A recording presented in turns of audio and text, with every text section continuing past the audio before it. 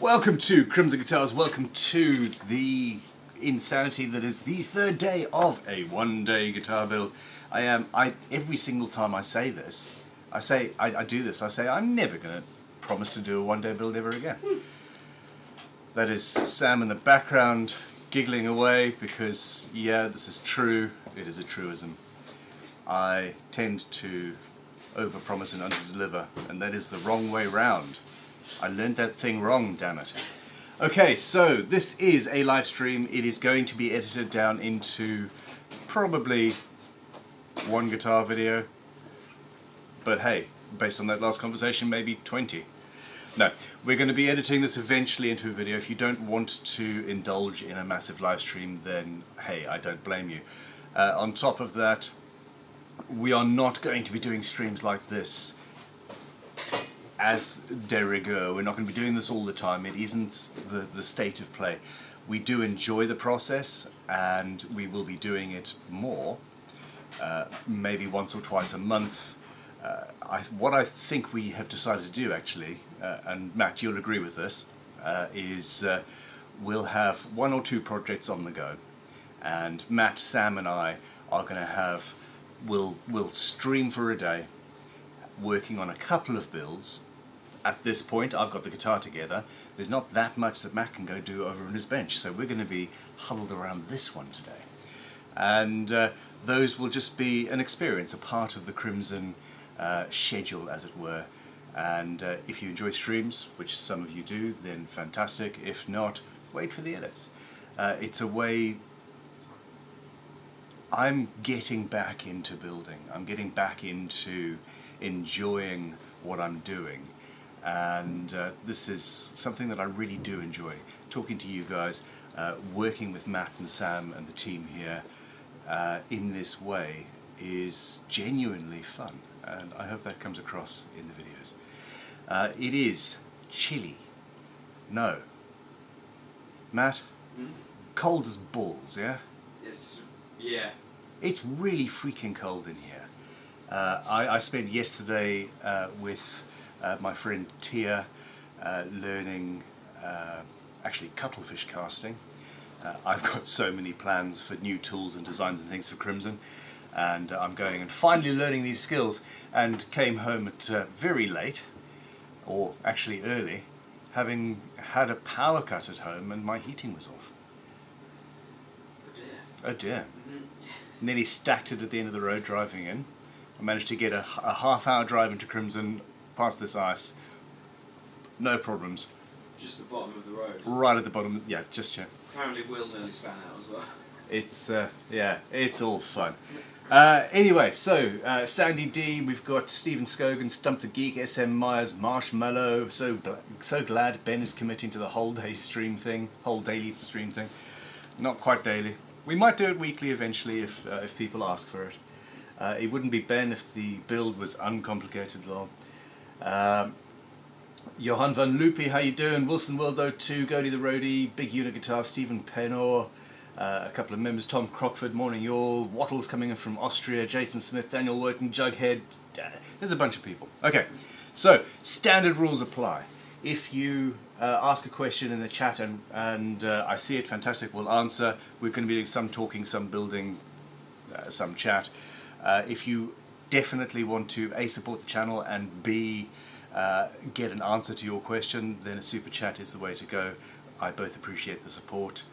This stuff doesn't actually come cheap, and you know, we do appreciate it, but also, hey, I love helping and answering questions and stuff. So, Riley Custom Guitars, morning all, glad to see. Long time no see, Ben. Glad to have you back. Glad to finally make a stream while you're live. I don't quite feel alive. There is a lack of coffee in my system. But, yeah, we are here. And it's going to be good. The jacket will come off eventually. The guitar. This is a slightly offset, double cut Les Paul Junior type.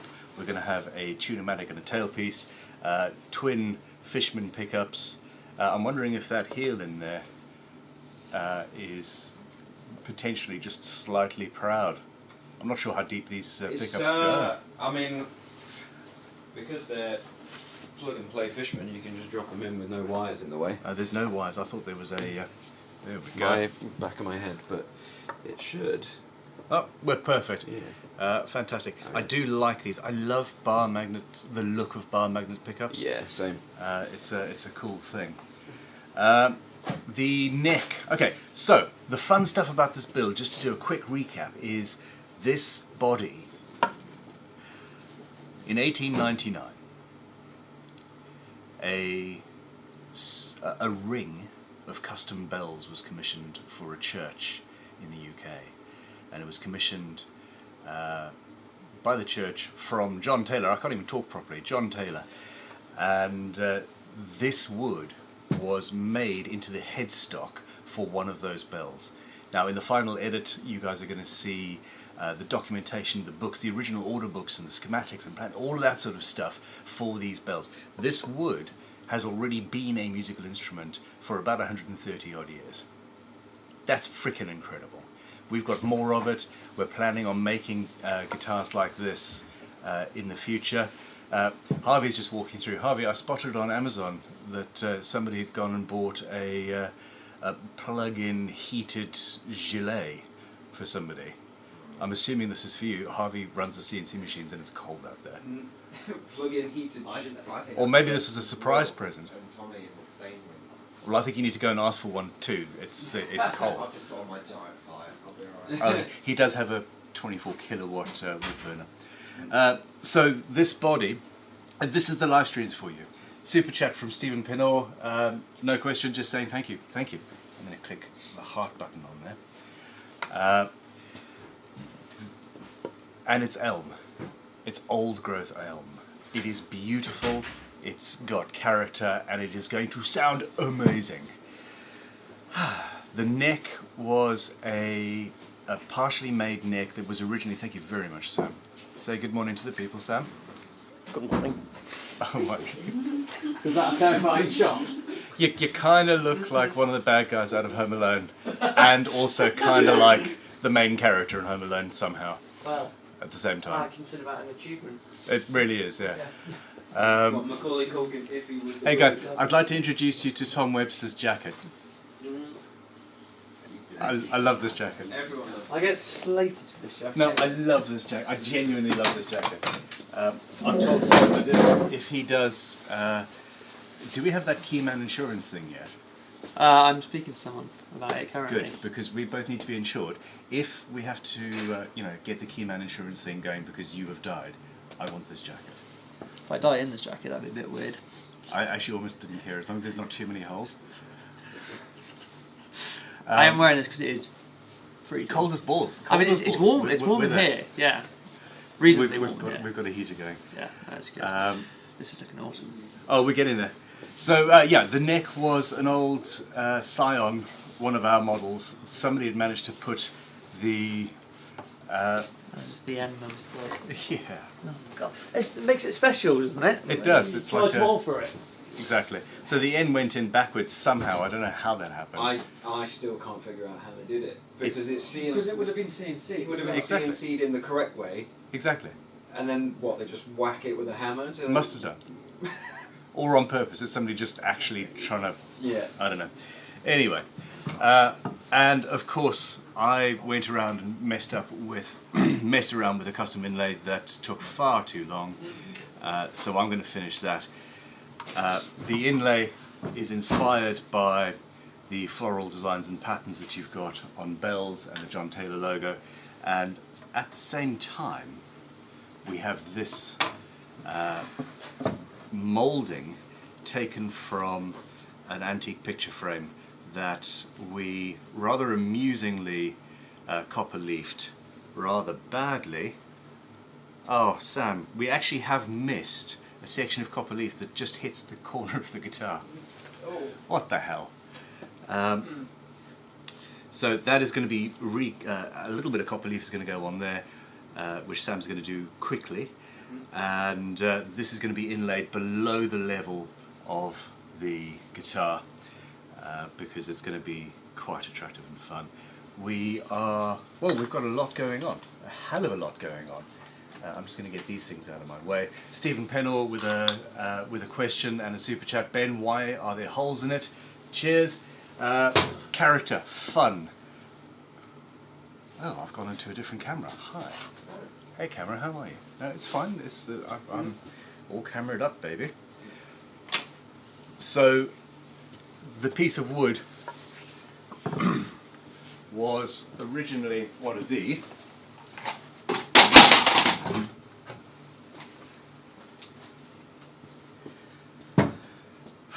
And essentially, the bell hangs down from the center of it.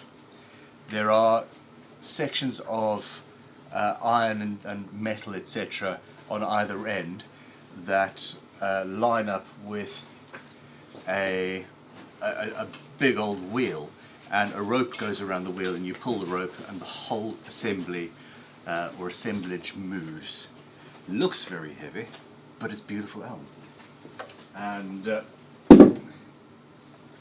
that's where the holes are from. And I like using timber with character. I like using timber with history, and I like reusing, creating stuff, of course. And I think that the story of the wood adds to the whole thing. The fact that it's also been drying for 130 odd years and has been vibrating for 130 odd years intermittently. Can you imagine a 130-year-old bell toll? 130-year-long bell toll, constant. There would be murders. There would be, yeah. There would be murders. Rob Tootle says, Ben, I believe the term is brass monkey. There we go. Yes. Slicker one, good morning Ben, don't be sorry, I love your one-day build. I look forward to weeks and weeks of watching a one-day build. This is the best part, that they never end. The other best, we're going to try and actually just have lots of guitar builds rather than one that goes on forever. But that's that. Okay, so, team, assemble. Sam is going to go and do a little bit of leafing. Of course, we've already marked out where it's going. It's just that corner there. Okay. I stopped short because I'm a fool. There we go. I'm going to clamp this guitar off around the edge of my bench here. Actually, I'll move over slightly sideways. Okay. Matt is going to be working on the headstock end. He's going to be installing the Zero Cote truss rod cover. We're going to use magnets on that and make that all nice. It's going to be a little bit of sanding, etc. He's going to fit the nut and get moving on there, all while I am getting to know this rather large mug of coffee. Thought that was the coffee on the guitar. Yeah. It's all part of the story of the guitar. This has been hanging for 100+ years, and then Ben spilled coffee on it. We haven't bled on it yet, have we? We haven't bled on it. No, this is it. Well, it's still time. There is still time. I'm going to work on the inlay. I'm going to file down the copper powder that has been here for a day or two, and we're going to go from there. So ask questions away, and ask away with your questions and comments and criticisms. We are going to be changing the setup, the digital setup next time, so that we've got an easier time of things. So we've got cameras set up at each bench with HDMI cables and all coming in. The audio is not lapel mics this time. We are using a shotgun microphone, so the audio isn't quite up to our usual standard. It also means that I can sort of wear a necklace without It's angling, jingling on the... scraping against the, yeah, the amount of times I try and wear jewellery and get shouted at by my editors. It's rather amusing. So there we go. Cool. On with the build.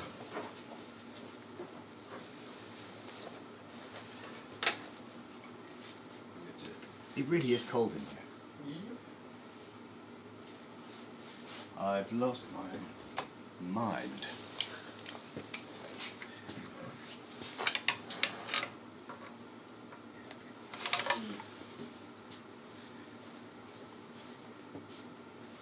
freshly caffeinated.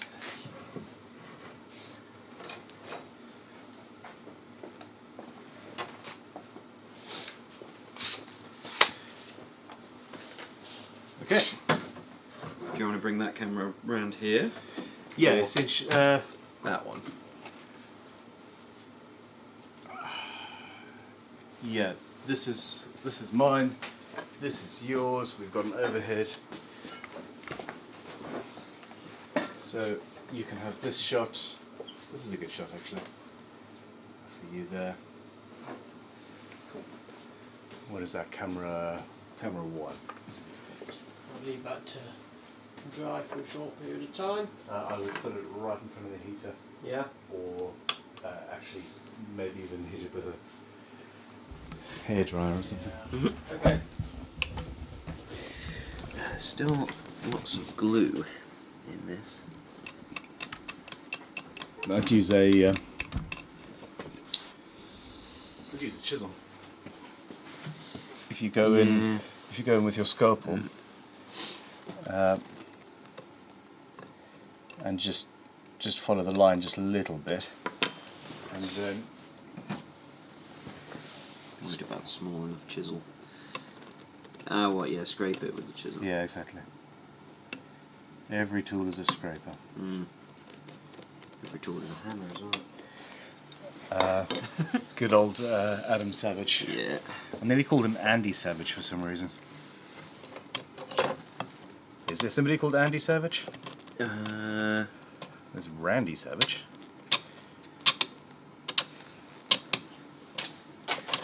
Was there a footballer called Savage?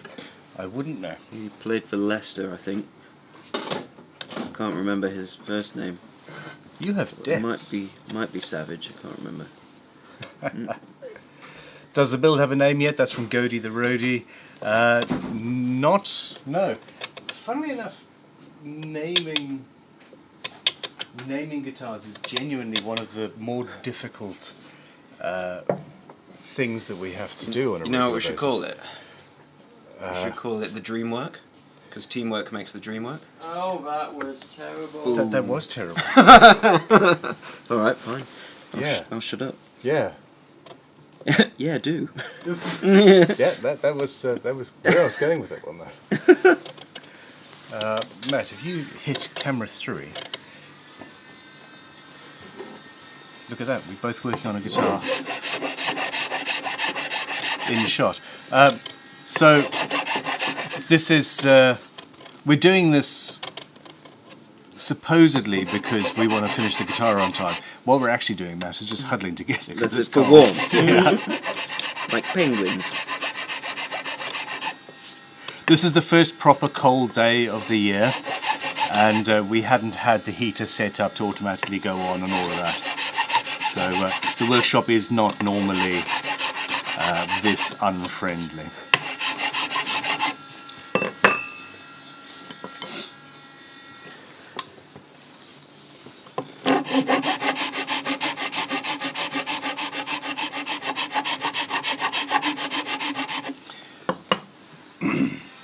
Could it be me heads built it? Well, There isn't a guitar already called Hydra. there is. Steve Vio's one. That is a Steve Vai Hydra, isn't it? Yeah. While I am still asleep.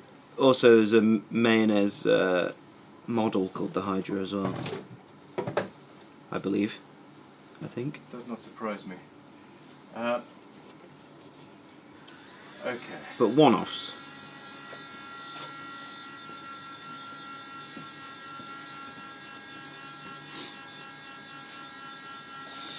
I'm wandering around the workshop trying to find another one of my quick release tripod clamps. Quasimodo. I had many of them. That's a good one. Quasimodo. The bells.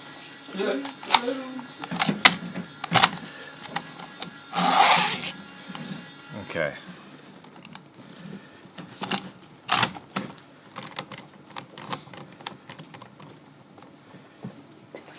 Just in the interests of safety,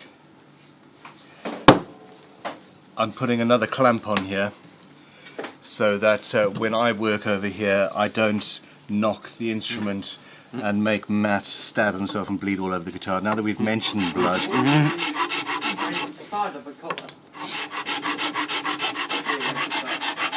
Funnily enough, so when you are... Tell you what, Sam, could you grab the camera that's currently pointed at Matt's bench and set that up as the wide shot so we can talk?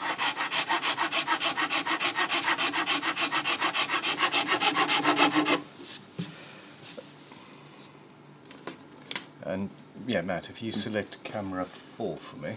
Number 4. There we go. Woohoo!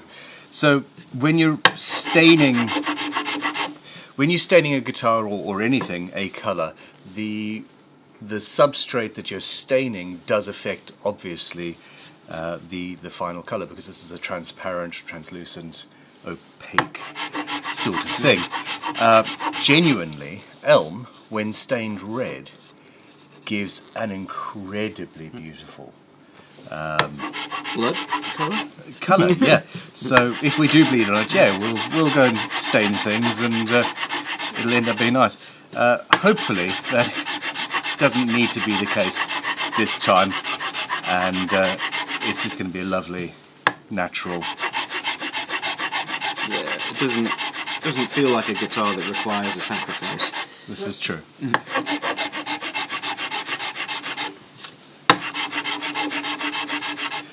We've got a Chimera as a suggestion from Ian Walburn. I think I've made a guitar that I called the Chimera before.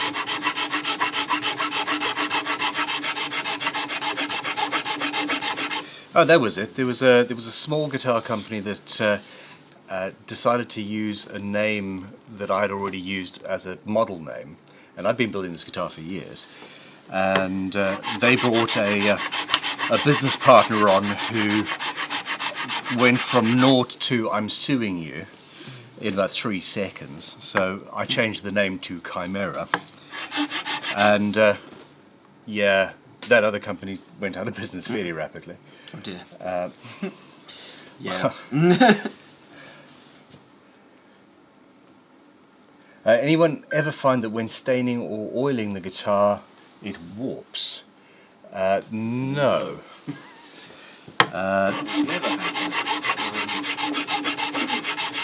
No, I think you're going on a little bit too wet, potentially.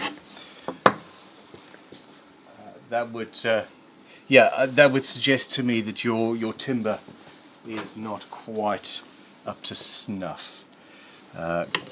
Sam, Yeah. where is that bastard cut file that you found for me the other day? I mean, I seem to remember you dropping it. Oh, no, I found it. It's hiding. I found it. Yeah, got that one. Oh, there is one on the floor there. That's rubbish. As a general rule, people, you don't want to use a file without a handle on it. But, you know, we do want to try and finish this today, so I'm not going to be messing around.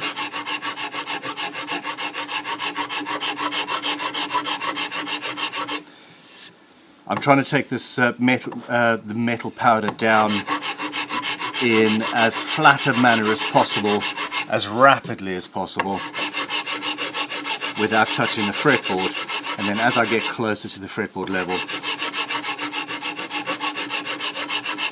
and you should hear the sound change as I do, then I'll go to finer files.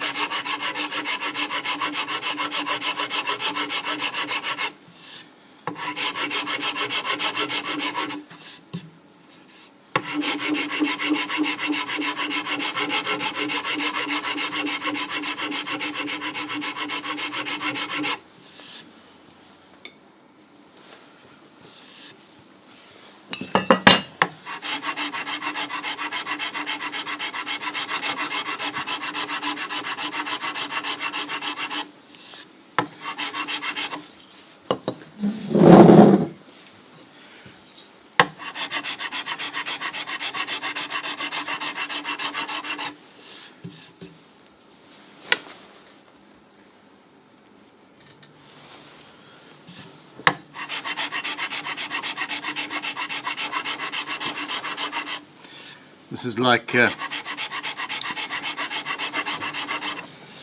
travelling on a boat or something, and out of the mist Somebody shouts land ho! We should be seeing an inlay appear from this mess of ugly, splodgy nonsense. I am looking forward to a day of guitar building that doesn't involve just inlay work.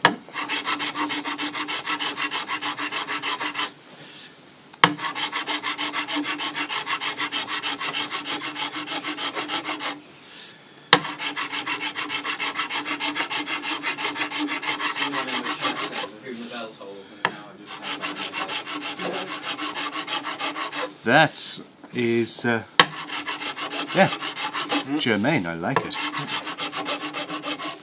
So John Taylor, the company that made the bell whose headstock we're currently using, they made the AC/DC bell. That's pretty cool.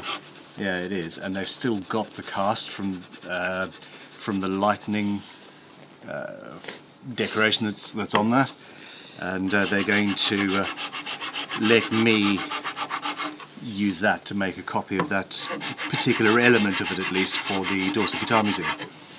That's awesome. Really is. Oh, just a little bit more on this. Okay.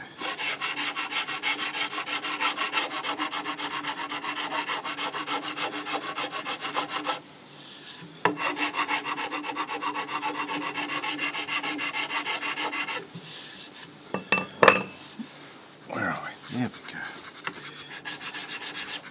I like using smaller files here. You can actually put a little bit of flex into it and tell the file exactly which point to hit on.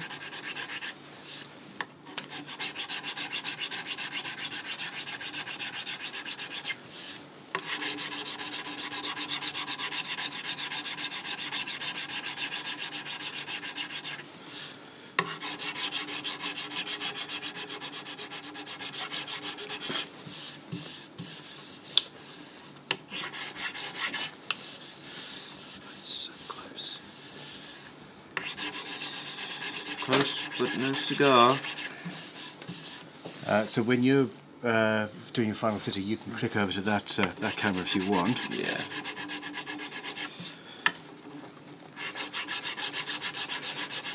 While I'm doing this, would you like me to touch up any other bits? Just No, because we're going to be going in with the wash. okay.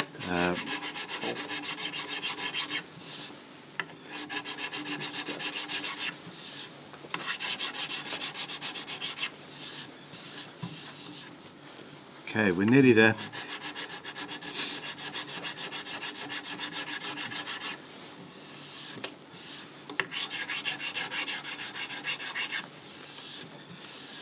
Okay, I'm very, very happy with this because I don't need to go in and re-inlay any of the copper. I love the sort of marble pattern we've got, and yeah, that's going to work quite well. Quite well indeed. Sandpaper, coffee, sandpaper, coffee. You want me to switch to? I'll switch to me.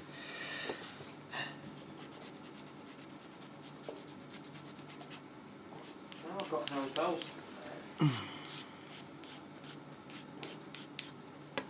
That's still for whom the bell tolls for me.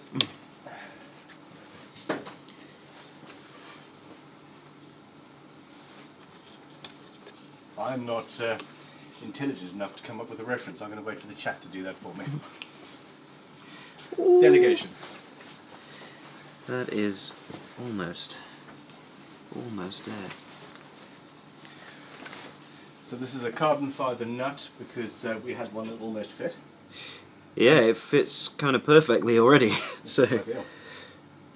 didn't want to have to do thicknessing a nut when one fits.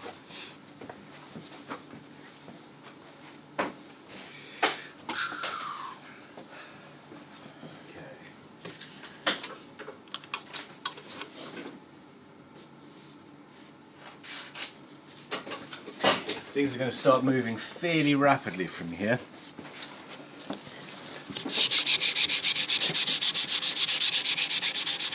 Could you switch back?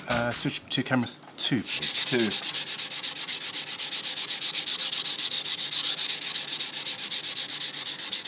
I'm being fairly gentle. I don't want to take too much material off in the centre of the neck here. It isn't, even if I do take a little bit off, though, we'll be able to level out any dip in the tops of these bronze frets.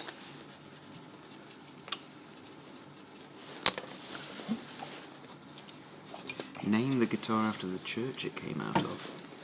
That's a fair point. I can... that's actually really not a bad point. I think what we'll do, because I've got enough wood from that one church to make probably 8 or 9 guitars, maybe the series of guitars will be named after the church, and it'll just be you know, guitar 1, 2, etc. Okay, so obviously, hey, this is the Crimson Protractor. I don't think the Black Friday sales are still going, but this is one of my favourite tools that I've made. Now, my thought was to go in and mark the fret positions and start cutting that. I've changed my mind though, because the whole point of this design is that I need to do a little bit of engraving. Could you go to 3, please, sir? Mm-hmm. And for example, on this spot here, how close can I get? Nope, that's it. On this spot here, I actually broke the inlay. Did you see that? It broke exactly where you wanted it to break. Broke exactly where I needed to engrave a line, which is just really rather fortuitous. Why am I using my terrible pencil? Yeah. So if I'm going to be engraving lines and I've already gone and cut the fret slot positions, then those slots are going to change where my graver goes, and it just won't be ideal. So I'll do that a bit later. Okay.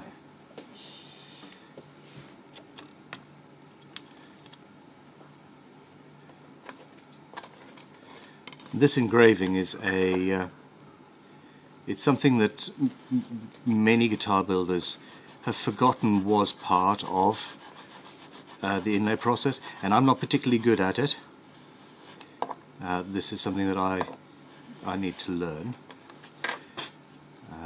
One of many things I need to learn, like, I don't know, proper planning, timing, effective time management, communication. Mm-hmm. You know, I'm not particularly great at communication either. Sam, was that a laugh or a cry? Sounded like a bit of both. Just a noise. Yeah. Just a noise. I've told Sam to, you know, be a little bit more forthcoming with his feelings. You know, if I'm making him not feel happy, etc. But actually, I think I need to tell him to wind his neck in now, because it's starting to affect my sort of view of myself. Just wind it back just a little bit. Yeah, I'm working on it, Sam. I'm working on it.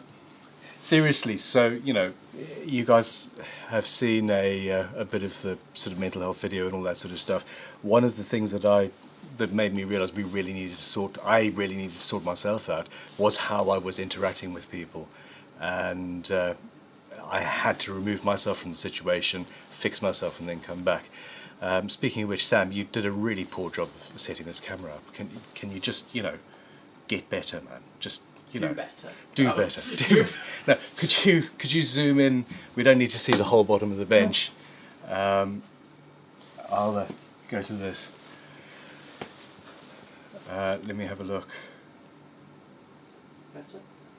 So Matt will be standing here. Yeah, that's a prettier shot. Thanks, man. Appreciate it. Okay, questions.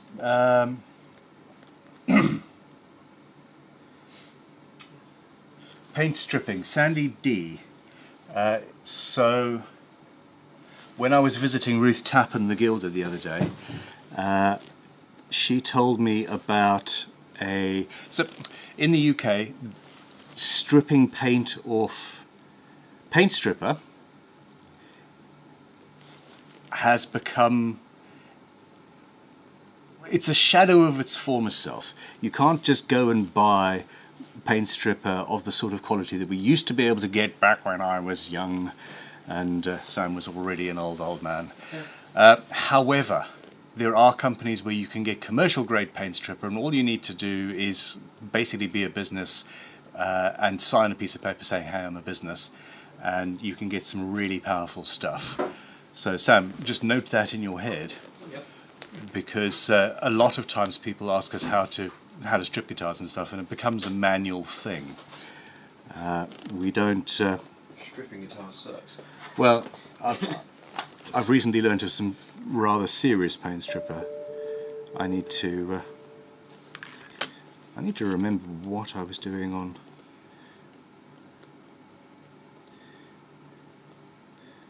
this... was it that?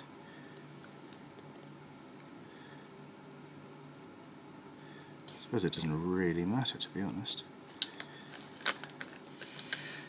Magnets. How do they work? It was absolutely magic. 100%. Okay, so you are on 1. There we go. Should make a St. Vincent shaped guitar with church wood. Fairly sure we'd be sued. There would definitely be a letter, an angry letter in the post. Yeah. Now,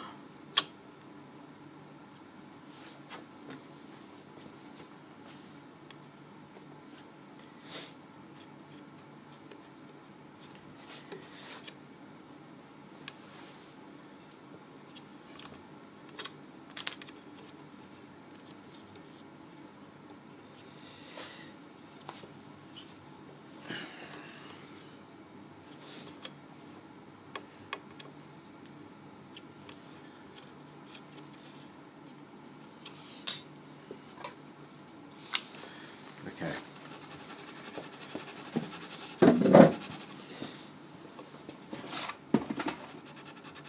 That's a whole other drawer full of files I was looking for yesterday.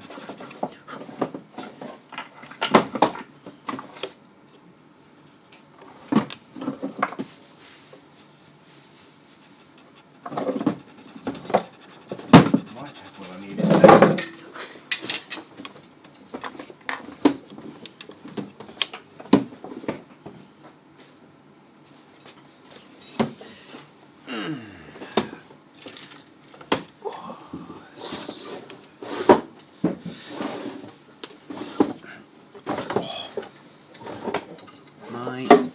Having not used this workshop for quite some time, I don't know where tools are. Aha!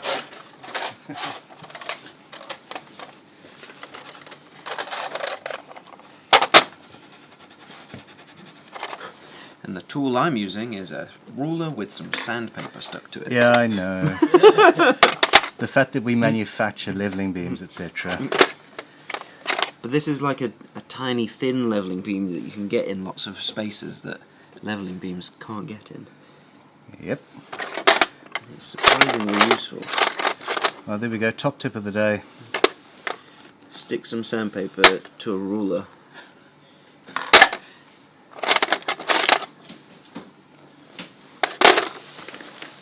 I can't see this side.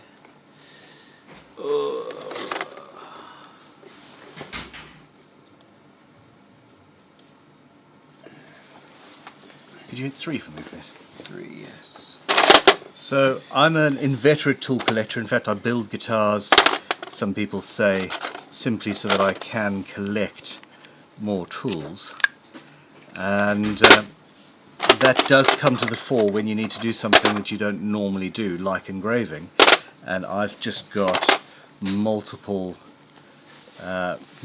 tools for the engraving art, mainly in preparation for the day that I do start trying to learn the skill properly, and it does help.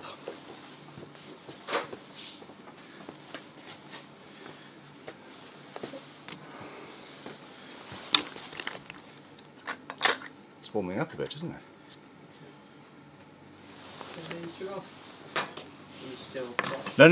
No. It's warming up. It's not saying turn the heater off.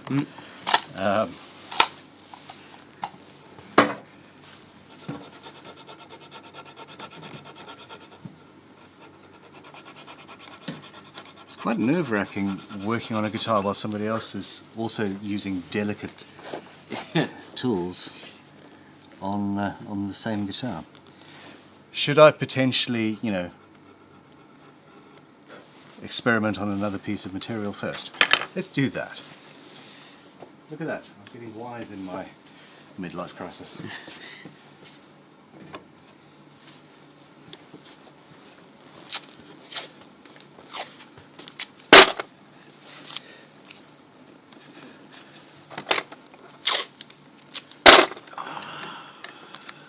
That's better.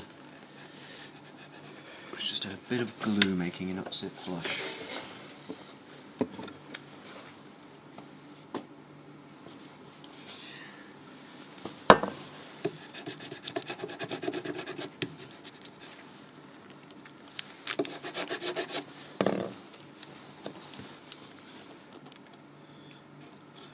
So, masking tape and super glue trick. Did I just spray that into your face, Matt? No? I'll try again. Oh, okay. It's so good for you, that stuff. Yeah. Let's say that again. Just don't read the side of the can. No.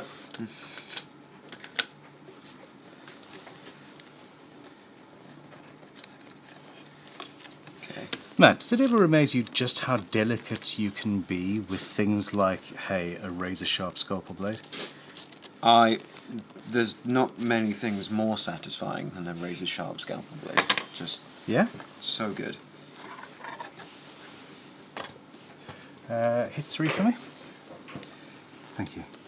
So I've got various different shapes, and I don't know what they're all for. And normally, well, a lot of guitar builders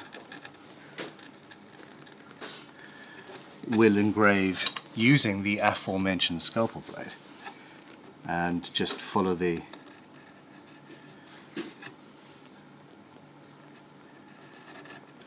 lines with the scalpel blade, and that does give a nice fine line, and I will be using that for shading later.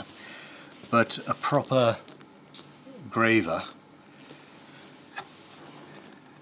gives depth. This feels like it kind of wants to move sideways, which is interesting. But yeah, I'm fairly happy with that. So that's got a fairly it's got a very specific shape. It's teardropped and got that angle. I have these ones here that are not teardrop shaped. They've got a diamond point on the end, and it's far more violent. Doing those curves, I've got a lot less control somehow, and you've got other ones like this, which is very, very much like a knife point. It's got a very fine thing, and essentially I need to put in, you know, a few thousand hours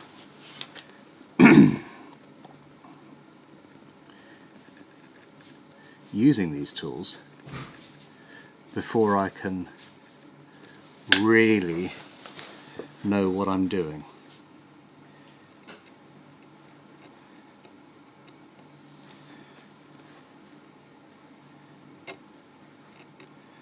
And as ever, sharpening the tool, sharpening the tool is a whole other skill.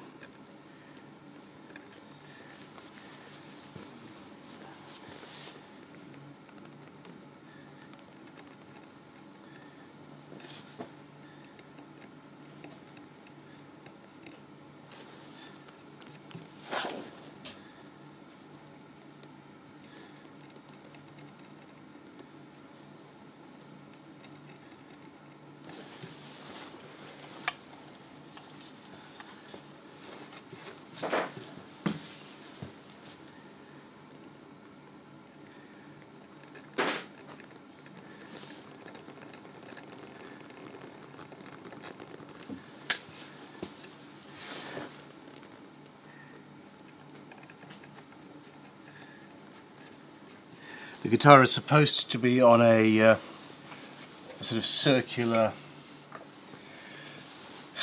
table, or what I'm working on is supposed to be on a circular table, so I can just spin and I can move around with the curves. With it clamped down like this, it's actually being really rather awkward, so I'm going to declamp and go from there. Going for these inlay details, carving was exactly what I was expecting from Ben. That's Mark Sequeira. It's necessary. The shape itself is only part of the it's only part of the process, really. In this case, so I need to be on the other side of the guitar so that I can get into this shape.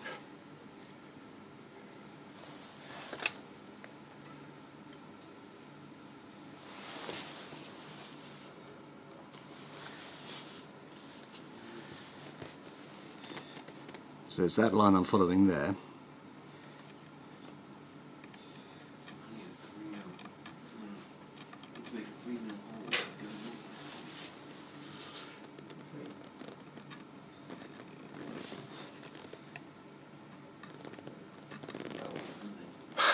Was I completely in the way there, people?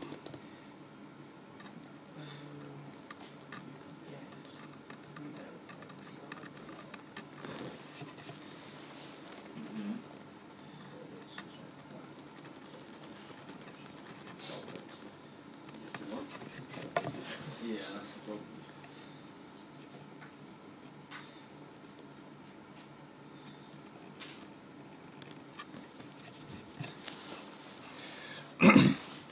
Now, another interesting thing is canting the tool over to an angle. You end up cutting more on that side of the line that you're engraving, and it's the width of cut and the going from thick to thin, etc., that gives you the character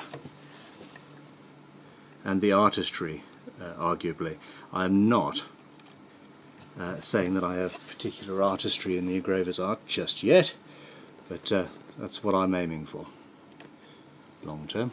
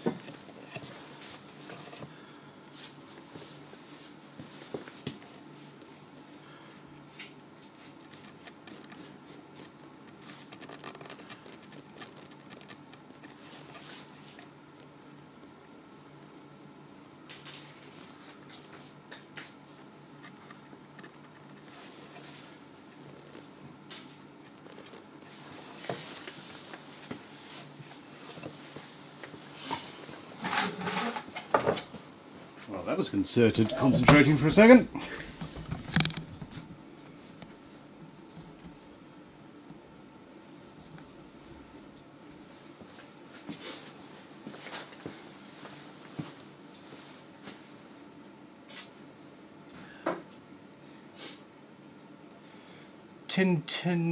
Tintintabulum, the Latin word for bell. I like that.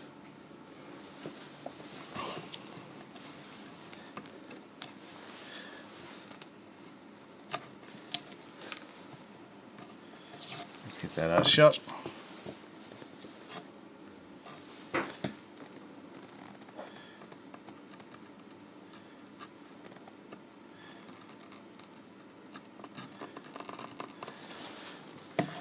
As I move around the guitar, because I'm not moving the guitar, try and hold the tool where it was.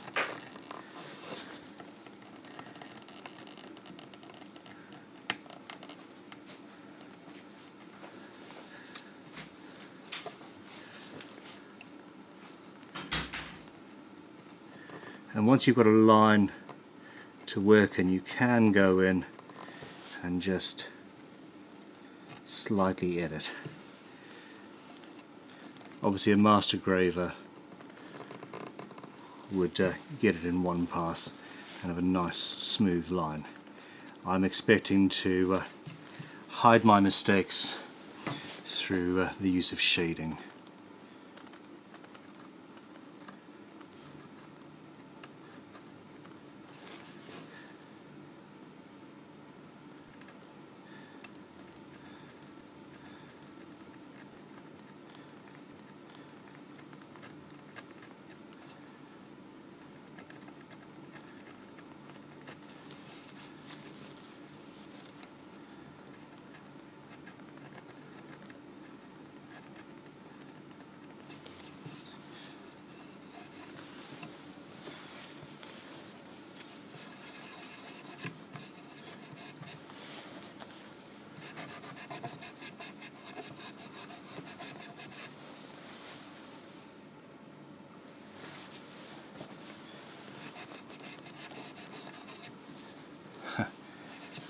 I wonder if I've got some wax. Okay, no, not that one. That one. Hey.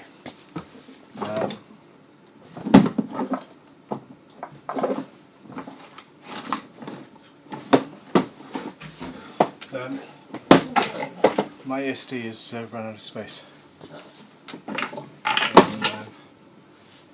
going to have to clear something. Go to Tom's office. Just stop. I'm still recording. It's still working. And you nearly pulled the in. No. Hello, everybody. Tom's got a spare SSD in his office. Can you get that? Spare. Okay. What am I looking for?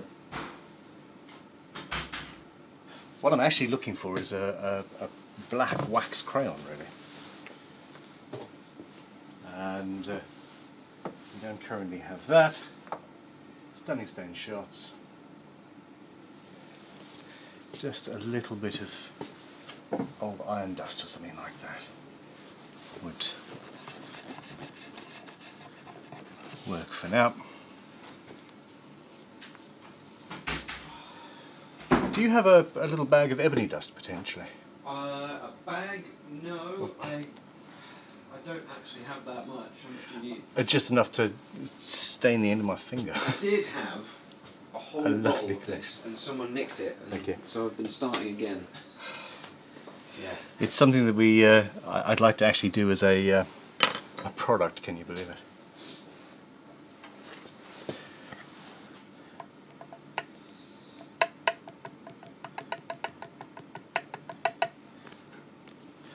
There we go.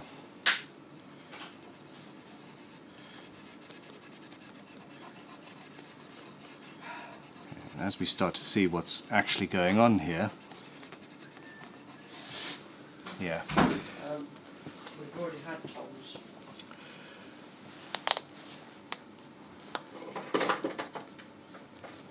Okay, we need to open up a file on one of those, and I'll tell you what we can delete.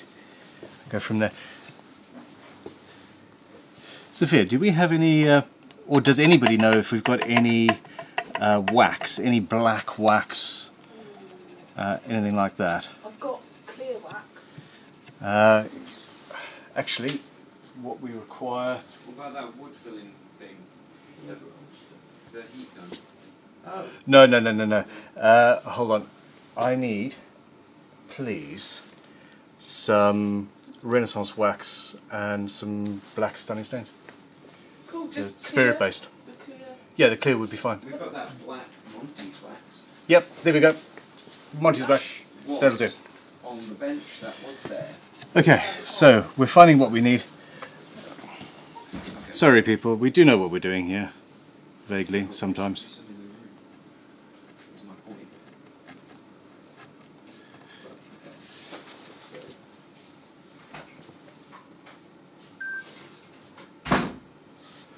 We are trying for organised.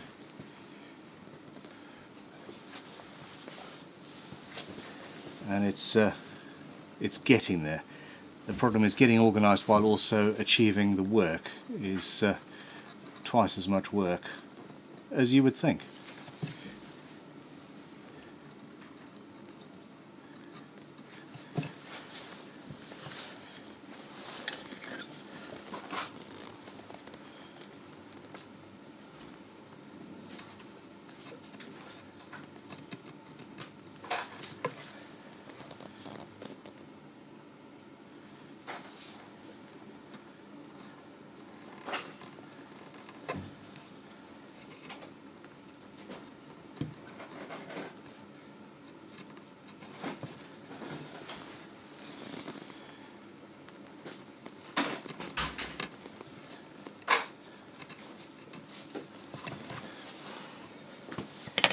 Thank you very much. So this is one of the products we sell at Crimson. It's Monty Guitars Monty Presso. It's a sort of aging, antiquing wax. He uses it to make guitars look old, I suppose. And it's actually pretty good stuff. It's something that we could make ourselves, but also, hey, Matt's a cool dude, and if we can support him, we will.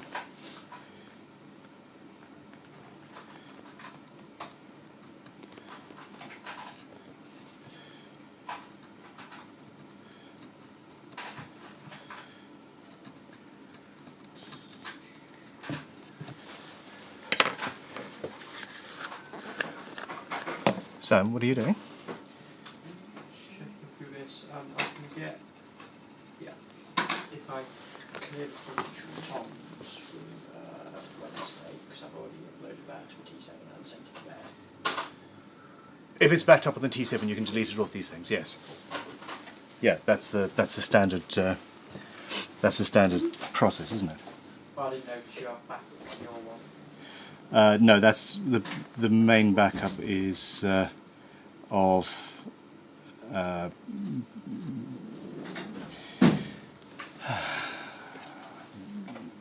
Yeah.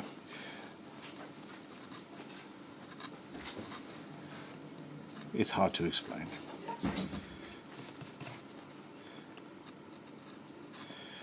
Okay, guys, I am not going to spiral into a massively insane selection of engraving and carving, and I can't allow myself to just keep on going as much as I want to.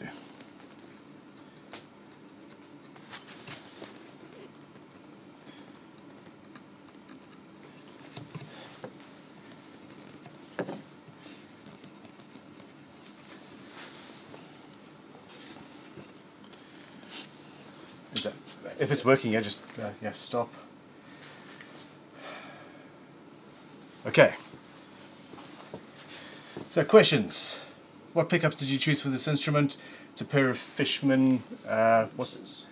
Say that again. Fluences. Carry on. There's a modern ceramic and an Albicam. From what this is. Thank you.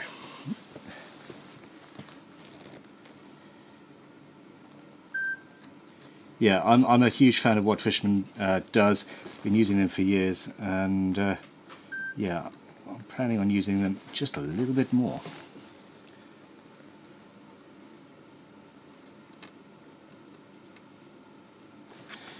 Very flexible. Okay. Interestingly, this antiquing wax from Monty's is very good. I must say that I am personally insulted by the fact that me, as somebody who really struggles to remember names, I have to remember not only the name of the company, which is Monty's, but also his name, which is Matt, which is a completely different thing, and they're both people's names. It's just unnecessarily confusing for somebody with my particular lack of ability in this regard. Of course,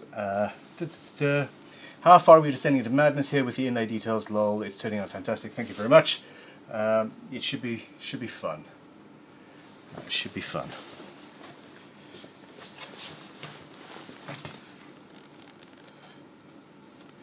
Or, failing fun, make somebody cry. We'll see.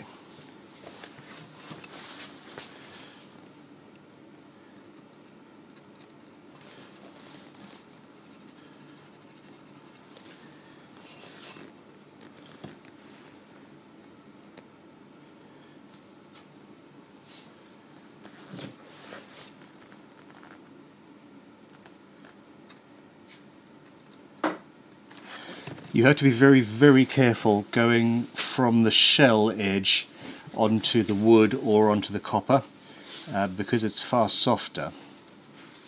You run the risk of slipping off and taking a gouge out of what you're working on.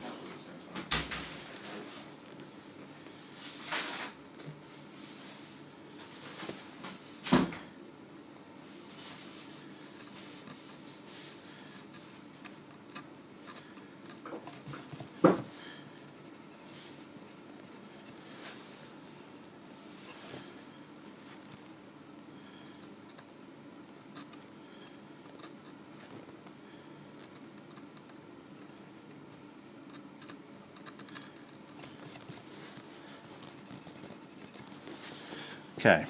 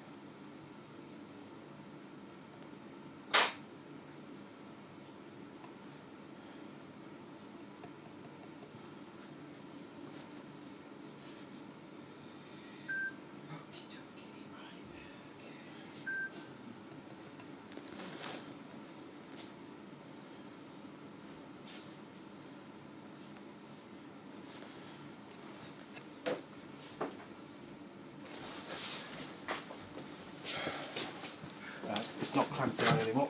Okay. Just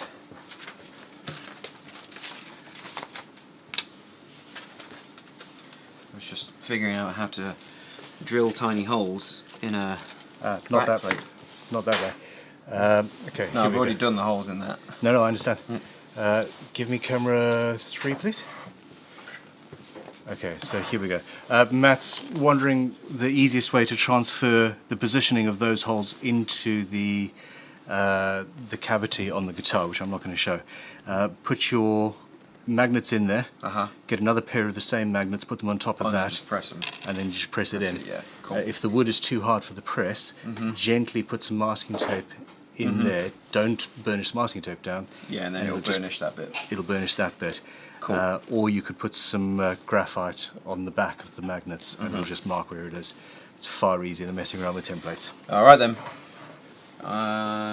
Just need to remember to put magnets in both the same way around. I have a mug here, Joe. It's this giant beehive thing. Although, actually, if you wouldn't mind, just find this little mug. giant mugs are not my thing. I like lots of coffee, but okay.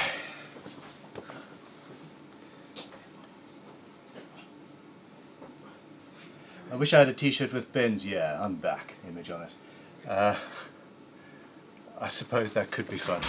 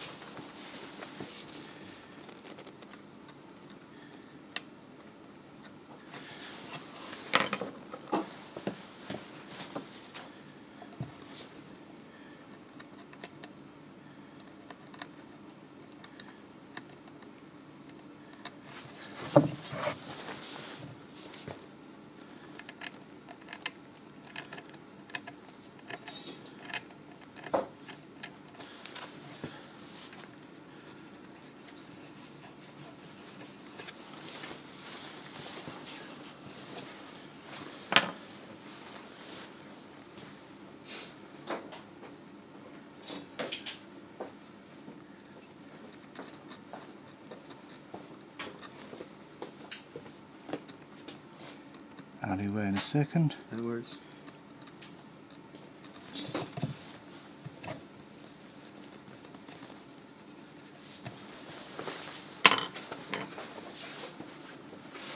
It's official, the jacket's coming off. When he strips off to nothing, then out to me. No, that's the onlyfanfreds.com.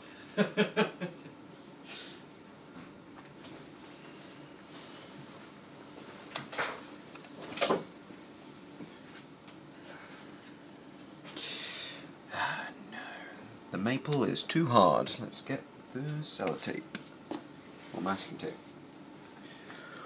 Where is it? Where is it? The front left leg of the bench. New? On the leg of the bench. Nope. No? Damn it, I must have used it just now. Or should it be on this? Yeah. Where did that go? Oh my god, Biggie in the guitar, being a member of All Jazz for 3 months, says, with all these thin parts and engravings, what the risk to cutting the fret slots now? Is it going to shatter or crumble when you put the frets in? Absolutely not. Not a chance.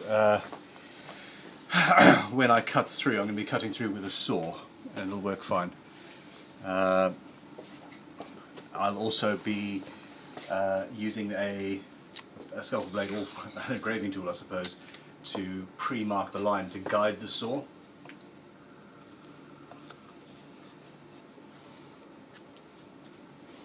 Okay, so Matt's putting the masking tape in there. He's got magnets on the extending out from the very delicate truss rod cover, which is a matching piece of Just, I mean, it's sort of shown me actually. Okay, I so need the light just on. draw Yeah. on the back of the magnets with an HB pencil or a B or something like that, and you'll be fine. You could even use ink if you wanted to. Is this? Let's see what we've got in the fridge for you.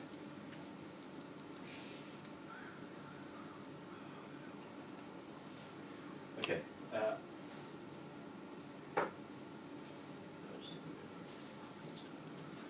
Okay, so you're backing up on the and then creating space on the other ones so that if we run out of space, fantastic. Looks like there and there.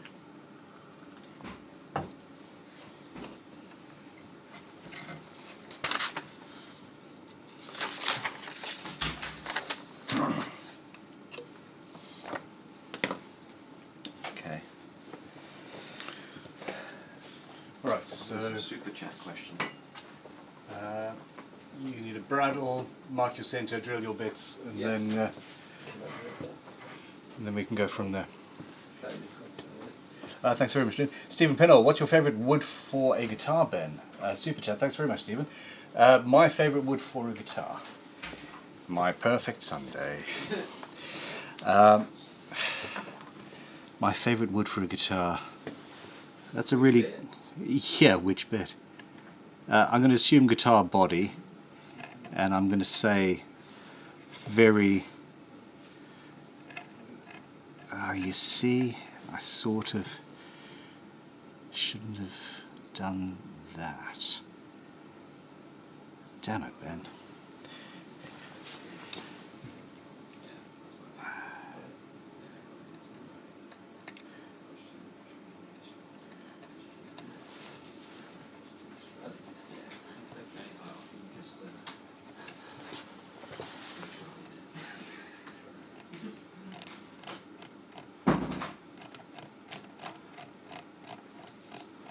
Okay, so I'd engraved onto that section while trying to get out of Matt's way rapidly.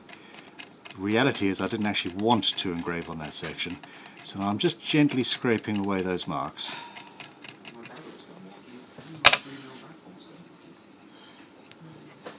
Oh, what a surprise! Sam stole my gravel. No, lies. What do you mean lies? It literally says No, it doesn't. Matt on it. Misreading. No, the Braddle's called Matt. It doesn't mean that it belongs to Matt. Presumptuous of you, Matt. I name all my tools after myself. It's a bit egotistical, isn't it? Right, I just need a nice sharp 3mm breadpoint bit.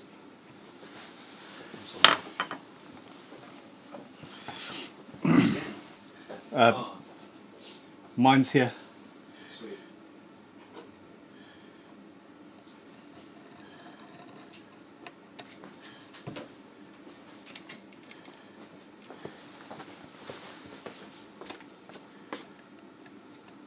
Is it? That's twist bits, yeah.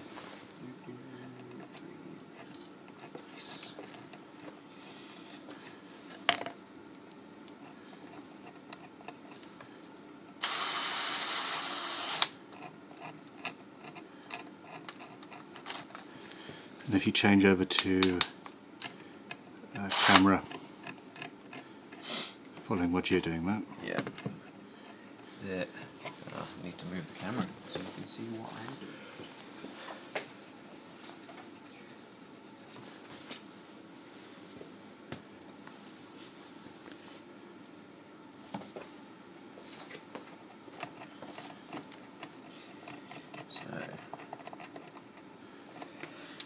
To make sure I don't go too deep, but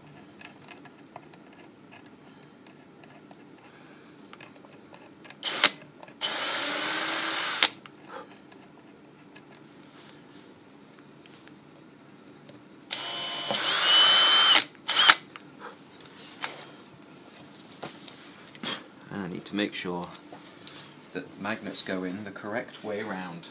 Yes, 100%. The last thing you want to do is have them push. I've done that so many times. I have done that as well. I've done I that won't where... just stay in. Well, I've had it where 3 out of 4 of the magnets are the correct way around, and the one magnet is the wrong way around. So it just doesn't work. Then you have to drill the magnets out. And it's not a good time. No. It's a very, very bad time. Learn from our mistakes. Make your own mistakes, people. That is a good thing about working in the school sometimes. You see people make mistakes and you go, that's something to avoid. Yeah, I remember that one. Yeah. Which is why I remember to do this hole. Yeah.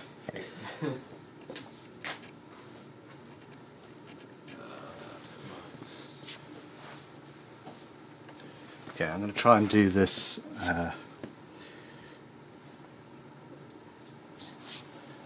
with rapidity and style.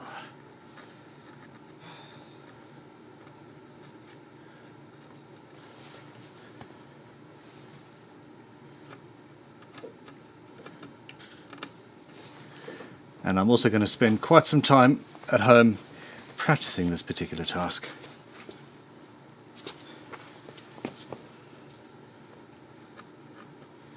Because I do want to get better at it.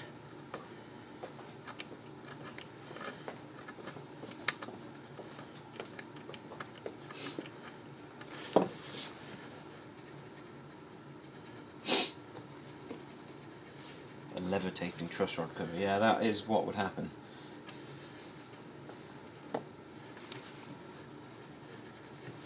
Here we go. Out your way. Alright. Okay. So, we're on camera 1. Mica powder is insanely good. Be prepared to accept that anything in a 5-mile radius will have mica powder remnants. My work trousers are sparkly gold due to getting changed, due to getting changed first. I can't read right now.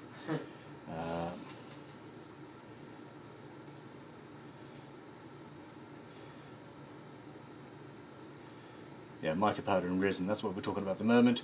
I really don't like the fact that plastic is becoming de rigueur in so many things, up to and including the restoration of fine antiques and stuff. People just use it everywhere, and it's, yeah. I don't like it that much. But anyway. I need something non-magnetic. Well, no, other way around. So, if you... Don't think the glue came out very well either. Okay, spooge the glue in. Yeah, let's use some of this. And here's there's that. So being very aware of Which way round? the orientation. Stick that to the bottom of your magnetic item. Okay. Then you put that in the hole. And you pull sideways. Yeah, he always pulls sideways. And a little bit of masking tape on there just to hold it down for now. And then when you're going in with your magnetic thing to do the next one, you don't have a problem. Pull the other one out, yeah. Yeah. I'll use There we go. Could you select camera 2, please? Ooh. Right. It's always a teaching day, Crimson Guitars people. Always a teaching day.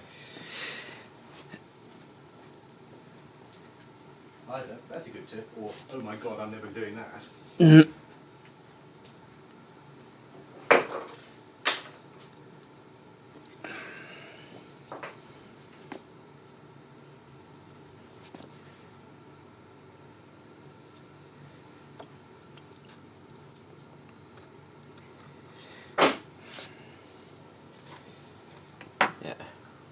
Speaking of levitating, I remember back in the good old Warhammer days, someone had made a diorama with one of the ships that had magnets in the bottom and magnets in the top of this tower, and it was actually levitating. It was well cool. That's cool.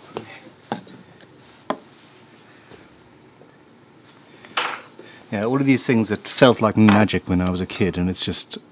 Magnets. It's well, yeah.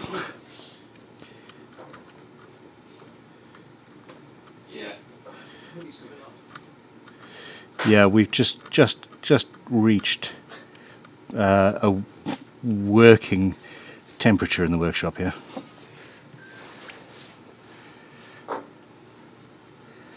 Okay.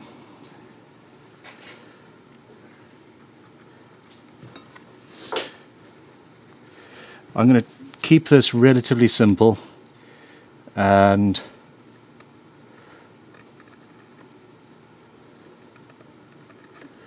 there we go.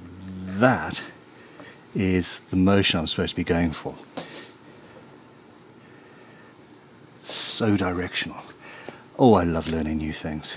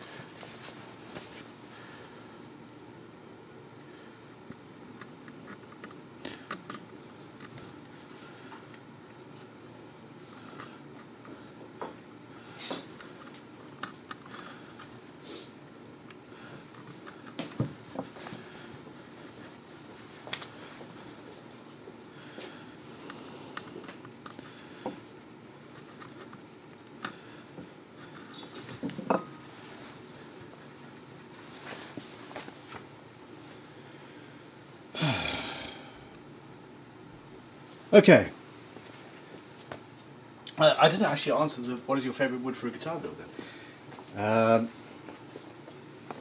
It does depend on the guitar, it depends on what you're doing, but generally I really like lightweight but pretty woods. So for example, basswood and poplar and all that sounds good, don't like the look of it. Funny enough, the fact that we're building a guitar out of elm, I do like elm particularly. It works very well. Final fitting of the truss rock over there works. Brazilian cedar, which is it's available, it's on the CITES, so you need to get certificates and things, but it sounds and looks very close to traditional Brazilian mahogany. What about you, Matt? Oh, favourite woods. Roasted flame maple. Yeah. Because it's light, it smells amazing, and it looks amazing when you finished it. This is true. I really don't like how chippy it is. But it does chip out, yeah. Yeah. And then it's really hard to fix. By really hard, almost impossible. Yes, yes. You have a bad time fixing tear out on that. Most assuredly. We done? Yeah, I think so. I was just gonna move on to the nut. Okay. Yeah. You want me to kind of just pre-slot it? Pre-slot it, pre-shape it. Yeah. If you run a pencil over the top of the fret and get your height, and then you can take that over to your bench with one of the cameras and do that over there. Cool. I'll just grab my half pencil unless you have one closer to I don't know where any of my tools are right now.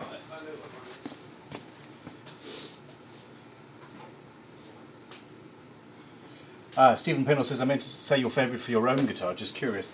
Funnily enough, my favourite guitar that I built for myself is it was the 12-hour build, and that guitar was made out of Brazilian cedar, and it's one of the most resonant and playable.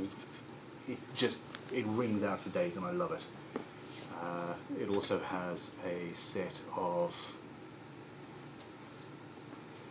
not Monty's pickups. It's got a set of House of Tone pickups, and so Monty's guitars, he's a pickup maker, repairer, all sorts of very cool things. His name is Matt. House of Tone guitars, one of the top pickup makers in the world, in my opinion. His name is also Matt. Again, So I'm many- insulted. I have to remember so many Matts. Hi, Matt. Hello. Everyone, I assume we're probably all around a similar age as well. You can just revert back to being Mark. I have called Matt Mark in the past by mistake. Black cats love maple, but I work with old whiskey barrels, and that made my small workshop smell amazing for weeks. It is about the smell. I was fully expecting you to talk about licking the maple there, No. roasted maple. Coming through. Not licking. Sniffing for sure. Yeah, 100%. Okay, so I have these right here that I'm just gonna. Temperature fragrance. That would be like roasted maple, the fragrance from it.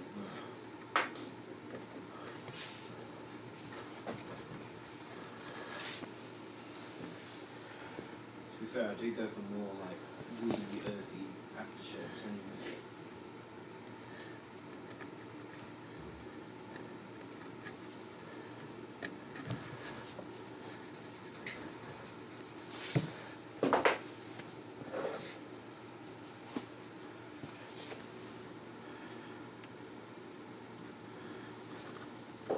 Actually, really like walnut as well.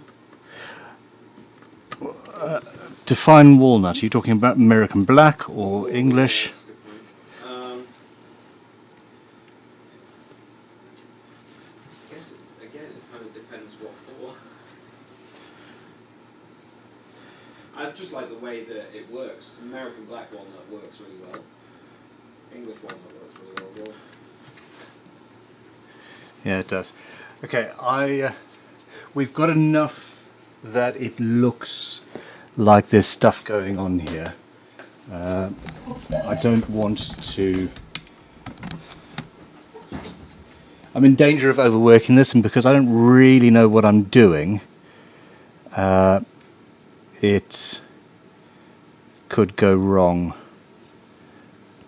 And I don't want to do that.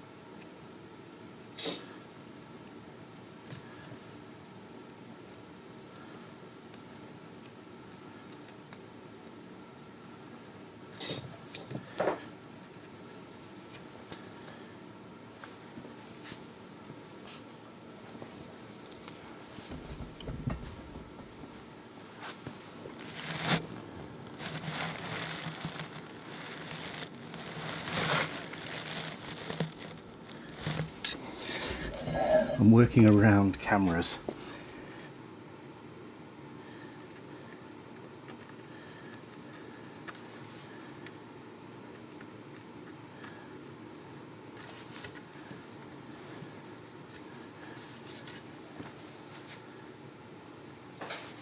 Okay.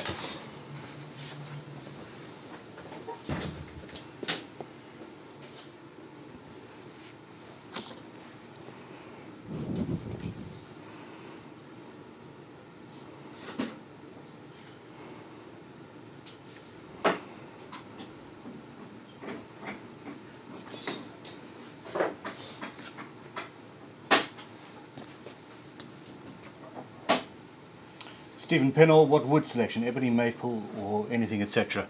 I would go for a Brazilian cedar or a true mahogany, I suppose.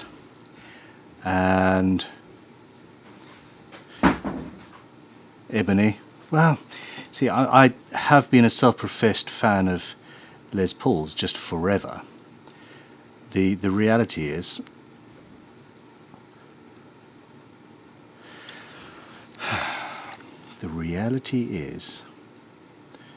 I think that a one-piece guitar body made out of very lightweight, good quality mahogany or a mahogany analog like the Brazilian cedar, with a good quality rosewood fretboard and a mahogany neck.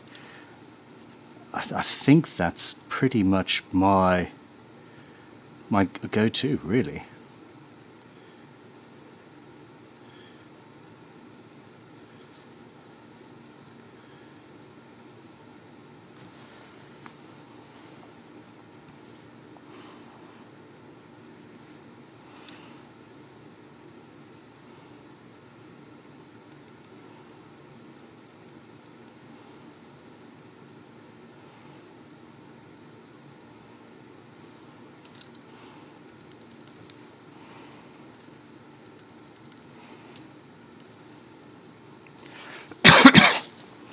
I think I need drawing lessons, or yeah, I need to go and have some lessons in shading and all of that.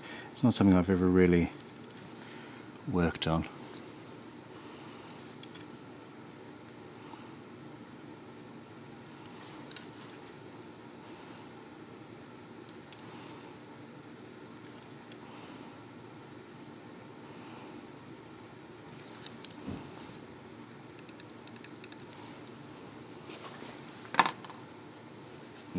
Okay.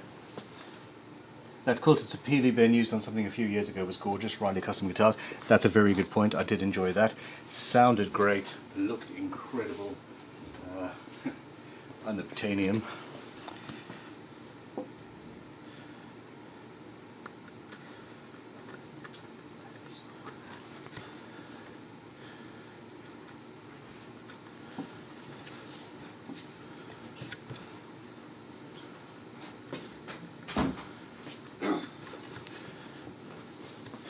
Okay, so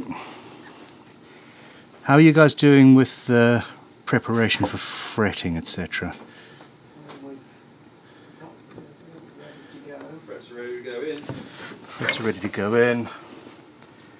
Just doing the nut. Okay, Matt's doing the nut. Sam's actually doing some work for somebody else at the moment. Sam, that gilding okay? Yes, yeah. I mean, obviously we need to do the acrylic wash on it, but that's good to go. We will indeed. Come on in, Tom, you can talk. Unless it's proprietary information. I do. You need to take a few photos upstairs of Pilt's 3-month guitars. So we've got 3-month students coming to the end of their courses with us. Yeah, he's finishing a week early because he's got other stuff going on, but he has built 3 amazing guitars. Might be able to bring them through and take a look at, actually. Is that yours? Yeah, just absolutely stunning. Yes, my R5 is in the Vern, my keys are in my jacket. Don't judge me, I had a road trip yesterday. Never judge you.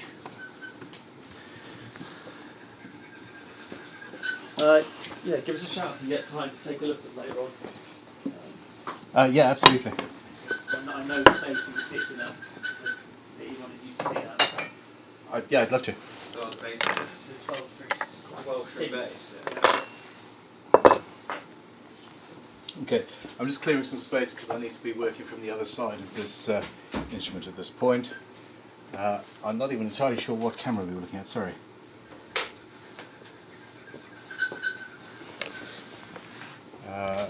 Let's go to... Yeah, Matt, can you grab this camera and start working on yourself? This one. What, for me, yeah?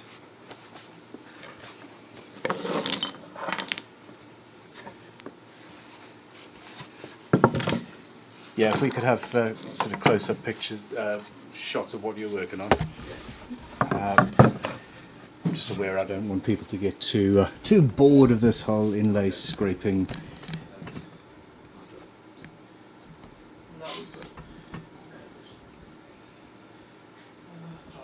If it's recording for events, then that's fine. Yeah.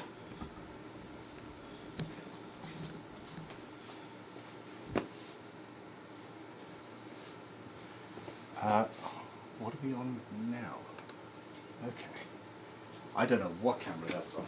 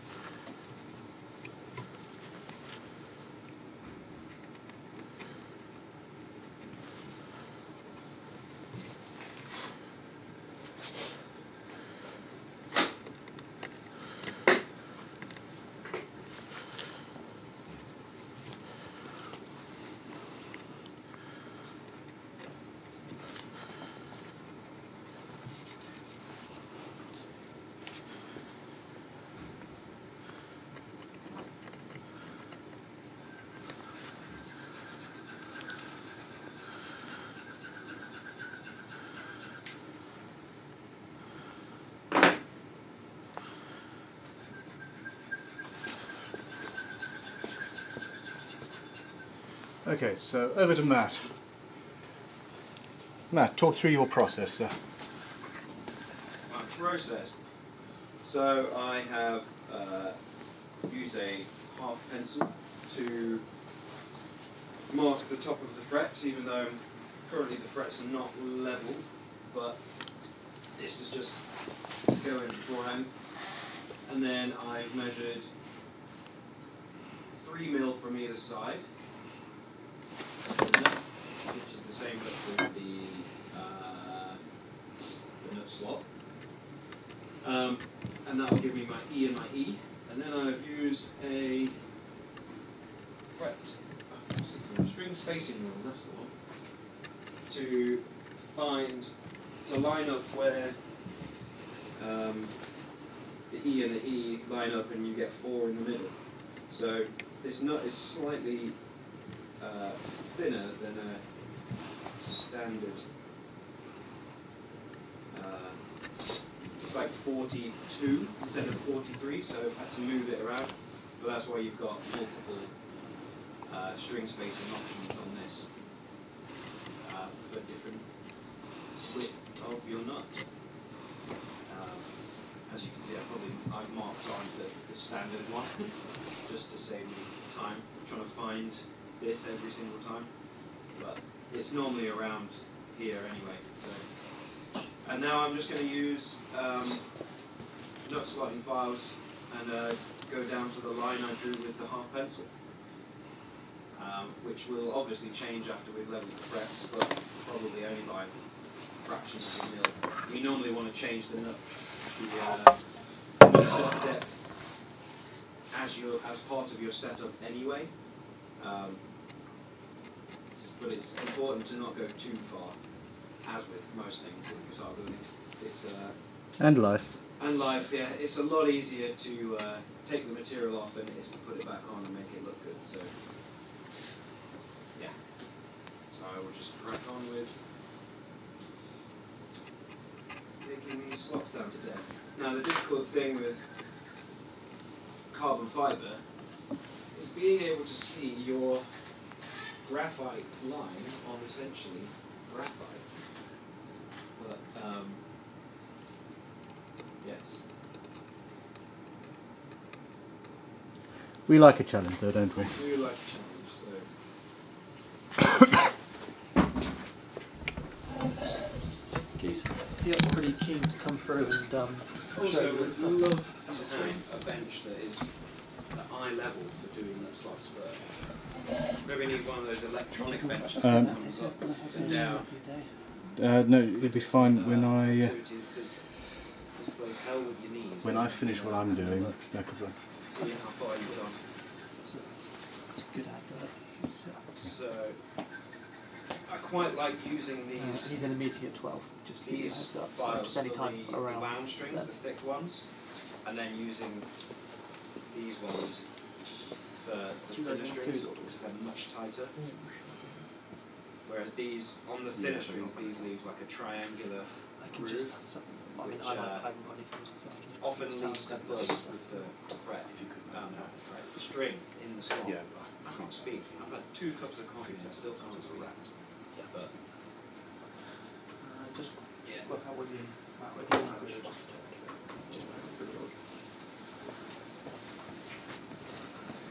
Okay, super chat from David says that inlay must cost more than the guitar. I wish my hourly rate was that high. Wrong camera. But yeah, I don't know. It's fun, isn't it? Just the constant search for more, I suppose. More skills, more arrows in the quiver.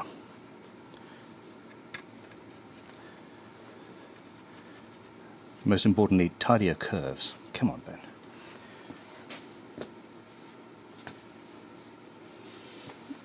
And proper camera shots. Where are we now?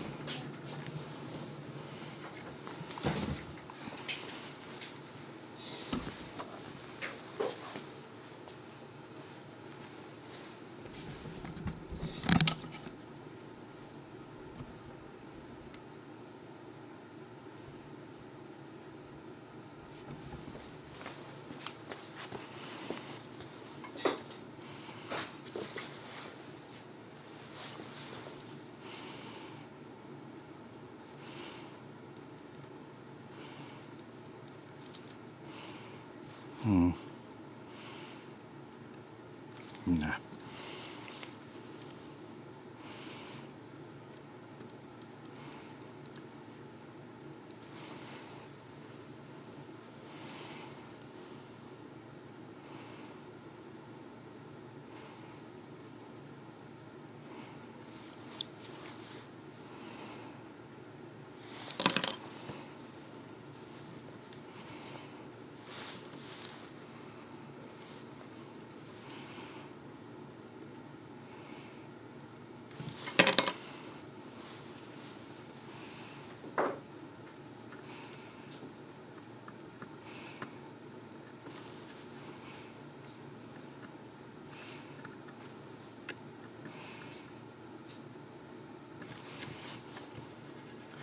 The next time you see me do this, it's going to be a very different experience.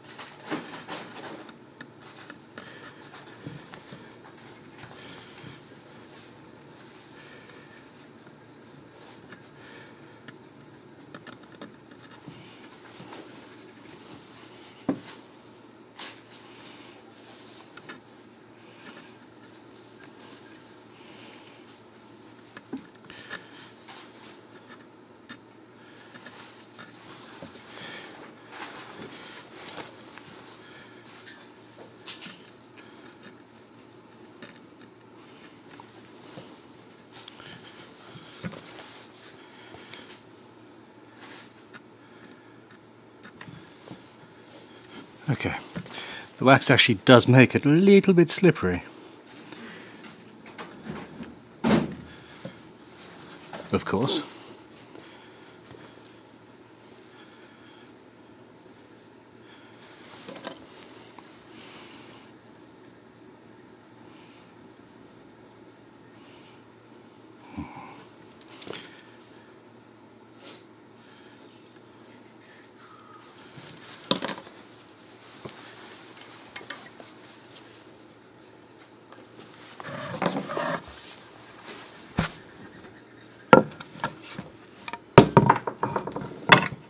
No, what are we doing?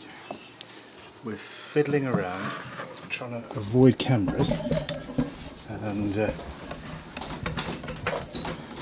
making poor choices. Oh my God.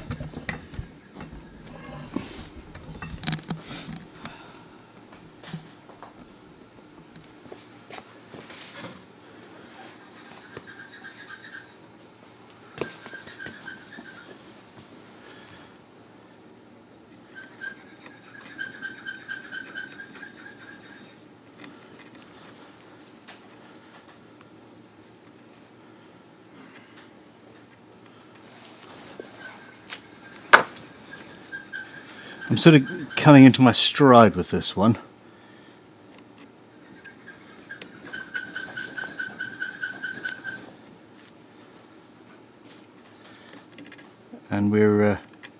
yeah, we're nearing a point where the rest of the guitar can be worked on, which is really, really important.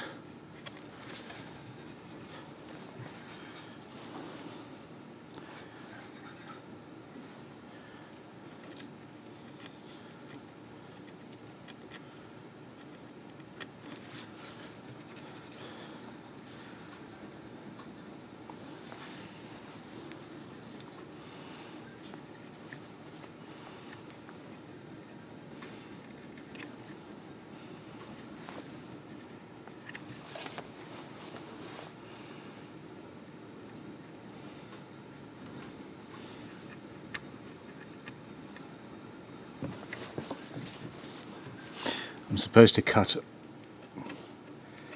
away from the place where that line is. This is where having the whole thing set up on a rotary table would make life far simpler.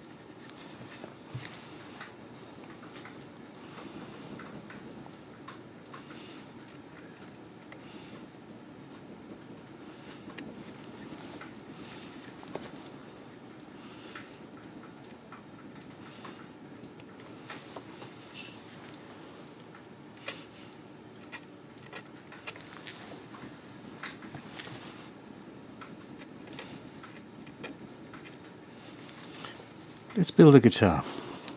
Keep it simple. We can do it.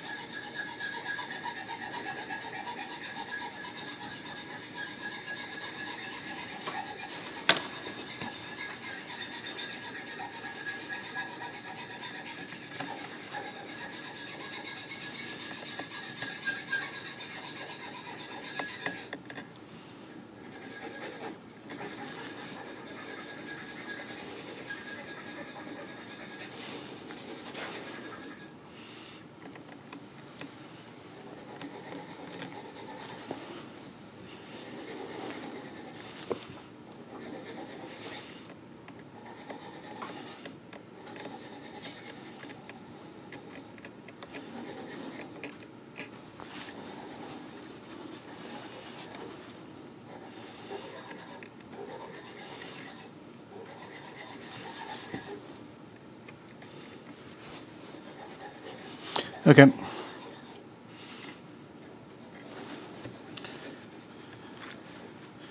Nearly there, guys. And this time I mean it. Stop sniggering at me. It wasn't.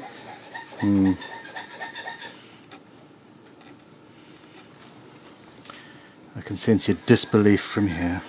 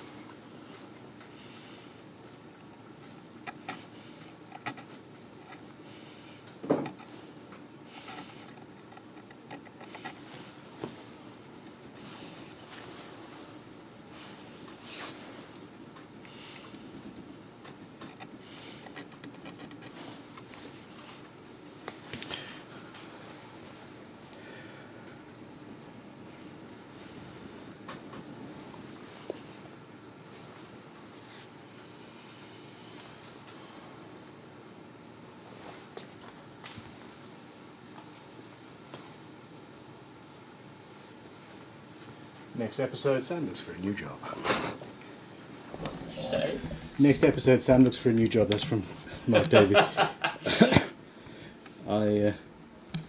Yeah, I think after working with me, Sam is going to be basically unemployable. I've been trying to get him to talk back to me, stand up for himself, and it's worked too damn well. I love you, Sam. No, part of the beauty of this workshop is that we don't stand on ceremony.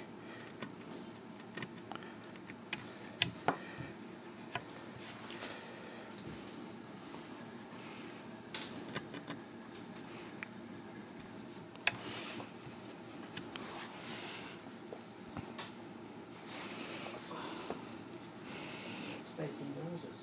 Carbon fiber's so hard.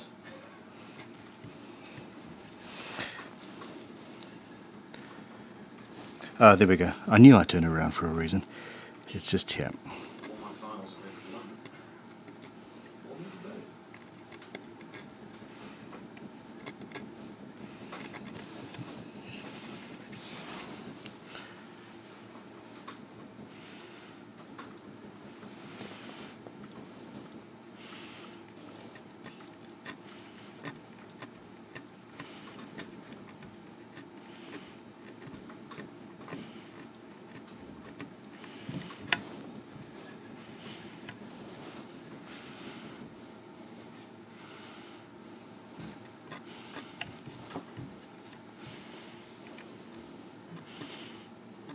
So close.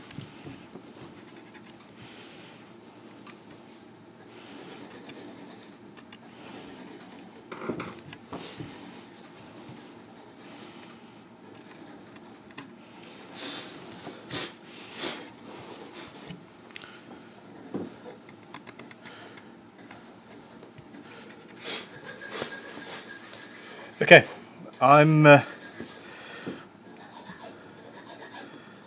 thinking that I need to just call this.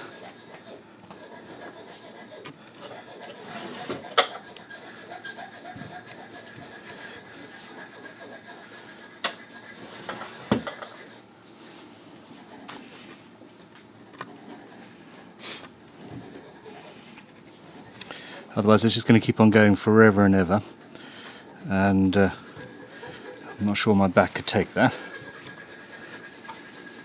nor your patience.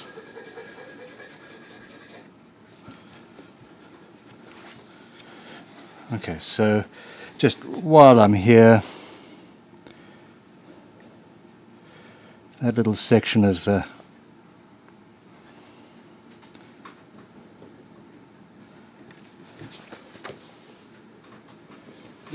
copper here.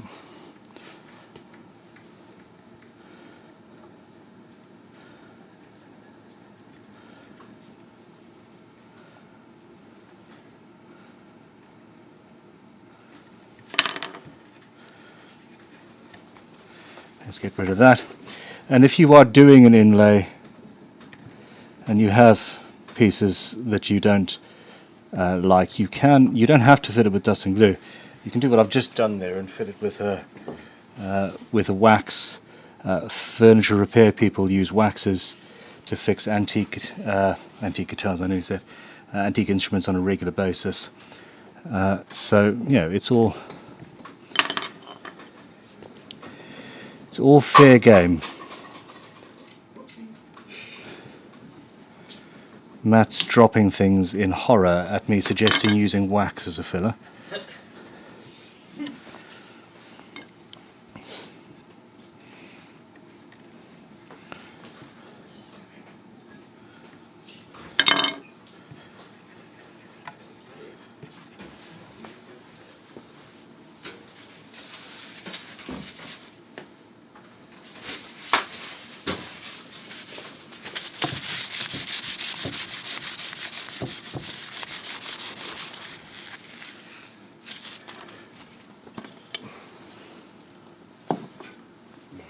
So I can see how my technique developed just doing just during this process, which is somewhat expected, I suppose. This isn't something that I have any meaningful experience doing, and as such, well, I'm learning on camera, why not? What could go wrong, eh?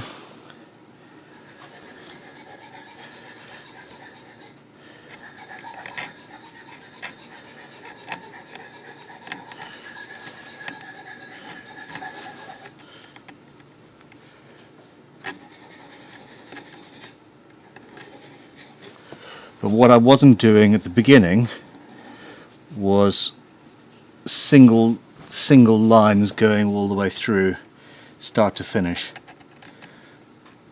And with something like this, apparently that really shows.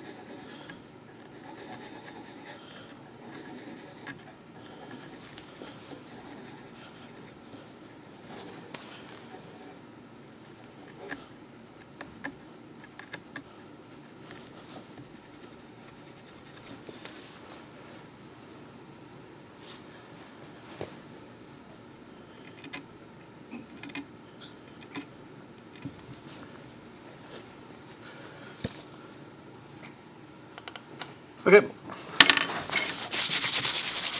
I'm calling that.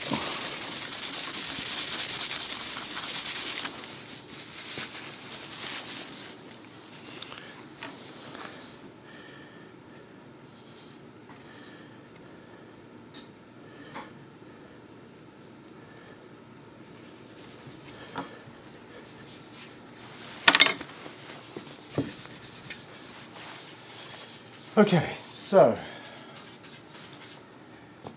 what I require is I'm going to clamp the body down, get some cameras set up.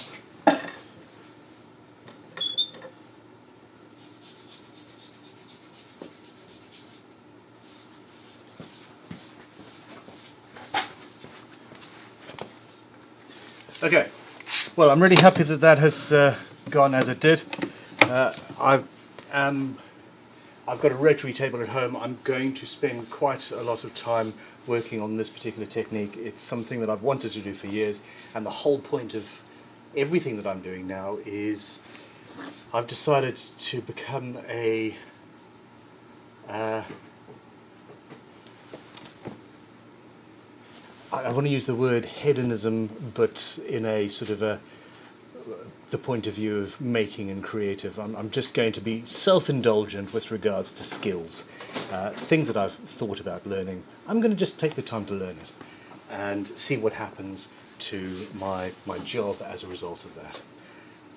They can't fire me after all.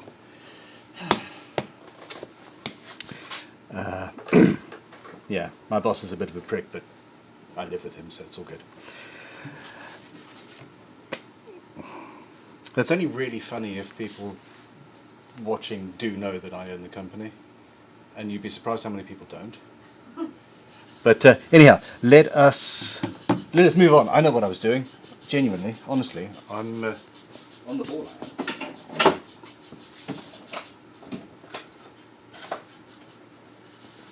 Or I'm able, I suppose.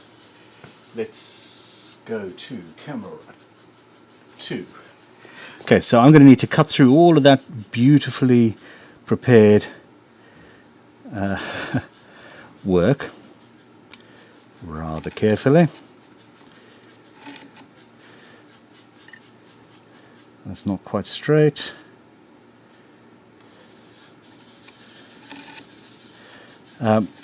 As with cutting fret slots by hand of any sort, I like scoring it with a knife beforehand to give your saw something to follow.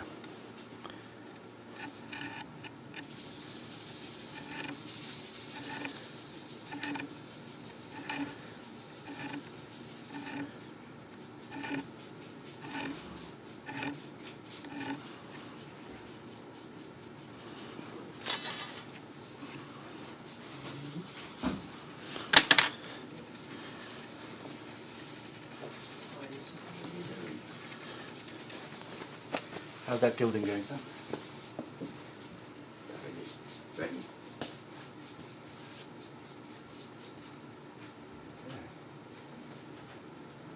Do we have a fret slot cleaning saw of any quality, people? I have mine. May, Costco one. may I borrow? I think I gave my last one to the school. This is a tool that Hosco are not currently making. It's an absolute. That one. Thank you very much. They're very difficult to get a hold of. I do have binding on this guitar, of course, so I don't really want to, cut the whole thing, which is, understandable, really. Another tool that could at least start the process is this curved veneer saw, and that could do it.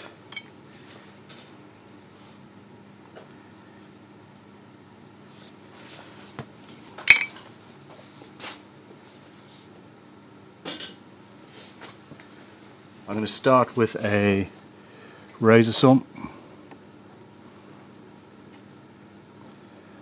Because we're on a radius, I can start the cut and go as deep as I can before I start hitting the binding. The radius saw is following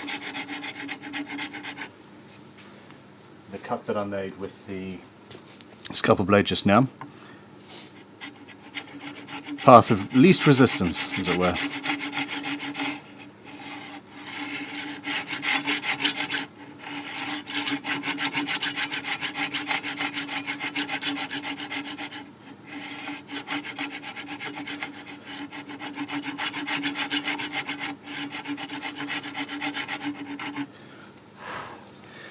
I wonder how many people are having mini panic attacks watching me do this.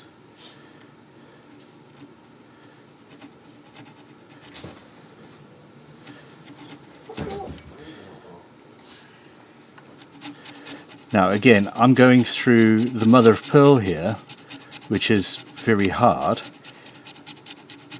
and I'm going into through areas of much softer material, even though it is bronze powder. That bronze powder is suspended in glue, and your saw doesn't necessarily like that. So just be gentle. I never hold onto my tools with a death grip. I want to drop the tool before the tool forces its way through something and breaks things, if you know what I mean.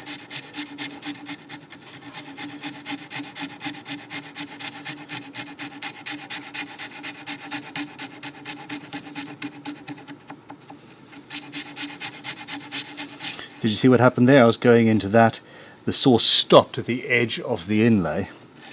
If I'd been forcing the matter, I might have actually popped the whole thing out, and all of this time and effort and work would have been for naught.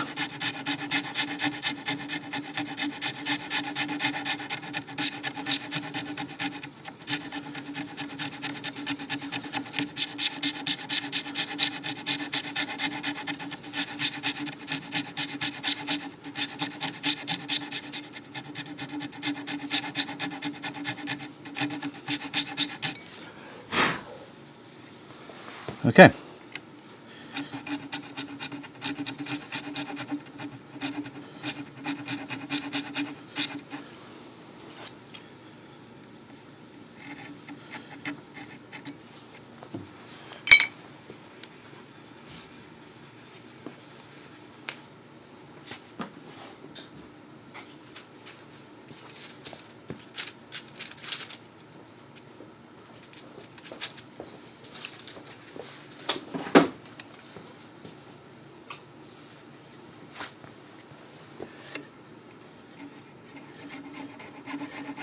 Just a little triangular file, just opening it up a little bit.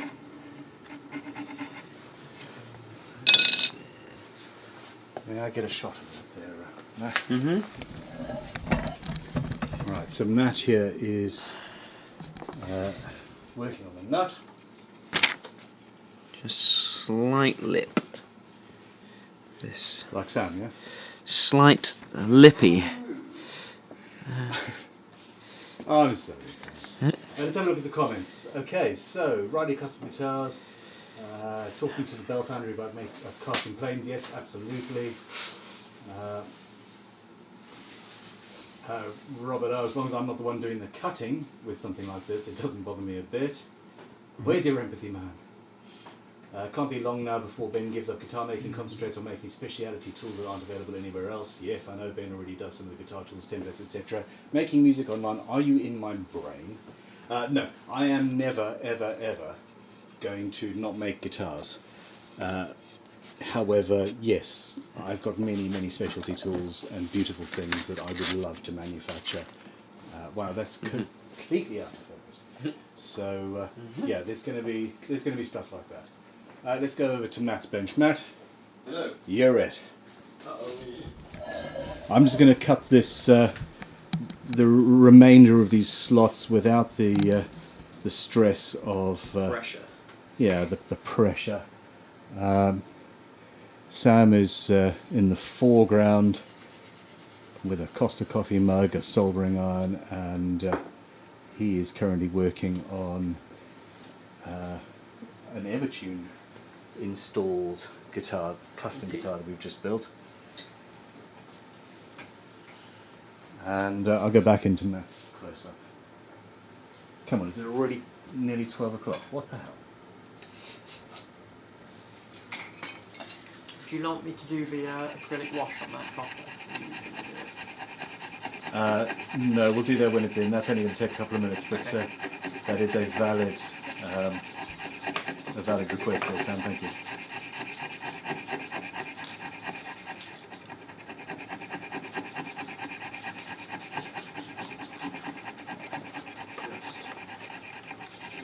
Corners off. Make the nut nice and comfy.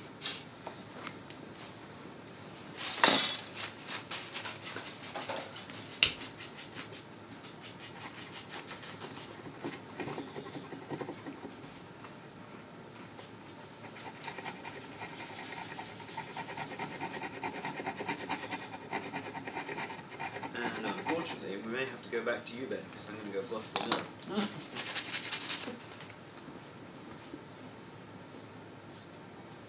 Buffing the nut. Buffing the nut. Got to be a euphemism. There's definitely one in there somewhere. Yeah.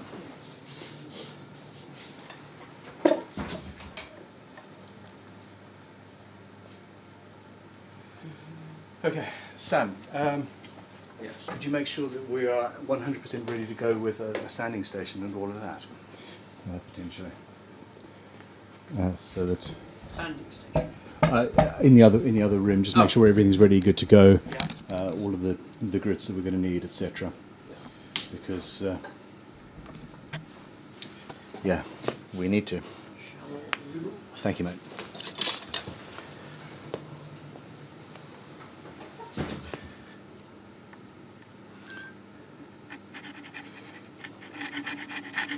Following the scalpel line.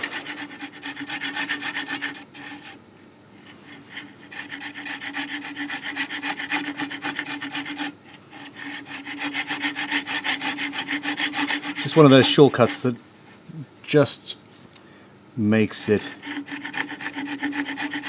a little bit less stressful.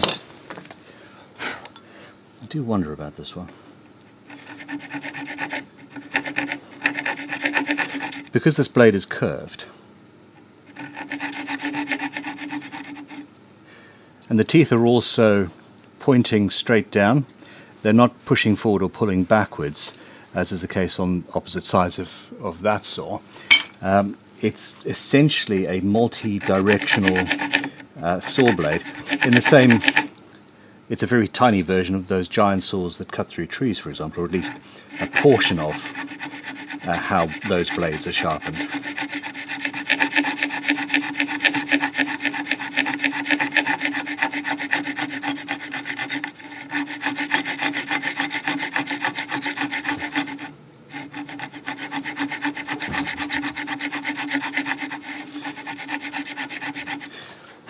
And as I get going, tilt the saw forward, and there's even less chance of me damaging. Oh yes, okay, this is the saw. I like this. Have you used these before, Matt? It's a veneer saw. Oh, okay. Did I just blow mother of pearl dust? Vaguely in my direction. Vaguely in your direction, okay.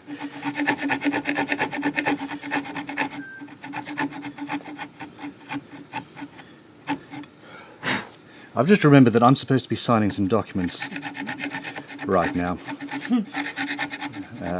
for my, yeah. I need to do that. I just nicked just a little bit of that binding there.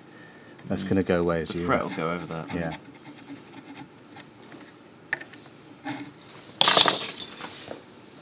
Alright.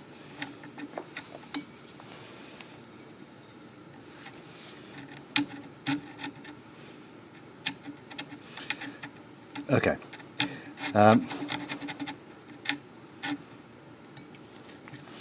Also, you don't want to ping and sort of chip things out as you go. Okay. Well, there we go. Matt, Yes. do you put a 0.6mm bit in that for me, please? Yes. And put the little flag on there. Yeah. I So always because- do. Yeah. Can you show Sam what you're doing so that he does next time? Yeah. Sam does a little bit less of the inlay work, etc. So it's not a trick he necessarily has internalized, maybe. I'm going to go in the same way that the saw blade followed the scalpel cut. The Dremel with a small cutter in it is going to follow the saw cut, and we're just getting bigger and bigger and bigger until we've made, I don't know, channel tunnel, for example. Something like that. Now, while I'm here,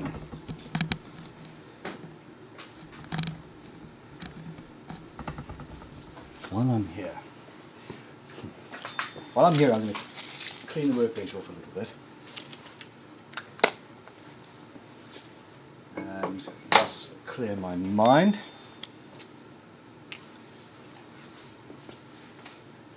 Or not.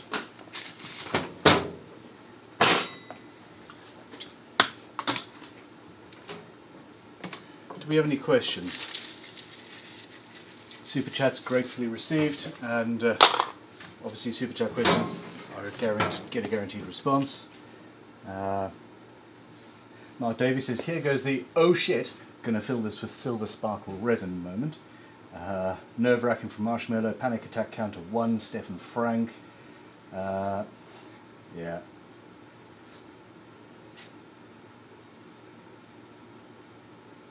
Riley Custom Guitars, I think he needs to redo it and leave the wood in on the next fretboard. Yes. And no. Remember that we've got copper leaf, etc. Accents in the body as well, so, and bronze frets. It all sort of comes together. Looking at it from a traditional point of view, yes. And looking at it from the point of view of, hey, what I would normally do, yes, I would need the wood, but in this build, at this time frame, I don't have the time to, I didn't have the time to do that this time. think I just used the word time about 14. On 14 occasions. I thought you could say 40. Yeah. Use the word time 14 times. Damn it. Okay, opening up that slot.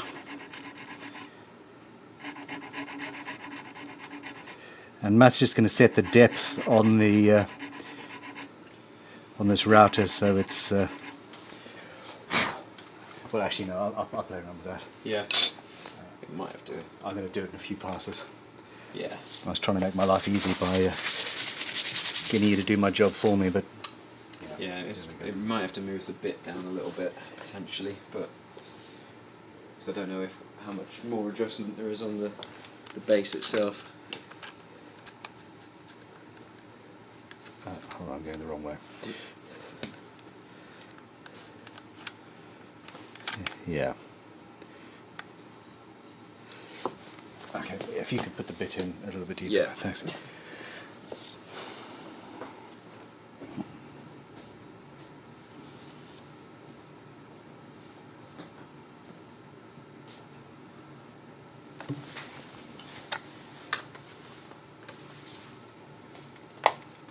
Why are there 414 people watching and only 13 likes? This is one of the guys talking. I can't see likes at the moment. But yeah, there we go. Your activity.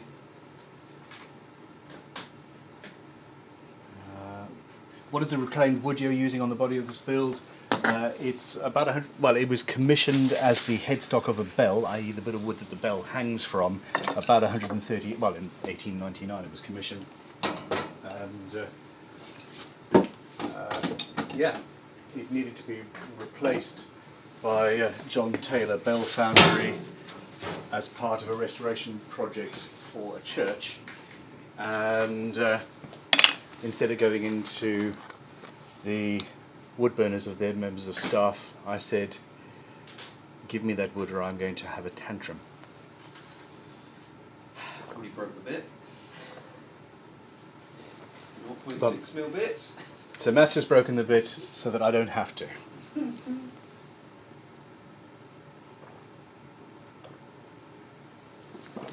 are very, very delicate. Orchard Orphans says, I hope you're doing well, Ben. I am very well, thank you very much at the moment. I've watched your content for years, I find it therapeutic. It's therapy for me too, genuinely.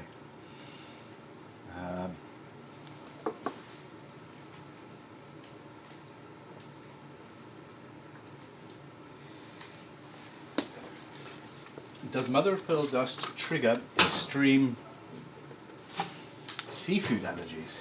Making Music Online says, I really don't think so.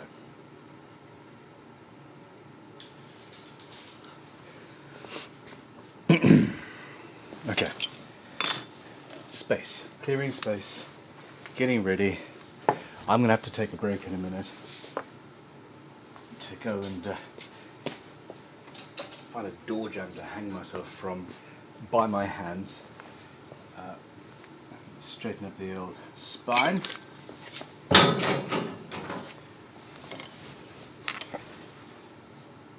This little graver, I'm actually gonna, yeah, I love that. There we go. There's more adjustment on that now. Thanks very much, Matt. Okay, so Matt, I'm going to route this out. Yeah. If you could also find me a bit that is just slightly wider than the tang, I'll then route where the mother of pearl is. Okay. And Be do like that. 1 mil. Measure the tang. I don't know what these particular tangs look like, because obviously as you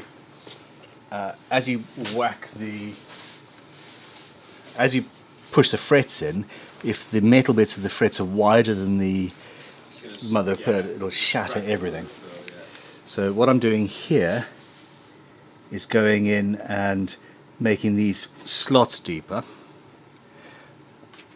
and then just where the mother of pearl is, I'm going to make it wide enough that we don't have an issue. So yeah, there we go.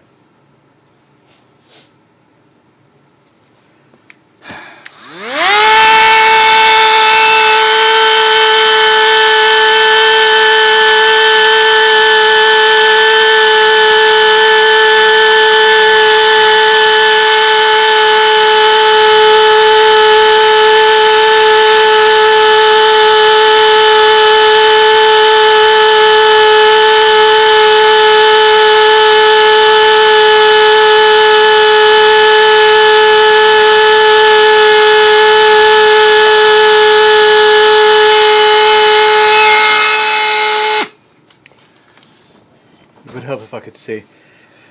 That's for sure.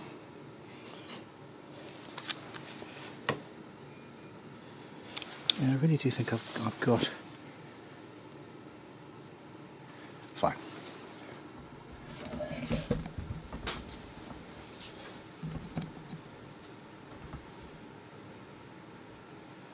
I'm going to reduce the volume as well, guys. Sorry about that.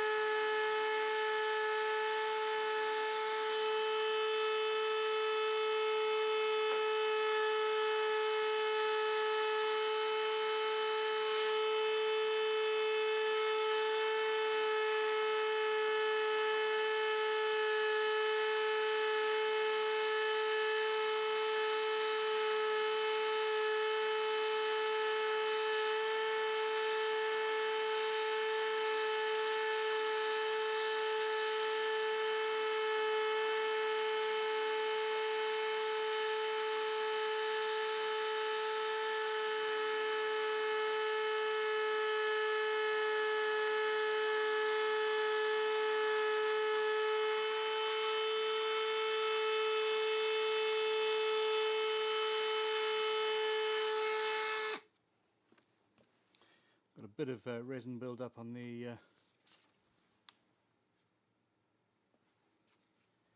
router here. So resin, it's super glue and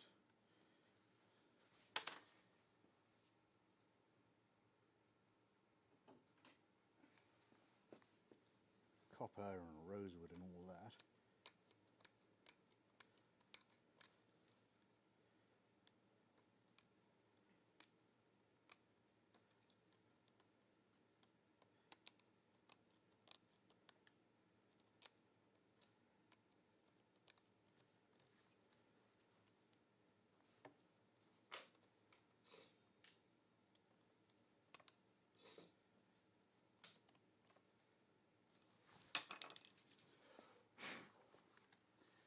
Okay, one more pass.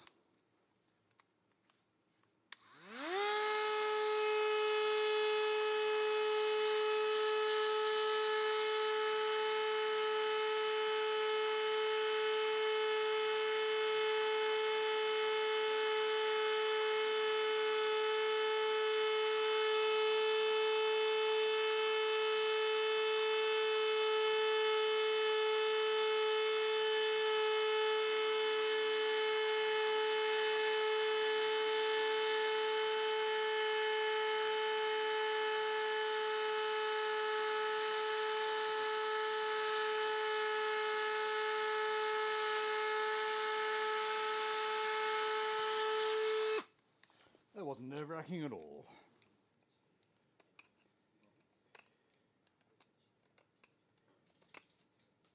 Yep, I just snapped the end of the bit off. Always. Do you want another 0.6 or do you want yes, please. I've only done one slot. Yeah, it's always the way. that it is. They, Where did I put that? There we go. we've got all box.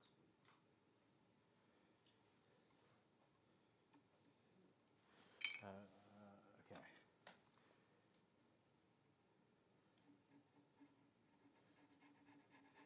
Yeah, it's an interesting slot to be dealing with, to be honest, because you've got the glue and the copper, etc., and the Ziracote, which is quite waxy. Multiple different textures, and the router bit, which is a little. They're sold in multi-packs online for working with PCBs and things like that. And the build-up on that just caused strangeness.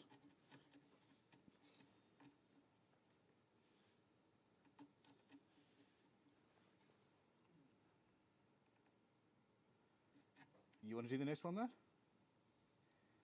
If you want. Wow. I fully expect you to tell me to, no. I've done entire fretboards with this. Yeah? Yeah. Do you know what? Matt's going to take over.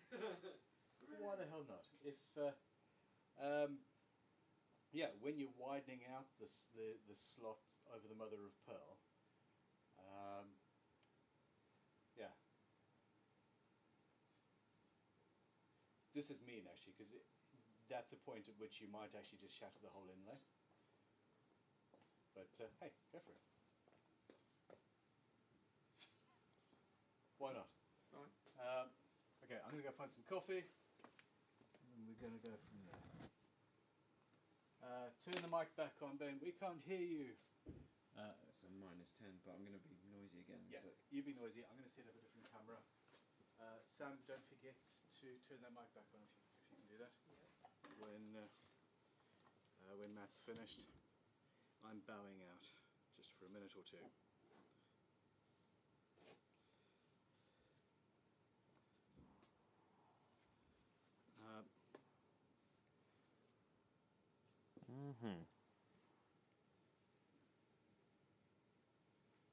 This lens, I think it's not necessarily the camera that is bad, it's the lens. There's an issue here. Trying to remember which way it spins. Clockwise.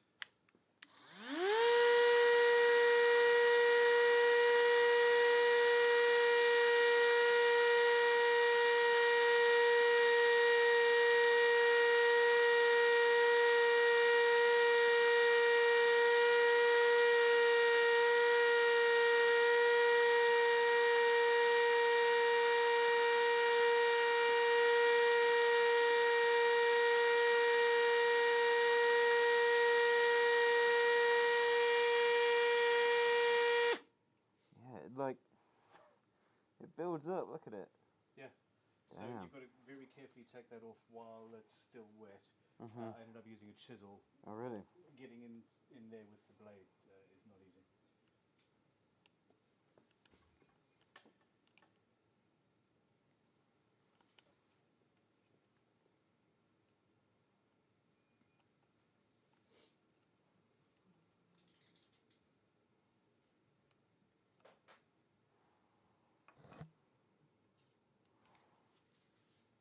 All right.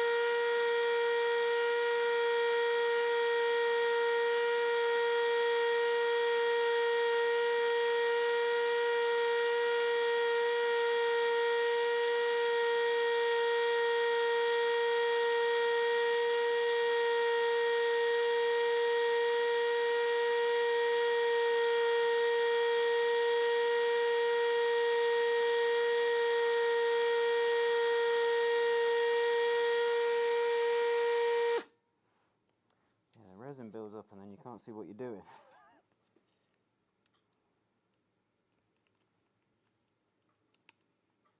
Yeah, it's not ideal.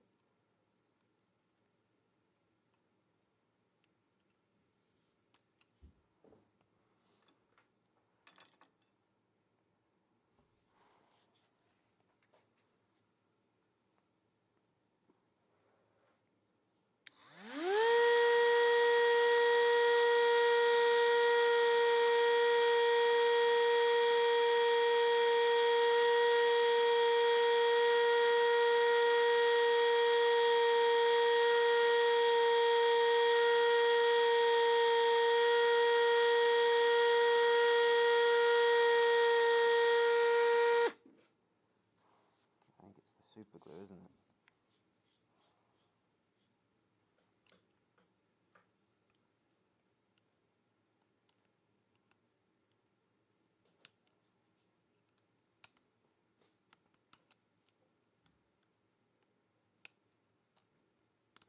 Yeah, super glue mixed with copper. Come on. So, yeah, it's a difficult thing. I wonder if putting. Right, depends how close you are. I'm almost done, I think. Cool. Well, Yeah. needs cleaning afterwards, but.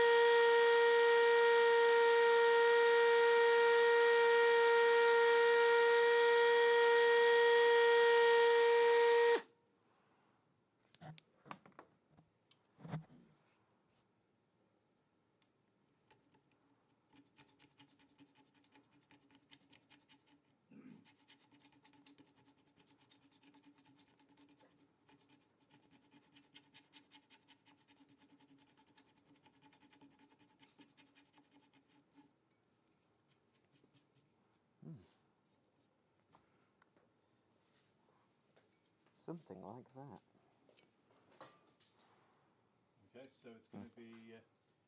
Sam, could you swap the router bit in this and put the bigger bit that Matt has prepared? I'm not sure where you put it. I'll show you where I put it.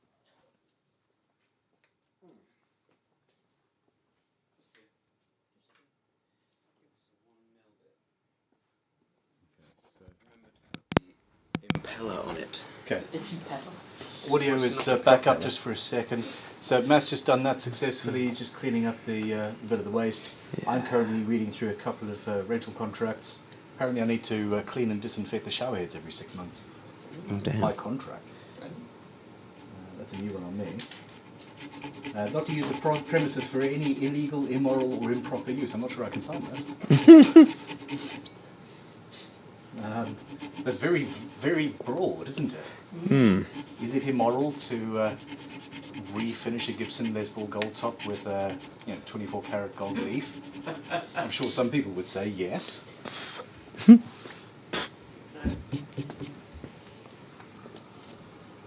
Nuisance and noise? Oh, that's a problem.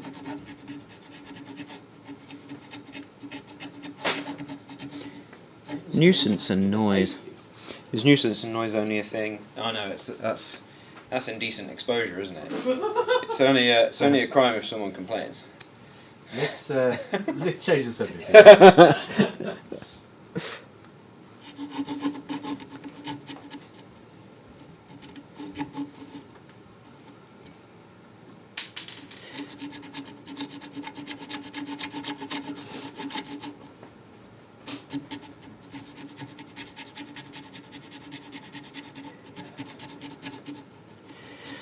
Sam, can you grab my fret slot depth checker It should be on my bench by the bridges.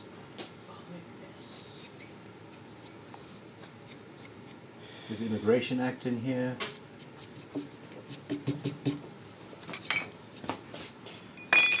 Well,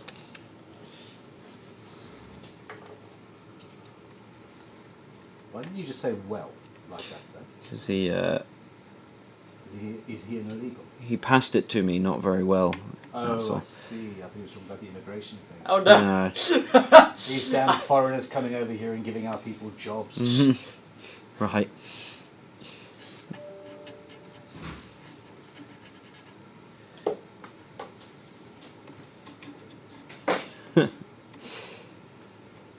I'm not saying a word.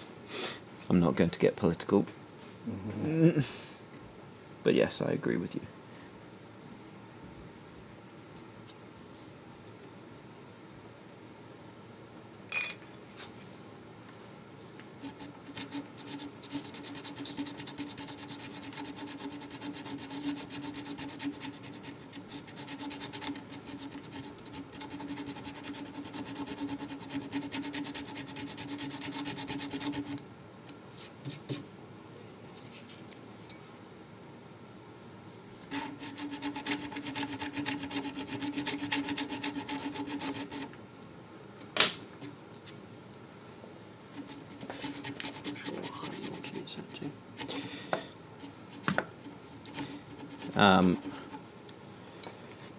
How deep have we done that?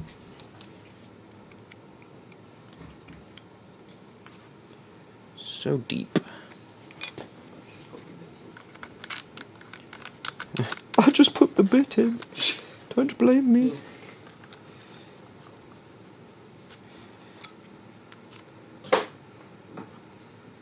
Right.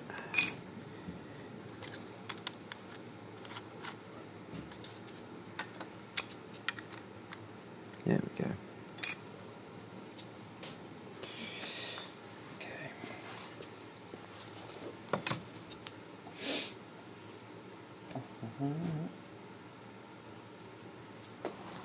Want me to turn the thing down again? Yes, you click that button. There you go.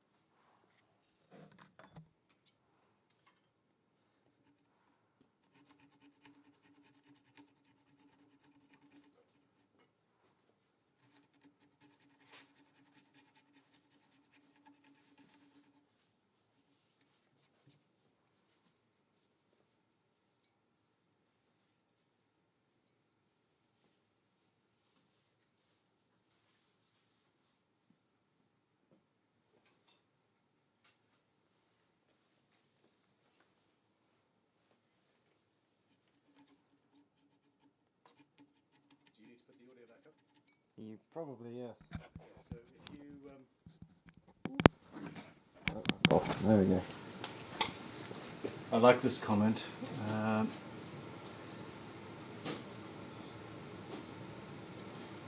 Cool you watching, guys? Riley Custom Guitars. Okay, now go sand us to 320 and I'll have a coffee. No, bring me the coffee first, then sand. Well, I know that's coming. Yeah. But also here, making music online, just like Damien Hirst, Michelangelo, etc. A master artist, craftsman, and his team of assistants and students who do all the scut work. I have been trying to get that exact setup for years, and we're finally actually at the point where we could do that. Goth Rider Creations, the joys of being a landlord now, bun. You have to worry about Legionella now too. Apparently that's on the side of my landlord, because I'm subletting. Ben, back in my ski shop days, we kept a brick on the floor that we could put 1 foot up at a time. It helped relieve the back. Fair point. A video series on inlay engraving and best practices might be nice, especially for planning intricate inlays like Betty Davis' eyes. You see the misapprehension that I plan anything. But yes, I absolutely agree. More tutorial-based inlays, videos of that ilk are most assuredly being planned. I am shooting out for a second. Matt, you've got control of everything here, including the cameras. The company! Oh, wait, what? Cameras. Yeah. Nobody else wants control over the company. Because I've had quite a load of that wax go all over the fretboard there, I would just lightly sand the whole thing down. You shouldn't remove the wax that's in the engraving, but if you do, once the frets are in, we'll reapply more. Okay, yeah. I just want to check all the fret slots are deep enough as well. Yeah, no, you are a master craftsman. Well. As well. Or if you don't believe me, you're well on the way to being one. It's a journey. I think. The reality is you're a master craftsman when you basically decide you are. The journey goes, I'm amazing at this shit. And then you realise, oh crap, I absolutely, totally suck. And then you hit, I know everything. And eventually you kind of know, yeah, I could get better at everything, but I know enough. Yeah. And that's pretty much where I am at. I'm always trying to learn more things. Okay, well, let's start with sharpening chisels. No, I know how to. No. I just don't want to. You know a method how to. Yeah. There's multiple methods, and we'll find one that you like. The quickest possible one, probably. Okay, yeah, sorted. We've got that. Literally levelling beams, Well. actually. You'd be able to do it to a requisite level with levelling beams and a good strop. And that's not stamping your foot, because it's not sharp enough. Yeah. Although I have been known to do that. Sam, can you put a 0.6mm bit in this, please? It's something about standing behind that bench. It's just, Sam, do this. Just please and thank you. Cheers, mate. Just step back like that. Fortunate.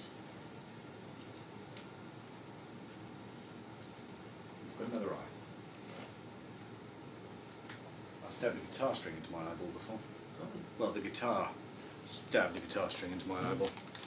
I've had a swart going on. Yeah, That's me too. not. Silicon carbide from a spinning carving disc. There. What, 30,000 RPM? It bounced off my face, off the inside of the glasses, and then into the eye. So it had sort of dissipated some of the sort of velocity, shall we say. Some of the velocity had been dissipated by my face. No, I mean, not that it's a competition, but have you ever had arc eye? Have I ever had arc eye? No, because I'm not stupid enough to look at a welding torch without proper protection. Yeah. Apparently Sam is. Well, Wasn't how I intended for it. Okay, here you But, go for industrial accident from a craftsperson. I had a girlfriend phone me up at 2 o'clock in the morning, crying because they were blind. And they had been using an unprotected UV light. They were doing an art installation using UV thread, and they were using an unprotected UV light from a pet store or something, so they could see what the UV looked like. And of course, it burned her bloody eyes out. She was blind for about 4 or 5 days. Jeez. So yeah. On that note, Yes. I'll be back in a minute. Deary, deary me. From the chat, lots of people saying that isn't the definition of a master craftsman someone who has trained someone else to the same level as yourself? And it's like, always two there are. A master and an apprentice. Yes, but which was destroyed? The master or the apprentice?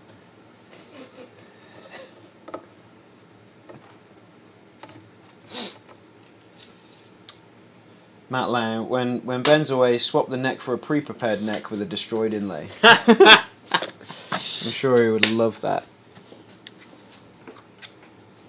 Right, so which camera are we actually on at the minute? Oh, the above one. Okay, that's fine. Sam! What? You have put this in perfectly. Yeah! Thank you. Alright, I'm just going to run the knot. Stress, Matt doesn't usually get to boss it around like. No. Normally we collaborate on everything. So. Yes. Nice. I'm just going to make the slots where the inlay is deeper because they're the ones that aren't deep enough. Mike. I'm going to turn the mic down, don't you worry.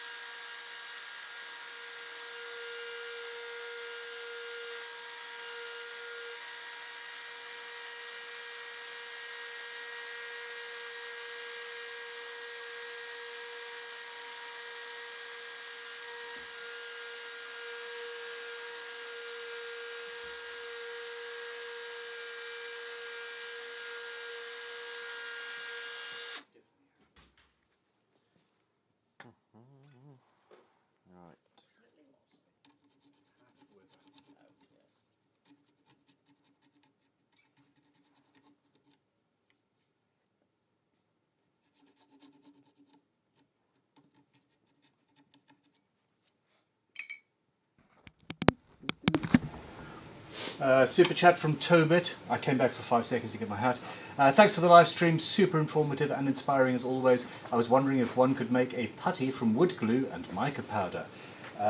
Yes, you absolutely could. The problem is that the white shade of the glue would tend to inform the final look. So I would experiment with hide glue, rabbit skin glue. Epoxy is probably your best bet if you're using it to, sadly, is probably your best bet if you are using it to create an inlay, essentially. There we go. Now the fret slots where the inlay is are deep enough for frets to go in. Hold on, let me get a better shot. This is a Crimson made tool of awesomeness and quality. There we go. Yes. A little bit more cleaning necessary, but yeah, once it's below the line, then I was just looking at the camera to see what Ben has moved it to, but yes, once it's below the line, your fret will go in the slot, and that is what we want. Last thing you want is a slot that's too shallow, and then your frets protrude, and then you have all kinds of issues. Either you miss it, and then you start leveling everything, and there's high frets, low frets, you have a bad time, or you have to pull them back out again. And this copper powder doesn't like coming out of these slots. It's almost like too heavy. Maybe I have to blow harder.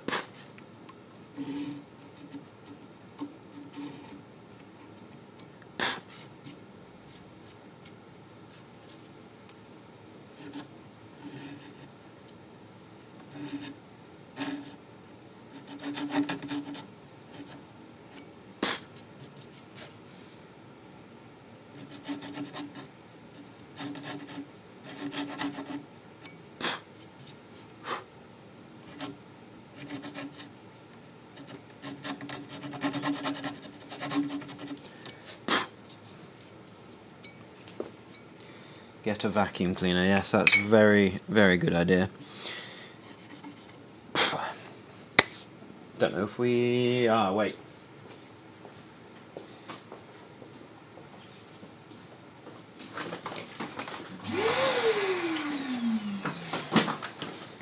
Yes.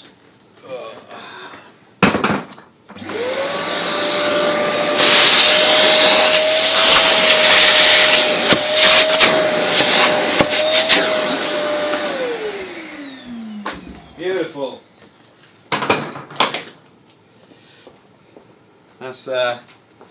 That's big brain time, that is. Okay, yeah, Ben suggested sanding it a bit more.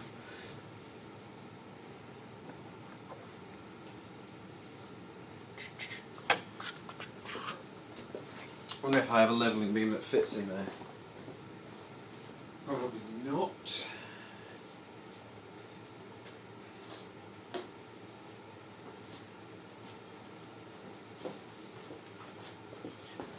Problem is that all of my tools are by my bench, not Ben's bench. Yeah, it's a bit big.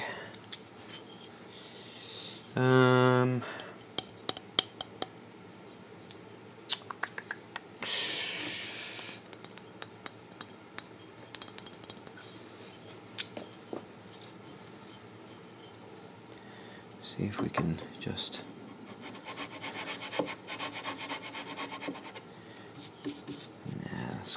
scratches the wrong way.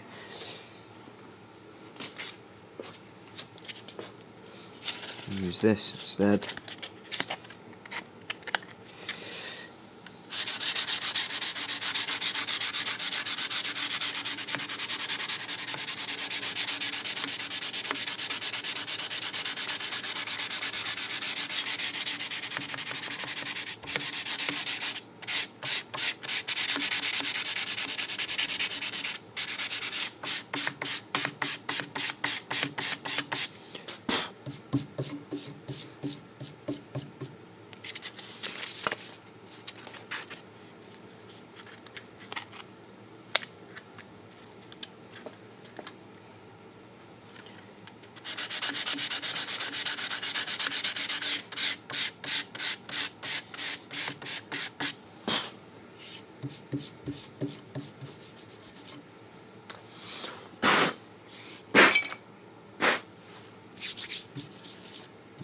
Okay.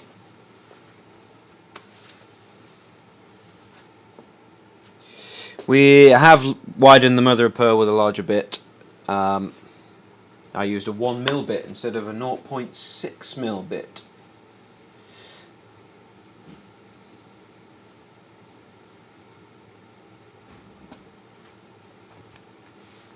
Right. Just going to use a triangular file to widen those slots. Well, not widen, but this slot.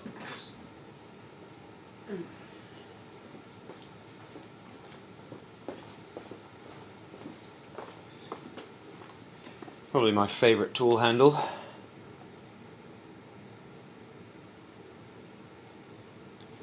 Because I can choose whatever wood I would like for my tools.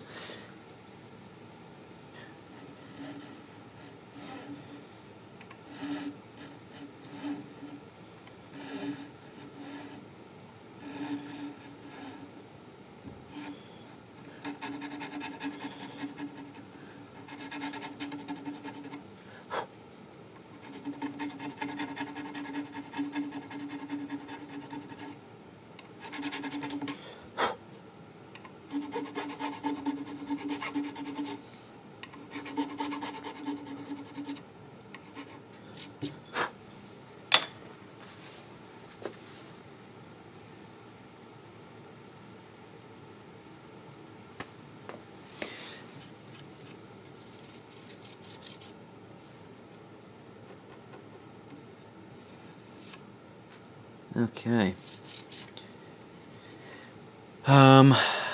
Just trying to think what else I can do.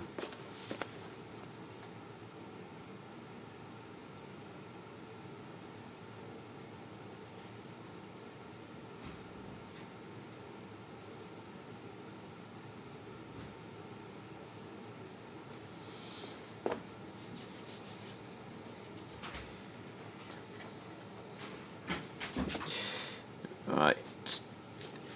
How's it going? It's going alright. We probably put some frets in, to be fair. Probably put some frets in. But that's loud and noisy. And Ben told me to go in the other room to do the rest of them, so...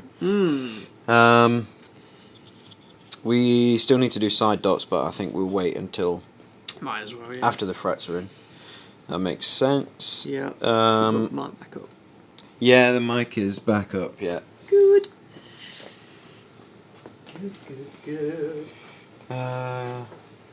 What's going on? What is... Does anyone actually think this is going to be finished by 4? Well. No comment. No comment.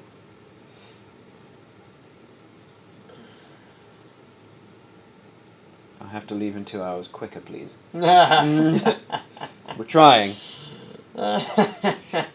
In hindsight, if we knew this was going to take 3 days, many things would have been done differently in terms of... This is true.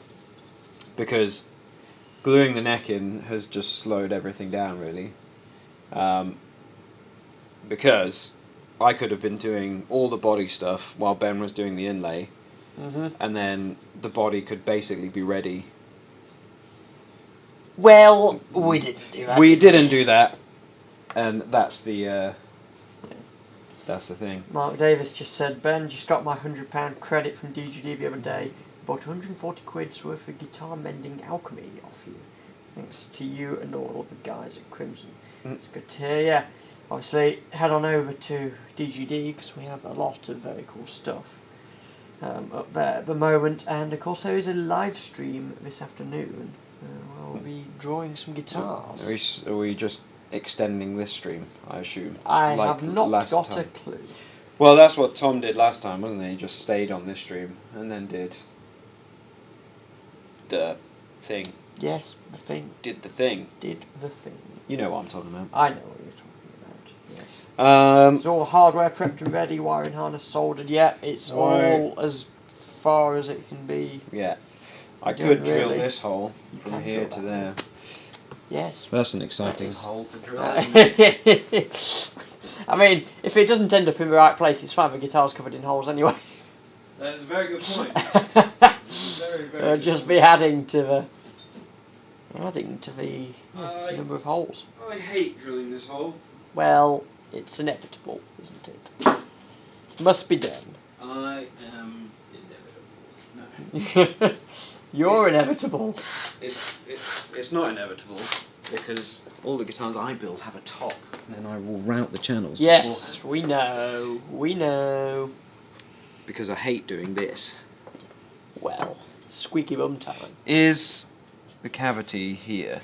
Can I just go straight? Should be able to. Yeah. obviously just remember how much clearance you need for the actual pickup, given the direct mounting, the pickup tabs and where the wires have got to go. Yes.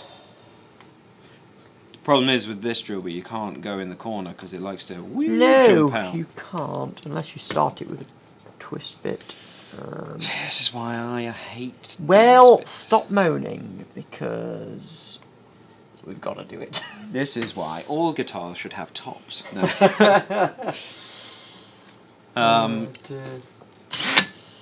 Let's see.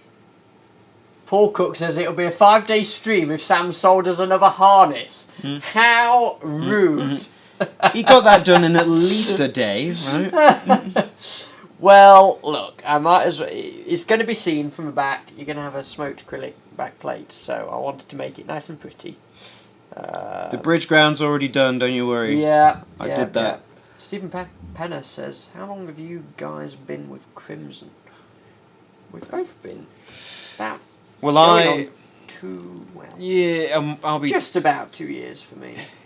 to say. Well, I did my trial day when you were on your course. My 3-month course, yes. Course. Funnily enough, that's when you introduced the routing your channels. Yeah, because you were on the course with a big long drill bit, hating doing these bits, and I said, "Oh, you should have routed your channels before you put the top on." And you're like, "That's a good idea." Yes, it is a good idea. But yes, about going on to it'll be 2 years in April. Flown by. I know. Yeah. Madness. Absolute madness. Ah dear.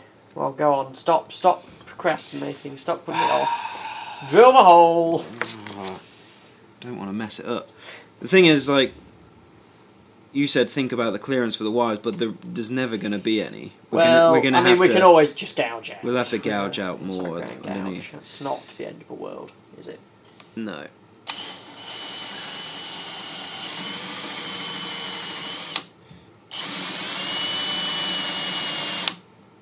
I hate this.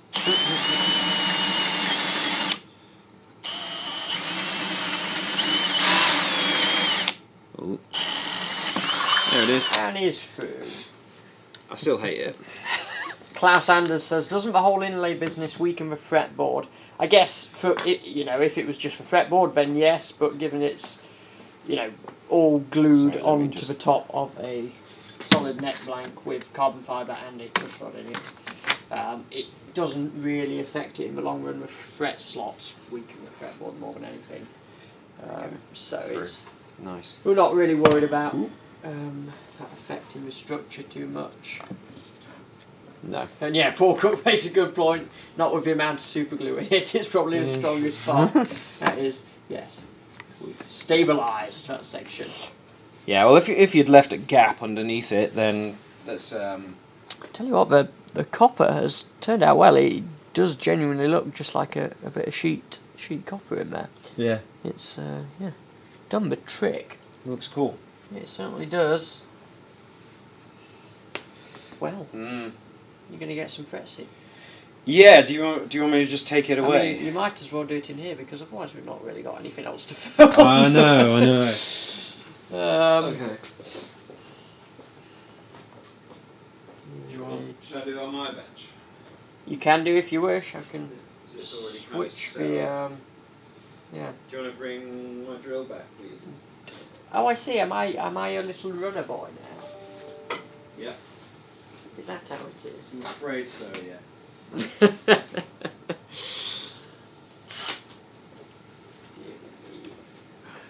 set the camera up in the right position.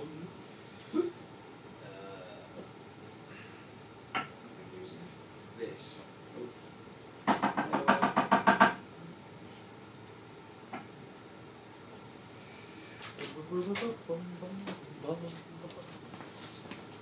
What camera are you on? I'm camera 4. We won't need to point the microphone over to me so people can hear what's going on. What's going on? Where is the microphone? Oh, it's on that camera. Yeah. I mean, all that's going to be heard really is a lot of banging. Oh.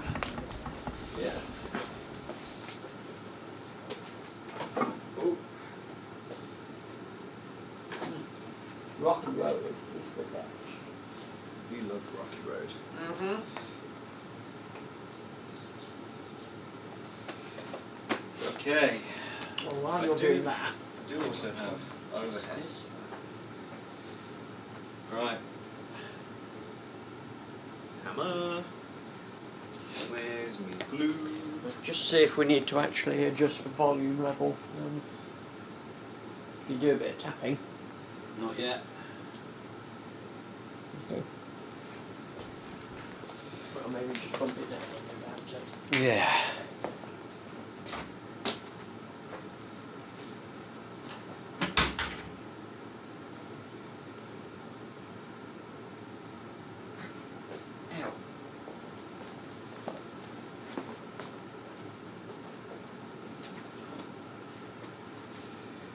Ow.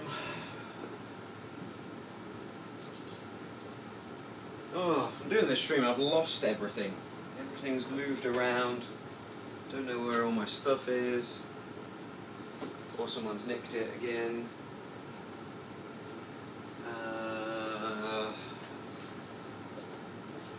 Just need a nice little super glue tip.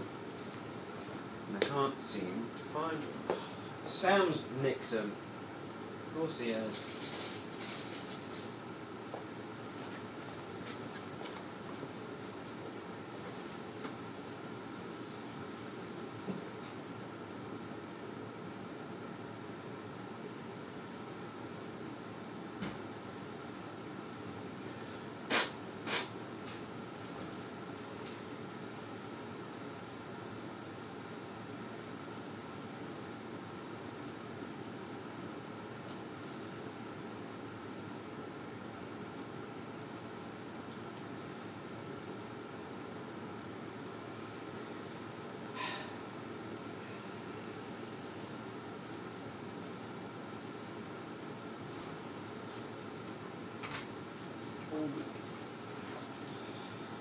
Sweet.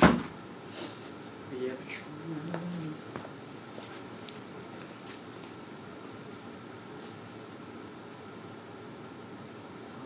There's nothing coming out of this. Yep. You blocked it. I don't know. Oh.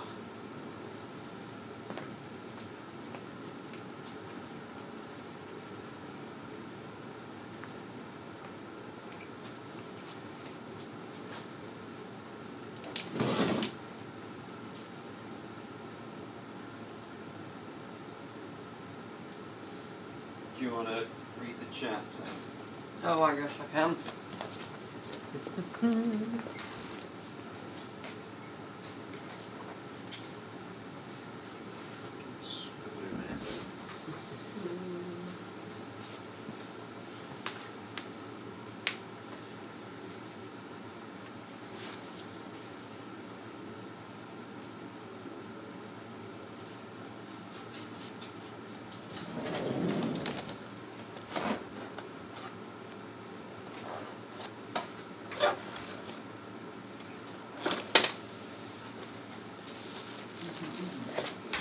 Bombs come for our money. Debt collector. Thank you. Debt collector. So, Just don't put the cards. Yeah.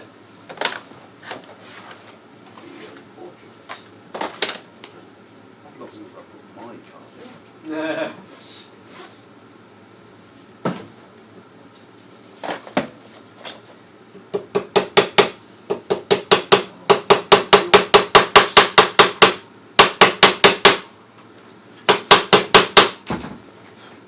Your nut jumped out. Keep tapping. I just want to see what the audio is like. Yeah, I'm going to knock that down.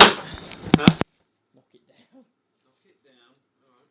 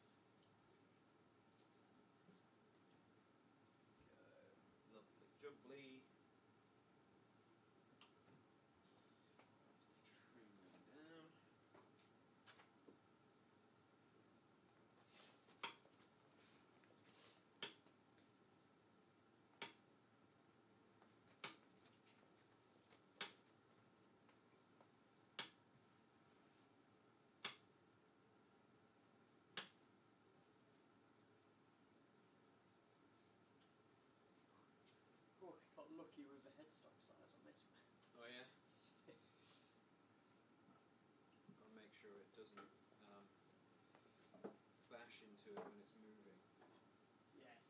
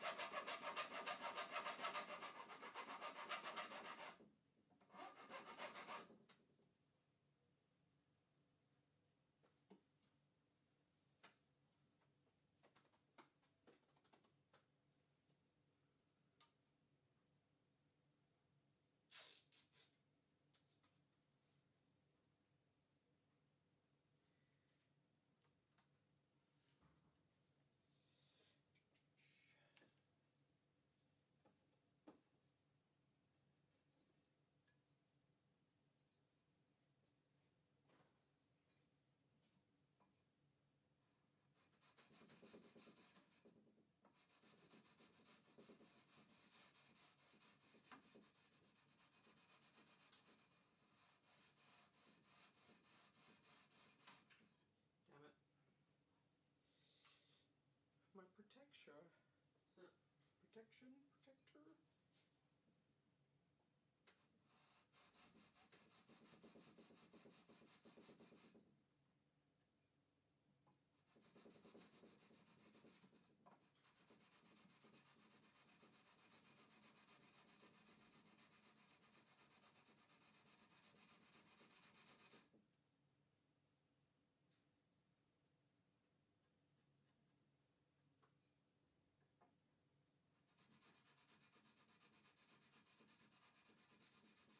Super chat from X-Funds saying, could we have a close-up of the inlay, please?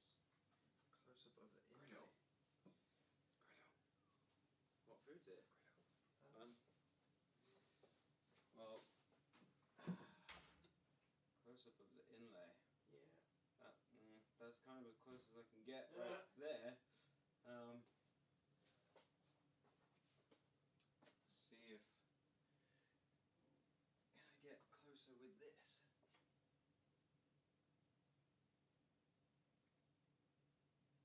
Kinda.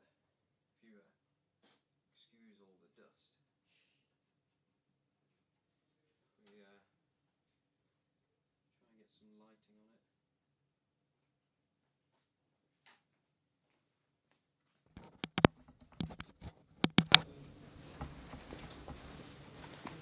Can you see it? I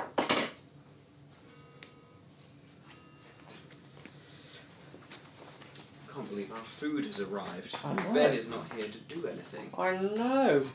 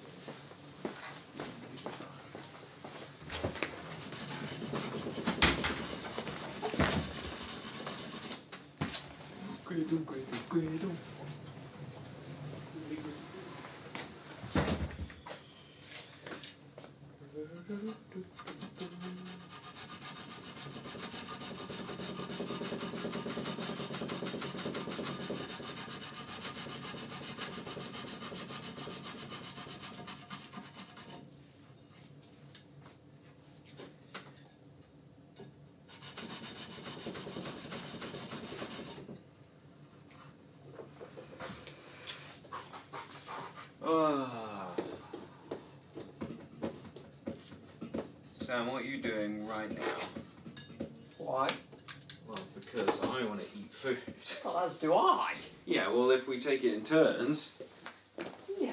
Well, well, okay, I'm going to go eat. And then you can... Well, Ben won't be long. He's just finishing up. I'm hungry. Well, as am I.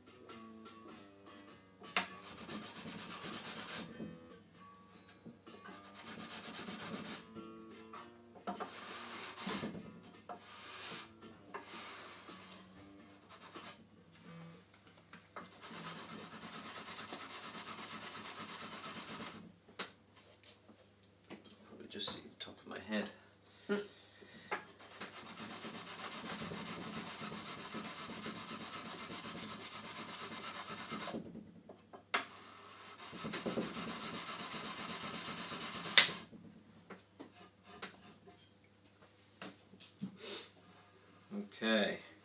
Side dots, you reckon? Do some side dots. Side dots. Ooh. What do we reckon? Side dots? Go for it. Go for it. What kind of side dots are we doing? Not sure.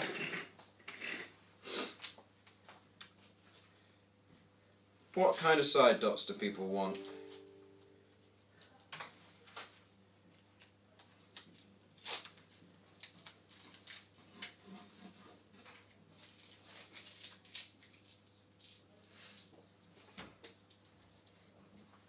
I'm gonna go and read the.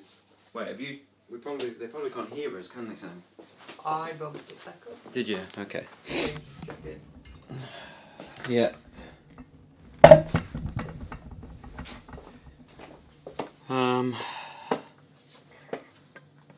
What would fit well with, I guess, mother of pearl. We've got mother of pearl inlay. Or you could do copper tube. Tahoe Mike says, Matt, Ben must really trust you. He spent 3 days on that inlay and that let you hammer frets into it. Well, yeah. Who thinks you should do a semi-hemispherical fret job? Well, if you want it done today, no. LED side dots, no. I think copper tube, maybe. We've got copper dots. We've got brass dots. Well, given we've done copper leafing and a copper inlay, I think copper. I think copper. Lots of people saying copper pipe. Yeah.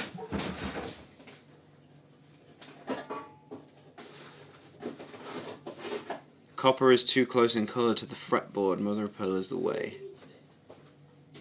Hmm? You already eaten that. Yeah.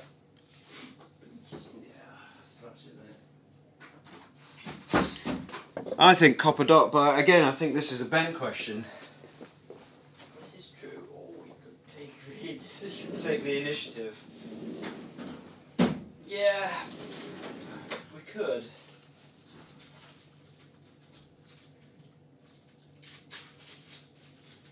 If we don't have solid copper. We've got copper tube. We've got copper tube, we've got brass tube. We have mother of pearl as well. We do actually have copper rod as well. Oh no, that's tube. That's better. Fantastic. We do. We've got abalone would match the headstock. 2mm abalone. We got 2mm black pearl. And then now Pirates of the Caribbean is in my head.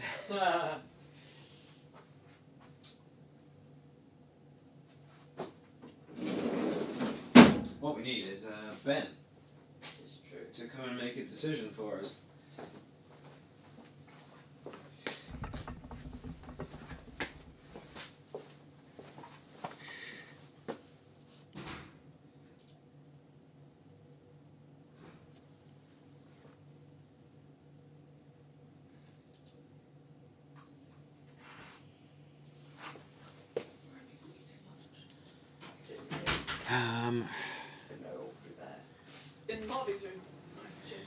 Right.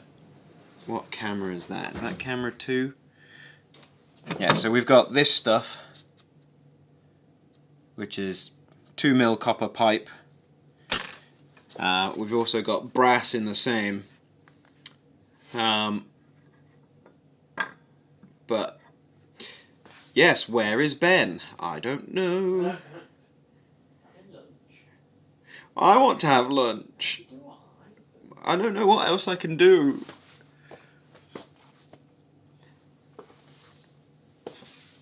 My food is going cold. And I'm definitely not livid about it.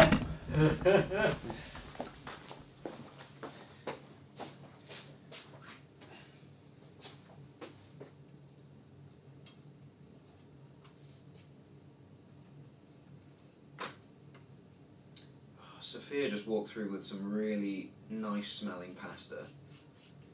Well, Garlicky pasta. oh, it's always garlicky. Yeah. Have we decided what jackhole we're having? Jackhole. Yeah. I can't remember if Ben was being sarcastic when he said, I love barrel jacks, and then he switched to I hate barrel jacks. Yeah.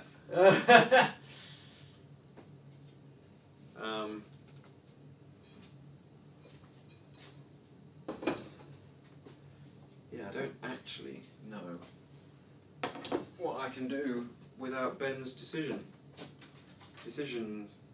making, as it is his build, and I do not want to do anything without prior permission. I suppose I could sort out the back cavity.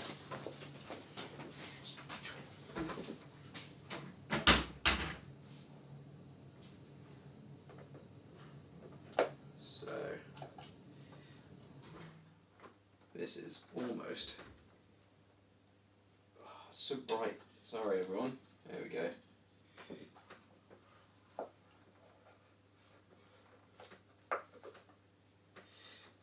So this fitted perfectly yesterday, and today it's slightly too big. I think the wood has moved. Take it down a bit. But this one fits a lot better than the previous one I made, where I sanded it to the wrong line. So. Copper tube. Copper tube, okay. Copper tube. Okay, I'll stop making that for some minutes.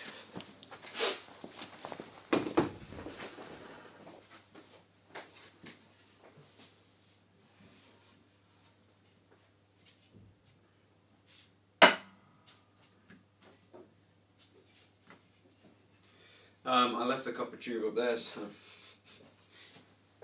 Oh, so you did. It's going to be fun marking these out on the neck that's glued in already, but.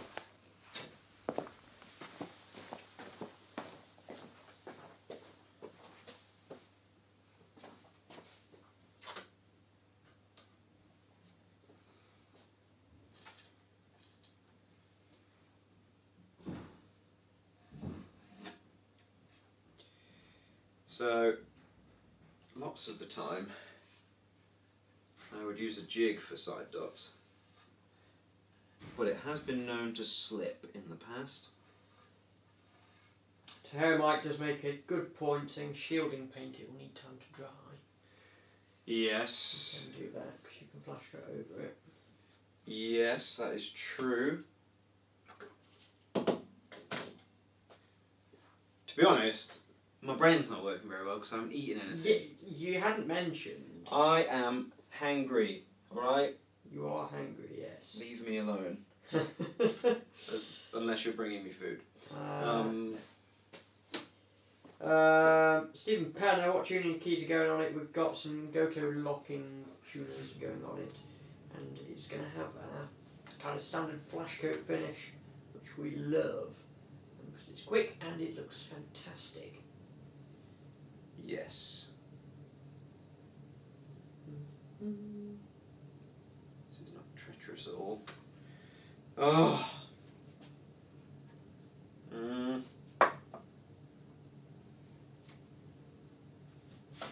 Last thing I want is this guitar falling over whilst I'm drawing stuff on it. Yes.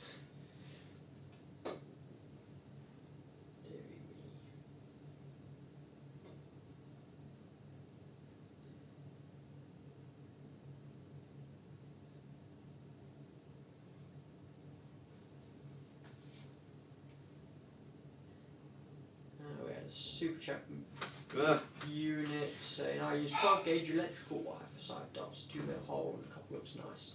Probably go well with this build, yeah, that's a good idea. We're doing something close with a tube.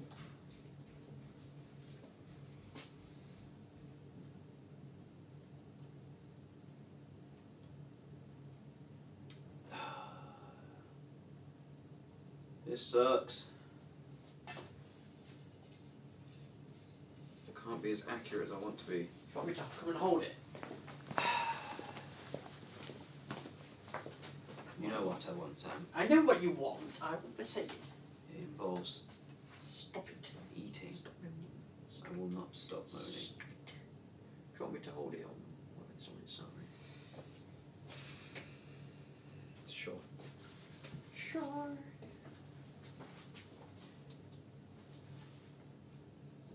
One, two, three, 4, 5, 6, 7. 7. All I'm doing is marking the center point between each fret, and then I will go in and I'll measure. Well, I'll draw those straight down, and then I'll try and get a ruler along that sits in the middle.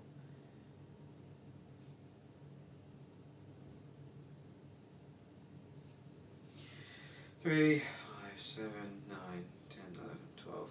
I mean, there's a big inlay there. That's a big clue as to where that one is. But Imagine if you put it on the 13th. should I do that for fun? Do you think he'll notice? Maybe.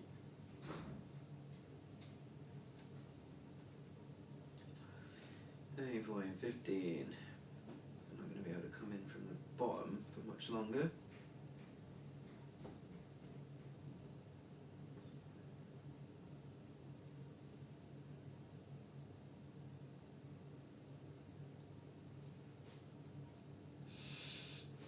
This is not fun.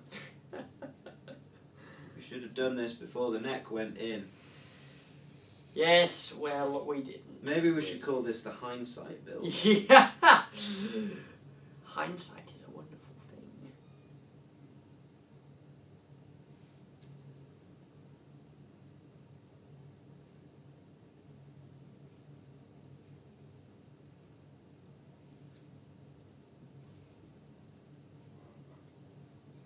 Do we actually have 24 frets on this? Well, yeah, it's a It's a Scion. silent neck, isn't it?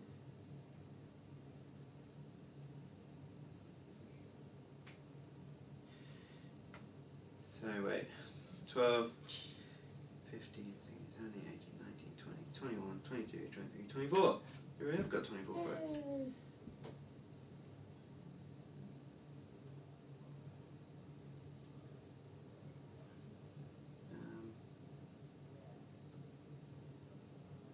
Let's drill the set. Those are not going to be fun to drill. Well, we can use a little Archimedes drill. Yeah, we can. Little tiny Archimedes drill.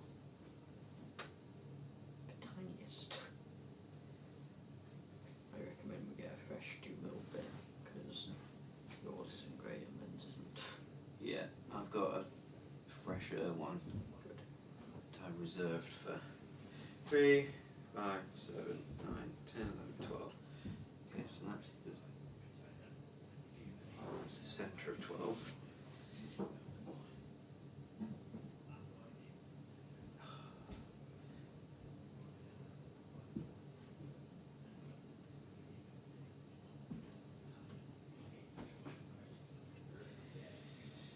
Ugh.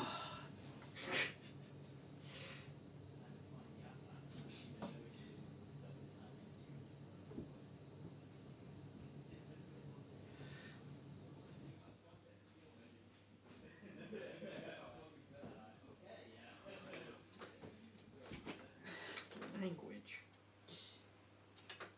English. Barely. What do you mean barely? I did say that I can't promise I won't swear on the stream. I was going to make a remark about me being from Nottingham, but I thought that would be distasteful. You're going to make a remark about me being from Nottingham? Yeah. What kind of remark? A bad one. How very dare you? I want to hear it now. No. Chatting shit about my hometown. Is that it? So funny. Oh!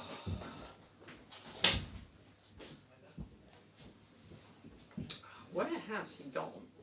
I I don't know where he's gone. but I don't know what he's doing. I'm hungry.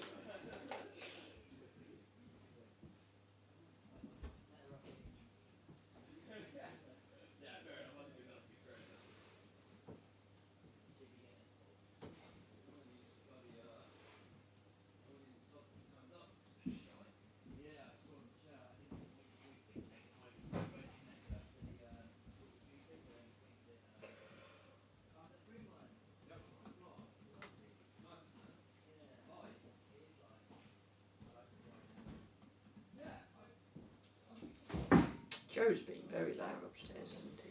Yes, yes, he is. Shocking. Just reading the chat. You don't have to hold it anymore. Oh. Well, maybe actually. I need a long ruler. Oh dear. Oh dear, oh dear. Yeah. So we'll just put a grill on the fire to warm it up. Yeah.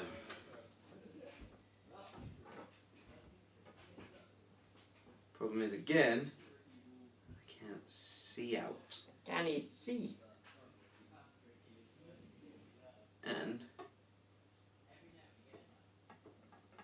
neck's not straight. Ah! We should have done this before. Can we please call this the hindsight bit? How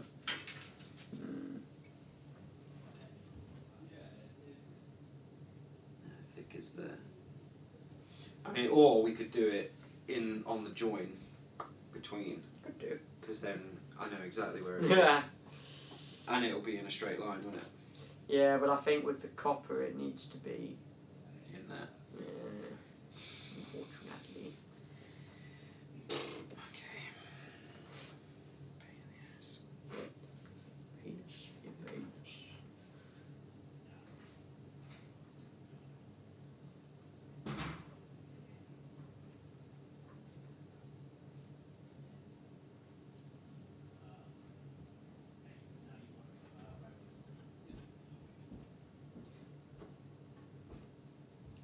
Okay. So they're all about, if I just do the same distance from the bottom of the fretboard for each one, then that will be a nice straight line. Indeed. He says. He says. It's a good thing these people can't see the bottom of your workbench. Whatever do you mean? I tidy my bench like a teenager tidies their room. Just took everything out of the way. Just shove it all into the cupboard and hope no one can see it.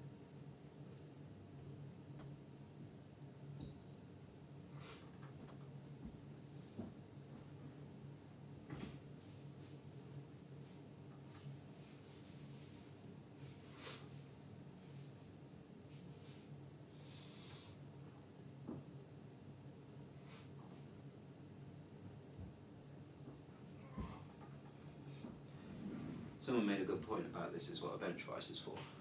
What you're doing. Yes. I am the bench vice. But whatever, man. Strong and stable. Unlike Oh, unlike a conservative government. Yeah. let's not get into We politics. said I wasn't going to get political, but here we are.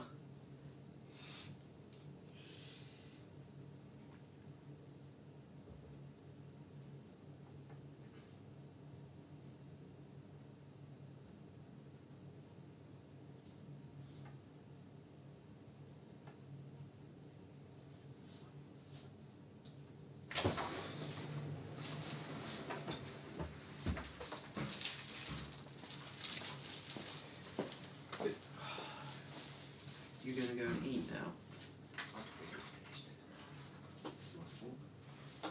Yeah, I thought I'd get some. It's been driving me nuts. But no, they exist. Oh, are you handing out personal forks? Well, there's one sticking upstairs. Yeah. How exciting. Your own personal fork, Matt. Wow. What a lucky boy you are. I am so lucky.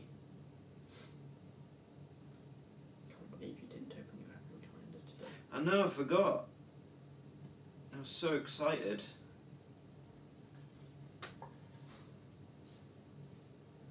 To come to work that I forgot to do my advent calendar. Oh! It wouldn't surprise me if you had something like an IPA.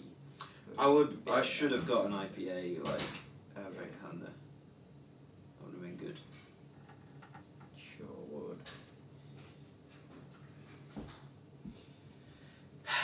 Okay. These are not going to be anywhere near straight.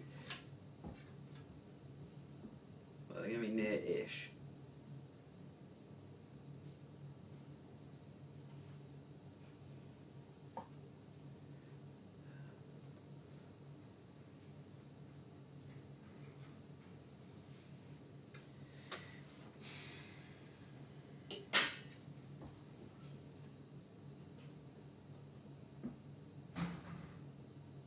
Those are in line with each other.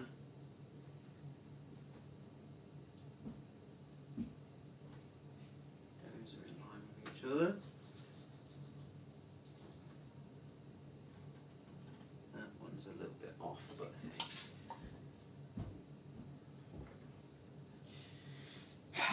Alright. You can let go now, and you can go and read all the comments about the Conservative Park. Oh, damn.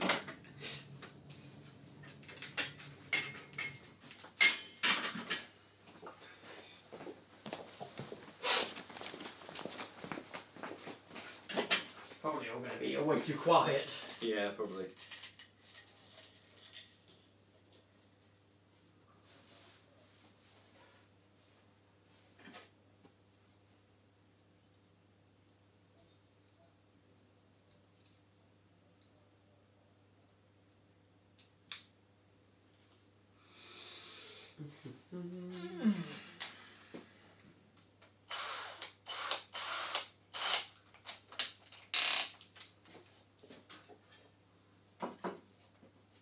We still got enough space on the hard drive. What does it actually say on this? How much space you've got? It should say on the recording bit. Yes. What is it, the left-hand circle? Yeah.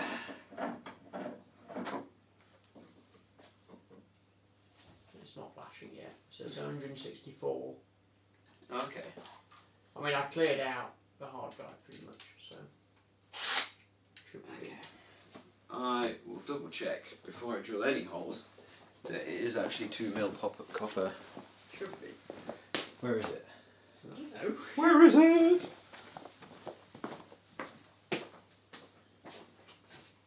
Oh yeah, it's on my bench. What an idiot. Sweet.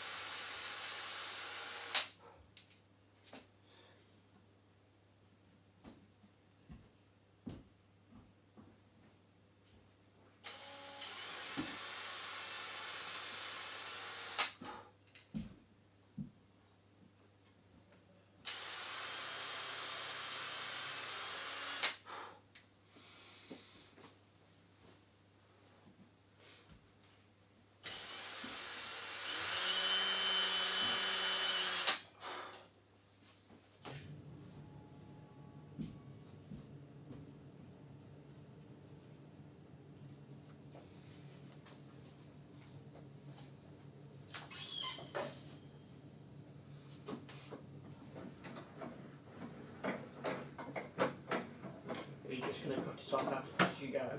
Huh? You're just going to cut it off as you go, Yeah, pretty much. apart from the top ones. The 24th. Apart from the top ones. The 24th. Yeah. Get to that.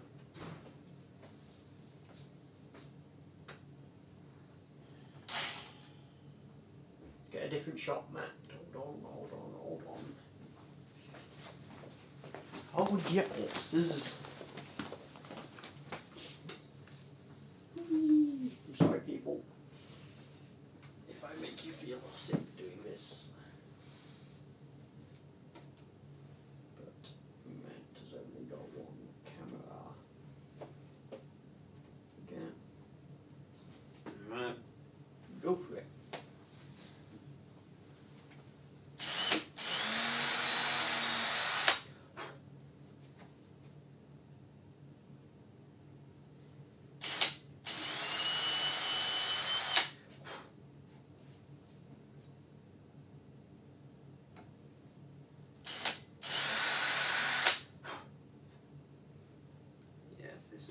on the Archimedes. This is where it gets tricky. The Archimedes. This one will be alright, it's the next few.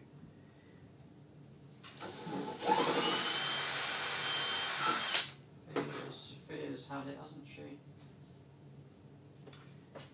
Yeah.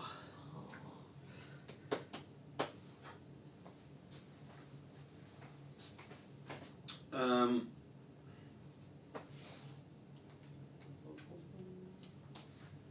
is it?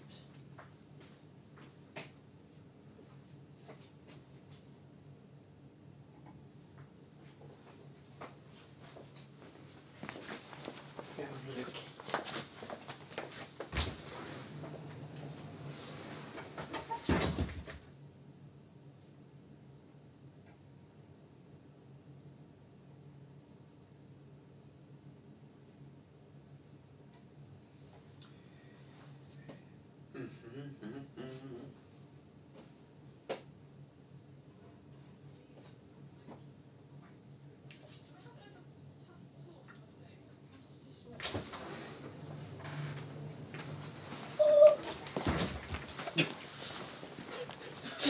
Everyone just heard that, I didn't see you. I've no idea that's back. Are you on live still? Yes. All day. All day, baby. All day, baby. All night long. Yep. Night. Welcome to Lionel Richie Hour. Oh yeah. Right, so I put it somewhere and I can't find it now. Where's the accelerator, Sam? What? Can you pass me some accelerator? This is Ben's though. Oh, Ben's got 2 pens, I swear. 0 cans. Merci beaucoup. Mercy the Kooks. How's Ben doing? Right, we don't know where he He's is. taking his time with his lunch because I'm starving. We know that. I'm going to keep saying it until someone brings me my food, which is going cold. I did put it somewhere, mate. What the hell? I so specifically remember bringing it in and being like, is it not just on the bench?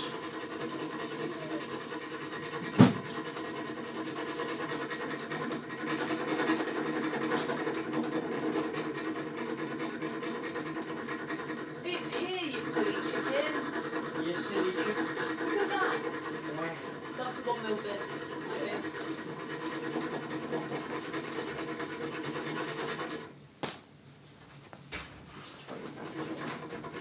Well, you're not, you're right, you drill. You're on camera! It's alright, Matt's been potty mouthed as well. What have you said? It doesn't matter. Words that shall not be repeated. Oh, it's fine, I swear all the time. What a potty mouth. Oh dear. What a potty mouth. What size does this take? Not actually sure we can go up to 2 mil, Matt. You can start the hole with this if you want to. I do have a long 2 mil bit. Yeah? Yeah, but it's a twist bit. Well, that should be alright.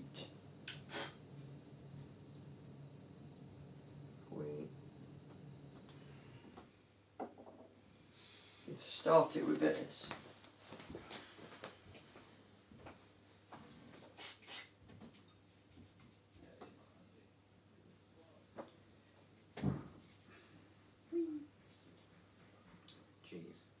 Jeez Louise. Yeah, you start it right. You hold that in the top and it spins. Like magic. Ooh. Oh, so you've just resorted to putting it in your vice. Yeah. Fair enough. This is not going well. I mean, I just start it anyway.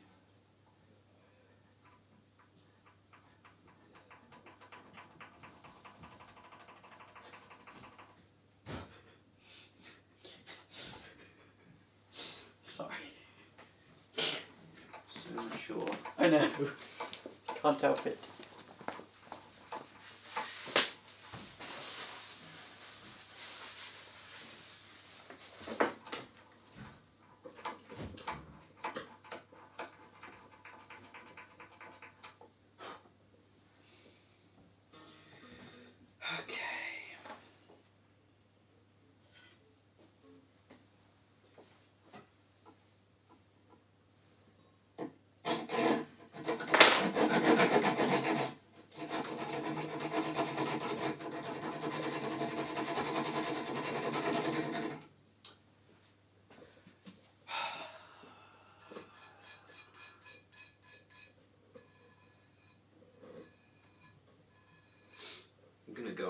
the opposite of hunger strike is in a minute.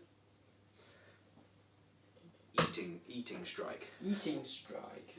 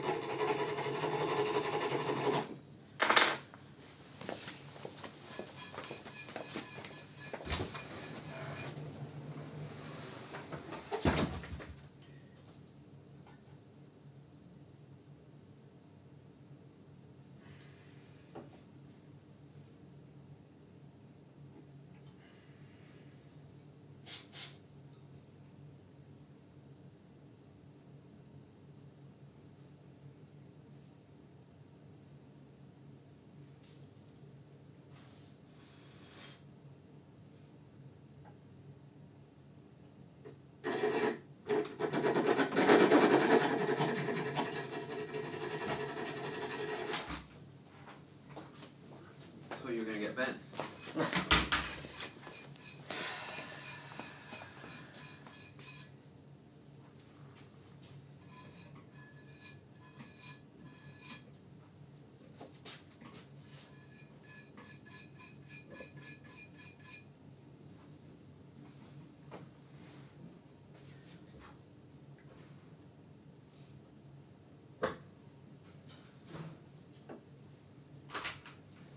Okay, how's it going? Back. I've been trying to get out of the office for the last 20 minutes, literally. Is it all Tom's fault? There's just a lot going on. A lot going on. Okay, so if you use an inlay saw, the teeth are far finer, and cutting through tube, you don't disintegrate the tube, and it just cuts much easier. Yeah, like your jewels. Yeah, I'll do this one. Yeah, cutting through tubes is it's a good way to guarantee less child support homes. There we go.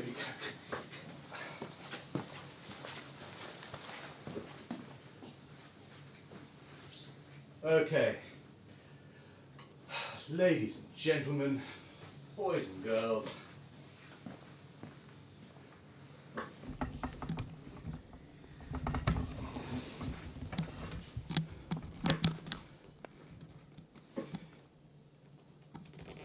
I'm going to get this heater back on because I'd be cold. Do you have, Sam, you got some super glue tips? Super glue tips. Don't worry about filling the middles. Yeah, I'm just, Yeah, if we just file it down and then go in with a small drill, we can get out with open holes. yeah. That's pretty cool. I do enjoy using tube for inlay, most assuredly. All right, so sorry for the sorry for running away on you. I had to sign a few contracts and deal with some businessy stuff. Lisa Harshberger, DGD, Daily Guitar Draw, the platform that we founded in order to fund and help create the Dorset Guitar Museum, has just put up a Music Man bass today. And don't forget that there is a one-day course with free entries currently up on the site. Also, earlier on I said that our Black Friday sales were finished. That's not true.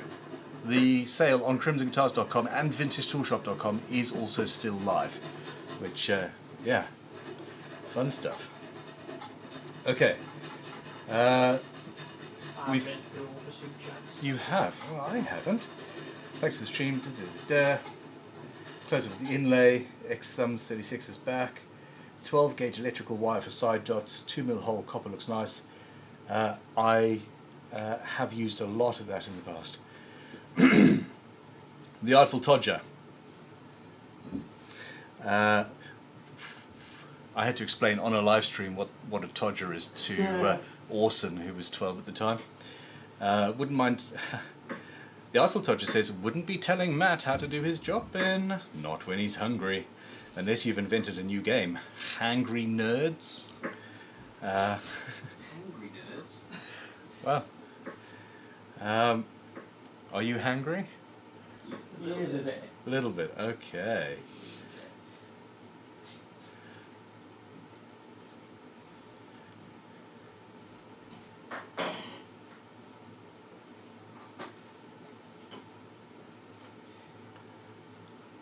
Well, why doesn't Sam finish what you're doing?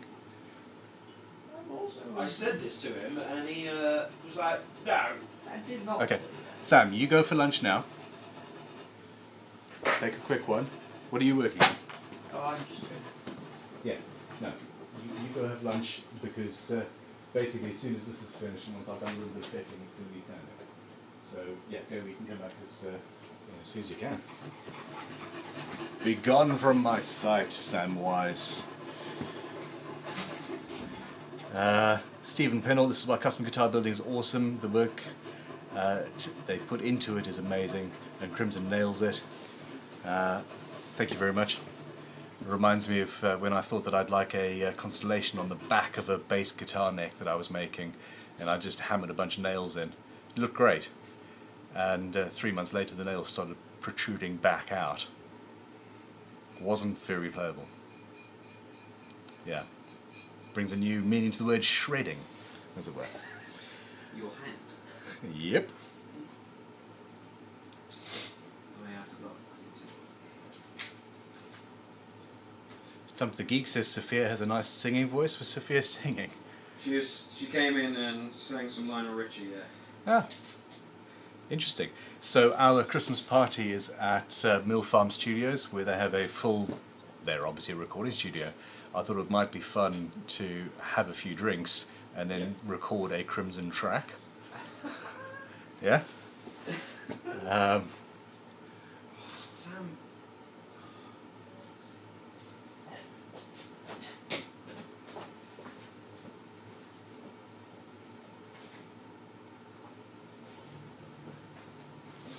Okay. I need questions, people. Ask me questions. We've got, I'm waiting 5 minutes before I can get the guitar in my hands again. I will clear the bench and prepare myself. You've got to keep moving when it's this cold.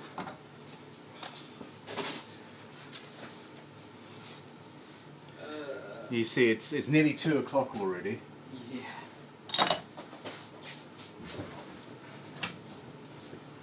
Which is problematic again. Yeah. Okay, so our plans are moving ahead quick pace.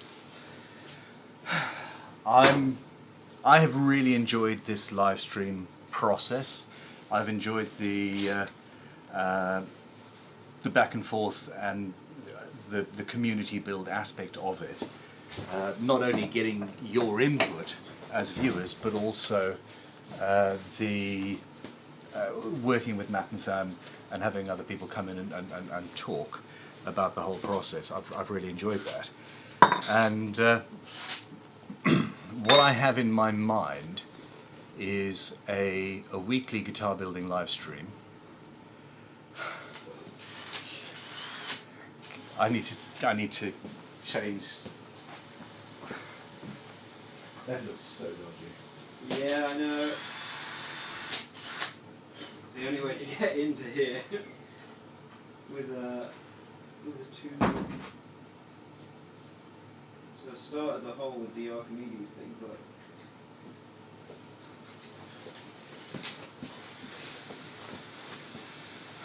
where are we? Camera 4. Look at what Matt is doing. That is a 2mm drill bit. And wibbly wobbly. yeah, you're actually holding the bit. Yeah, to try and keep it straight. Technically, the hole doesn't actually need to be going in perfectly straight. I You know. can go in at an angle of sorts. But I'm nearly done now, so. It's There we go. Professional. you most assuredly are. So yeah, you're nearing the end of that. Yeah. One of my favourite sayings is, if it's stupid but it works, it's not stupid. Yeah, well, absolutely. That is the way. Okay, camera 2. So, Tom Crockford says, when you go to Mill Farm, take a packet of party rings for Tom, but don't tell him I told you. You'll make his day. I need to write that down. Party ring. I mean, we're going to have a party, so.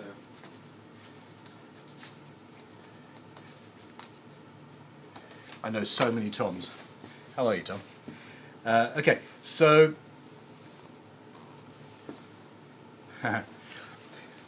Little Dave, I always liked the road to Piddlehinton from Puddletown. If you go fast enough, there's a bit where you can take off. Yes, I have made children want to throw up several times on that bit. But there we go.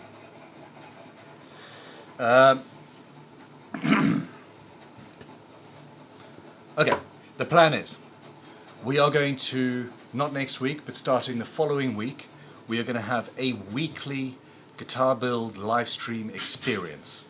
We are buying an 8-input ATEM Mini system. We're going to set up cameras on the 3 workbenches we have in here, and there will be not only a few projects going on at a time, but also intermittent breaks and interesting things going on, and these will be scheduled. We will say at 1 p.m. we are doing X. At 3 p.m. you're going to have an unboxing, for example, of a couple of interesting things for Daily Guitar Draw. At 1 o'clock we're going to be filming a group review of a guitar made by so-and-so, or whodunit, or Humperdinck, etc. I'm forgetting how to talk.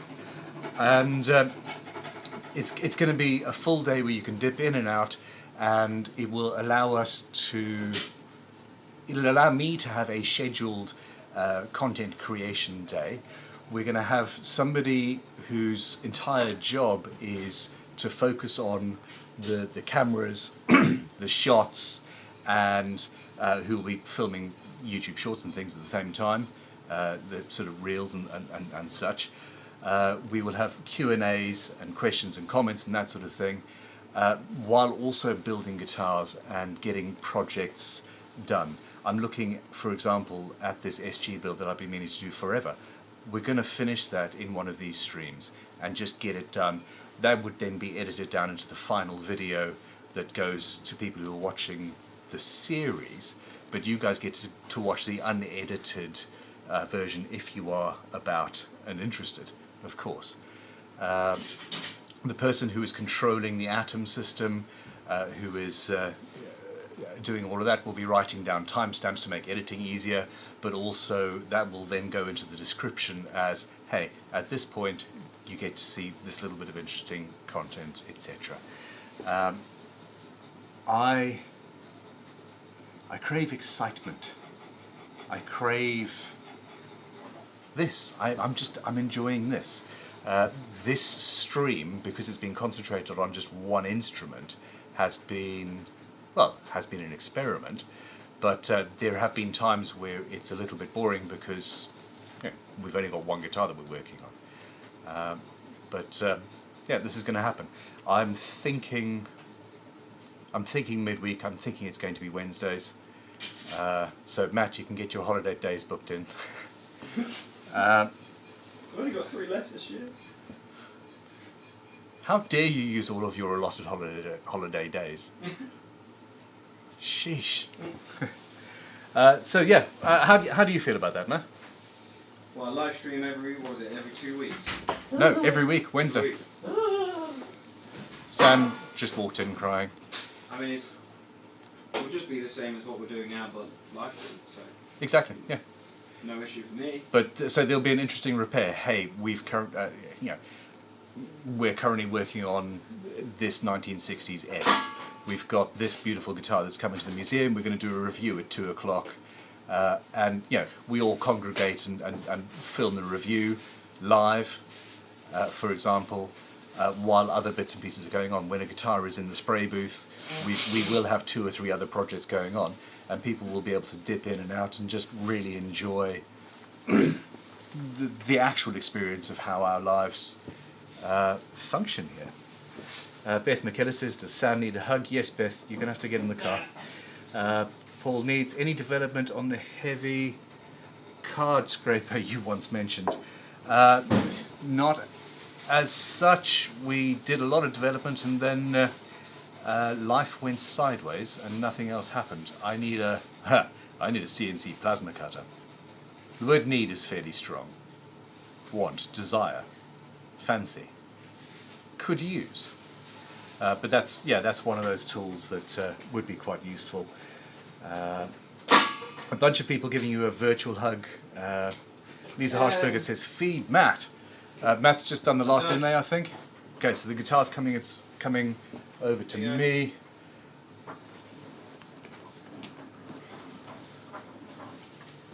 So light. Absolutely. I was about to say, these fret ends are problematic, but it's not. It's the side dots. Mm-hmm. Oh, look at that inlay. Whoever did that is a masterfully talented individual. No. Yeah. Taking the piss, I am. Comments on this format? What do you guys think?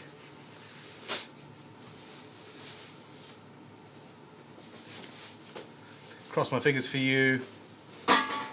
Kathy Thorne, question for Ben. Ideas for husband's Christmas present on a reasonably small budget. I'm going to be making some limited edition sterling silver Plectra picks. I'm not sure what they're going to have to retail at, but that could be interesting. Or literally Crimson Guitars gift vouchers at any budget. That's not as fun because it's just a piece of paper, really, but could be done. Sam made a noise and then looked at me, and I'm waiting for him to say something, but he's just sighing and looking. No comment. You're making me feel awkward, Gemma. I saw my name. Hold on, Ben, I sent a super chat that was missed. That's missed. And he sent a super chat saying there was a super chat that was missed. I use 12 gauge electrical wire for side dots. I read that. And I'm not surprised you do. Big unit. Here we go. Thank you very much. With all these thin parts and engravings, what the risk of cutting the fret slots? No, I read that earlier as well. If there's one that you've missed, that we've missed, I can't actually see it on our system. He uses 12 gauge electrical wire for side dots, 2mm hole, and the copper looks nice. It would probably go well with this build. I think that was sent when we were still discussing what was happening. Anyway, I've got to crack on with this guitar. Anything I can do?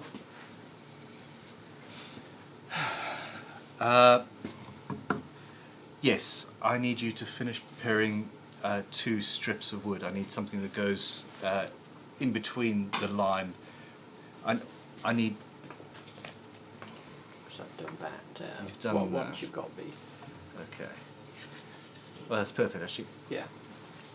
Oh, you're done. And then the other one's just going to go all the way That along. goes small spot If you can get that router Yes. done, I just need these two. I don't need that. Okay, where's my overhead camera? Currently pointing. Okay, 3. Okay, so we have got. I need to route that, and then it can go under finish. And I just need to file away and get rid of the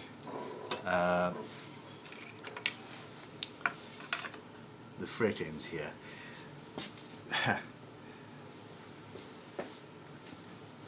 Mr. Matt has my saw.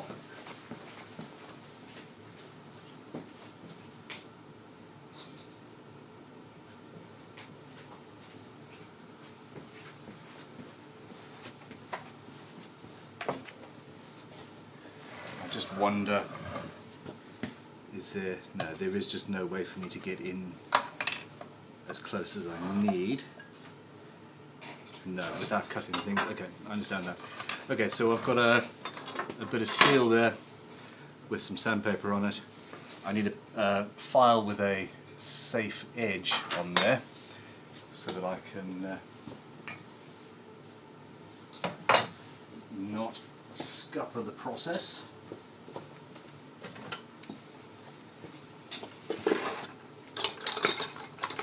I've been considering the possibility of using a silver line ruler. About the only use for silver line rulers is something like this. You don't want to use it as a ruler per se.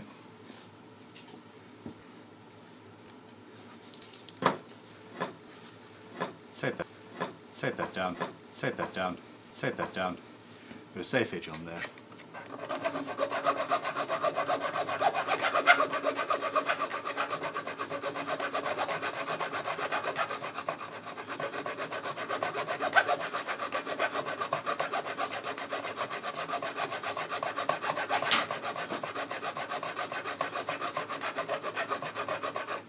And yes, the fret leveling file would also do this particular task.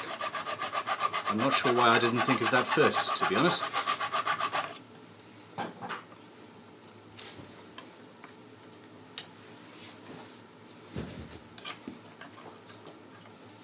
Sophia, were you singing on my live stream? Singing? Oh, I was. I'm going to have to go back and listen. Sam, I'm running out of storage space.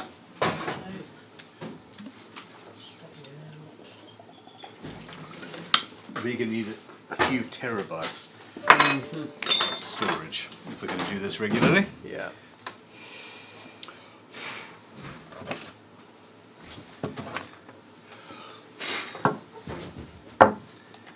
Okay.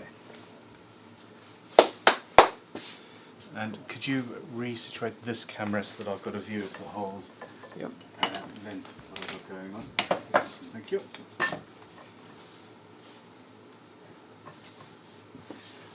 Leveling file. Leveling file. Could you resituate this camera so that I've got a view down the whole length of the neck, You please? pointed here. No, I went like that. Like that. I don't know. I despair, sir. So do our viewers.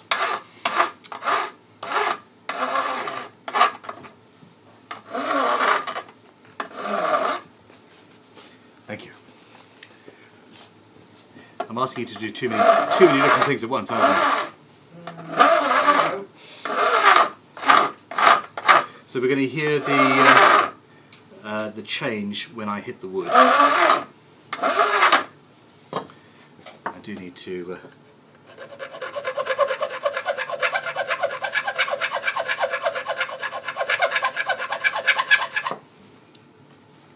knock that one down by hand with a normal file.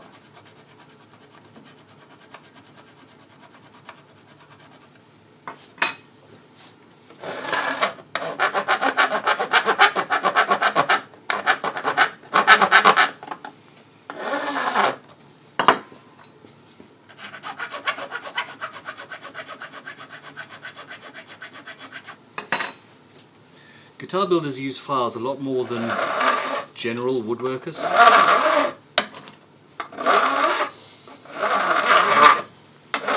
We're the engineers of the woodworking world, I think.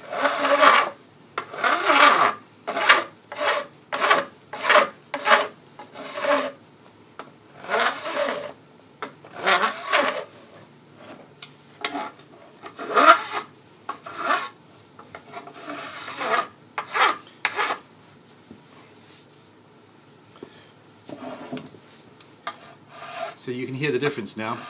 I'm running along the wood.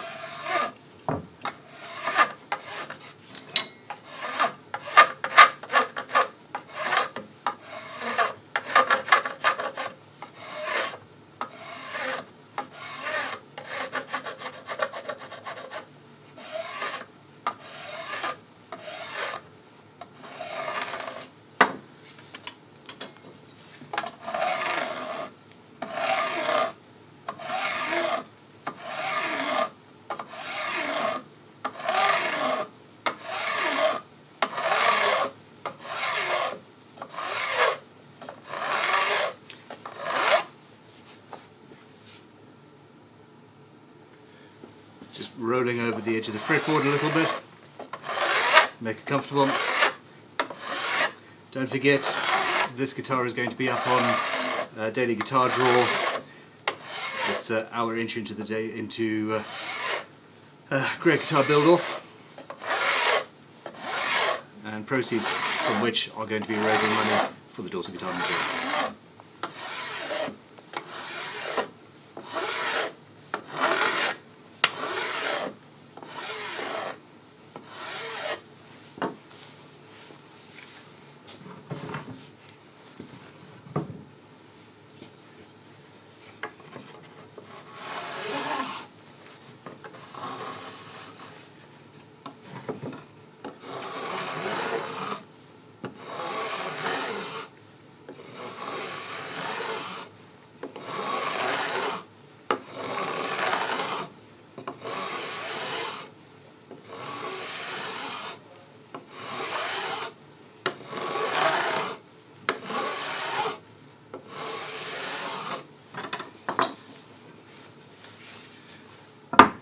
Okay.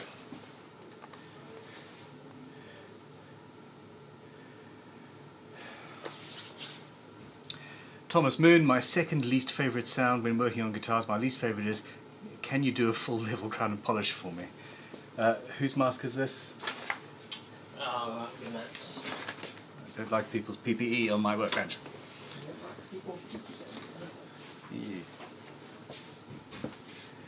Yeah. I must say I am enjoying this far more than I thought I would. It's been a while since I've been on camera, and certainly been a while since I've been doing a live stream too. Sam, could you take this? That is not mine. And that. And that. No, I'm only going to say and that again when you start walking away. I don't think there's anything else. Oh, and this. It is. It's Matt's ebony. I didn't even do that last one on purpose, to be honest.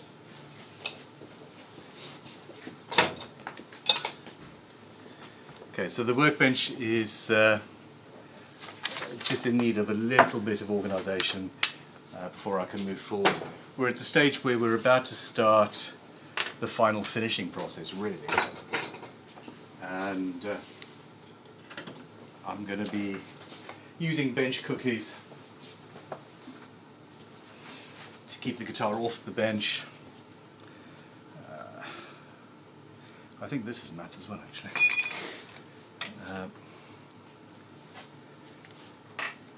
And somebody else's pencil.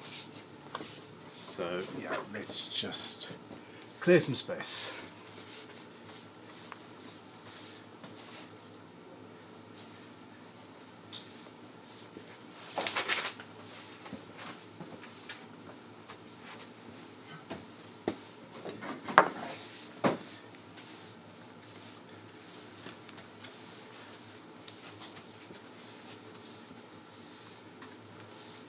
Colin Shipper. I feel terrible. I have 2 walls of amps and usually just use plugins. Guitars change all the time. That they do.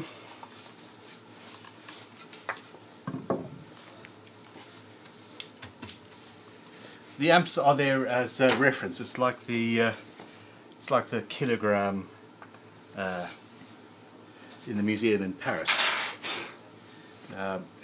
You have the amps so that you know that the plugins sound almost as good. That's my justification, and yeah, I'm happy with it. What do you think? He says putting files next to his goggles.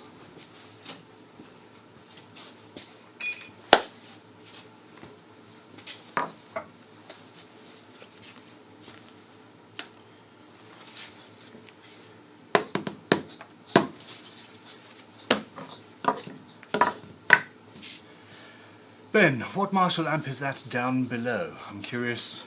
Sorry, my ADHD does it. I've got a computer in the way. I need a neck rest.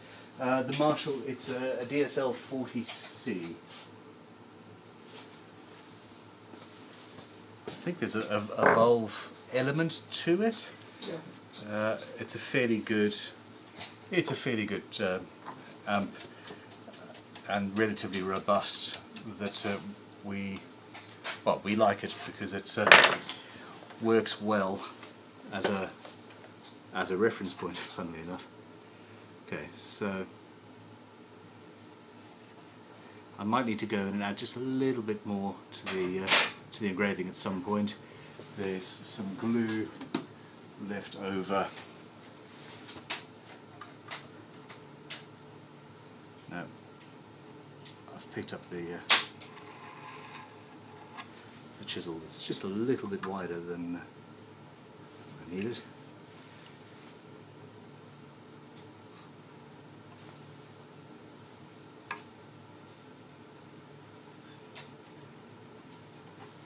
I'm just delicately removing any super glue on the side of the fret.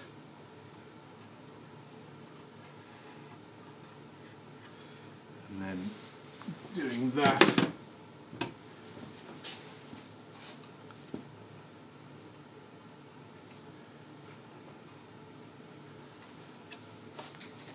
Ben, do you want this base or smaller one? That base is fine. Yeah.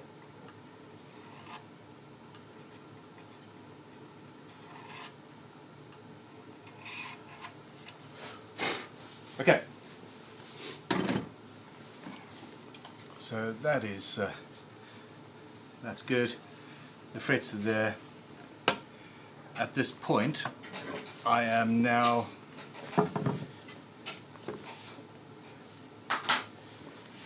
going to start preparing to hand route this giant inlay cavity.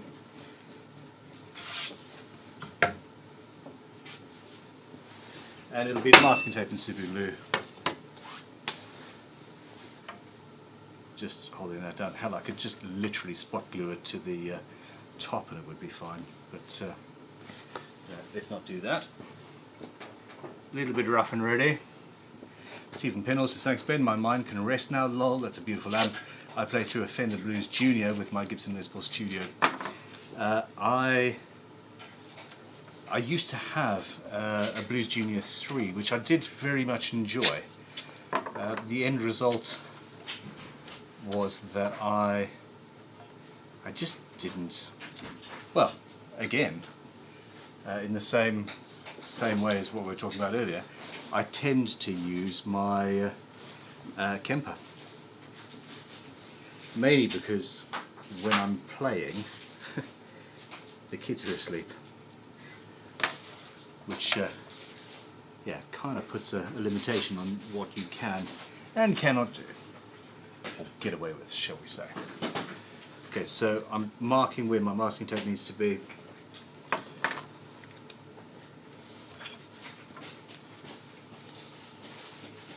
bottom edge.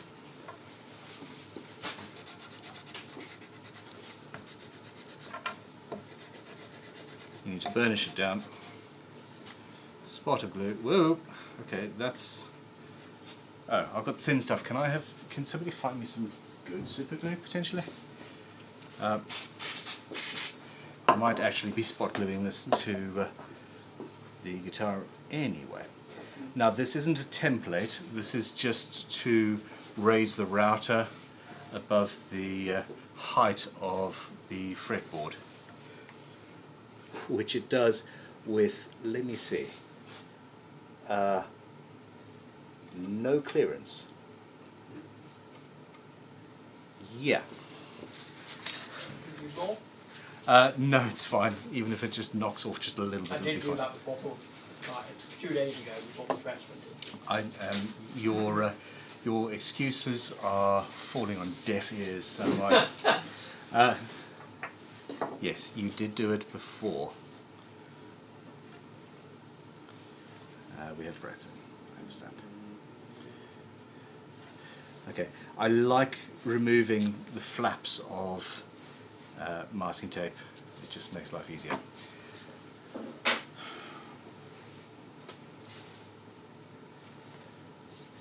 Okay, where are we? Camera 1. Okay, so this one's just going to sit there.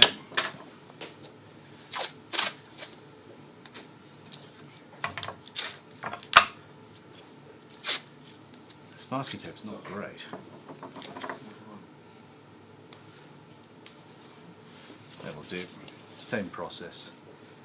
I can now mark on the side of the board where it's ending up.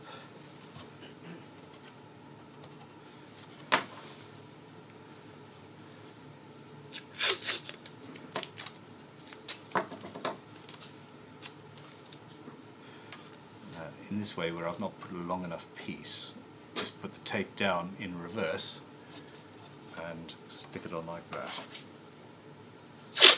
That's actually a faster method.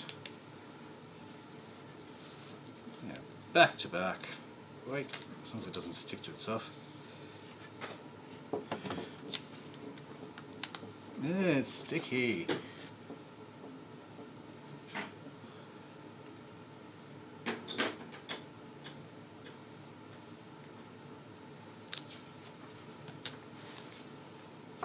that work?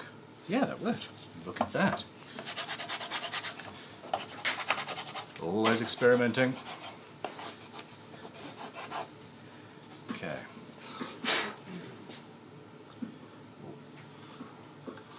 That's too much glue.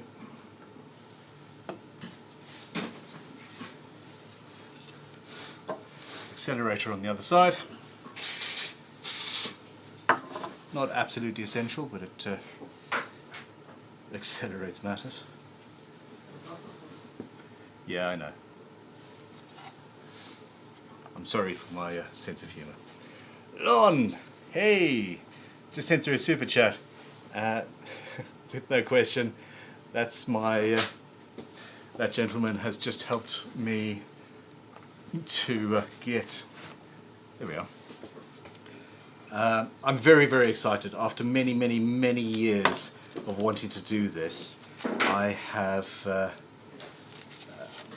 managed to rent a 4-bed townhouse that is specifically being rented in order to sublet to students at the Crimson School. It is going to be incredible. I'm so excited. And yeah. Bum bum bum bum. Next, on day 4 of the guitar build, 4 waffle sessions, 3 Sophia songs, 2 sounds vintage corners, and the electronics, wiring, and a pear tree. I added in a pear tree. That wasn't in the original comment. I need to take credit for that joke. It's 2:30. I mean, we might be able to get strings on. Or are we going for a raw finish? No finish. Flash go only takes half hour to dry. No, I understand. If that. Yeah. Okay, this guitar is there. It's sitting on the bench cookies, so that's not necessarily going to move. I have a router somewhere. There's a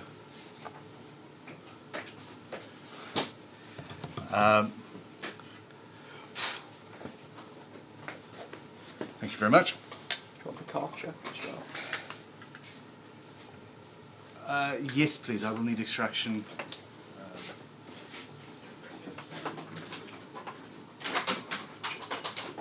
Yeah, just check that the thing's off. Before I plug it in. Okay. Yeah, if you plug that in for me, thank you. Is the cartridge already plugged in? Yes. Okay, there we go. So that's some extraction. We're good. Sam, if you could sort out the audio. So we're going to dip the audio right now.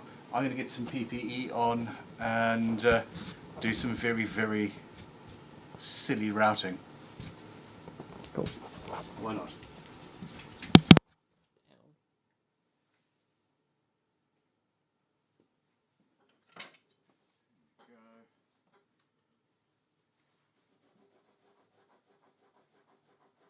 That's a start.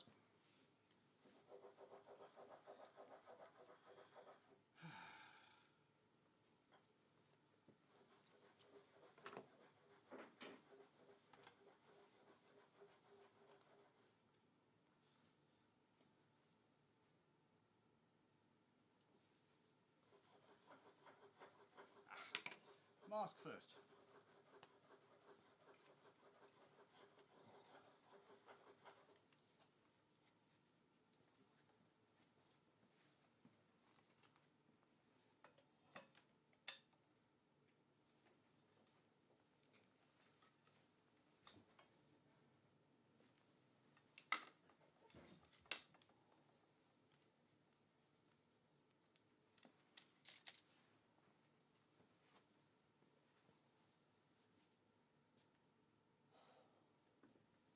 Three,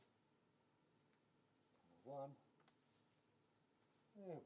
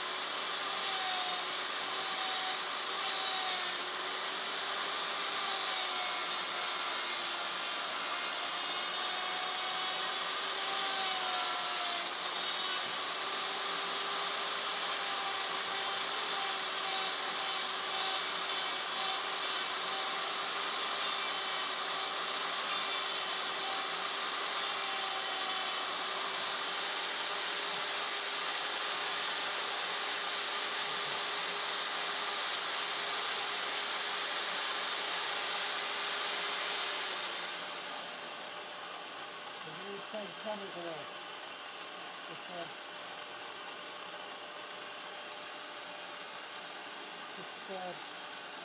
If you pull just right up in there.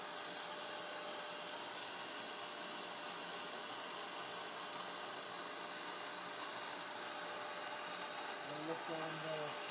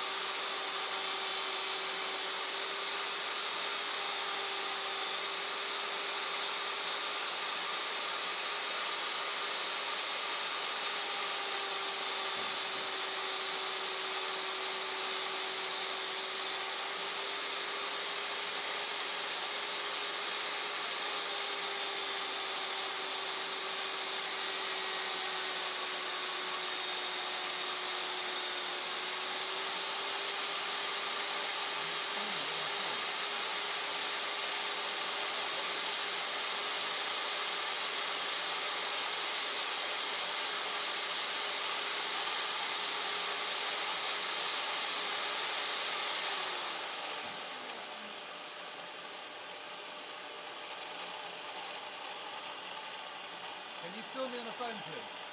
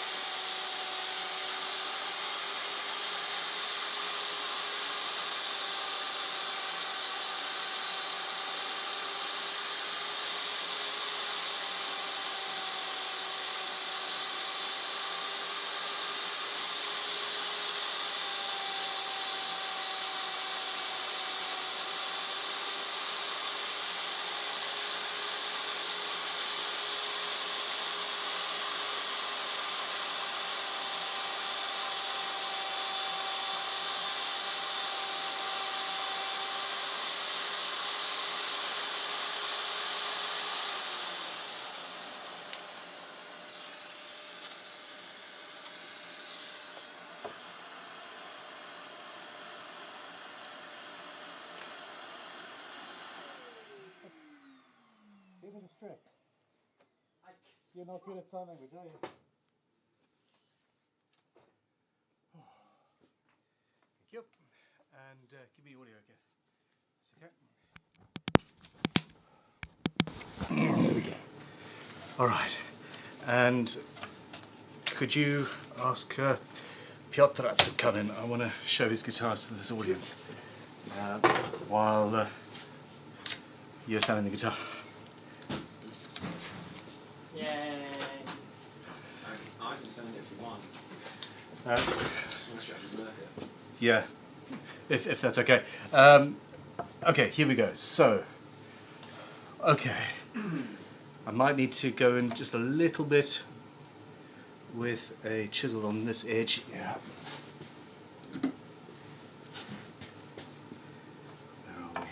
Just here.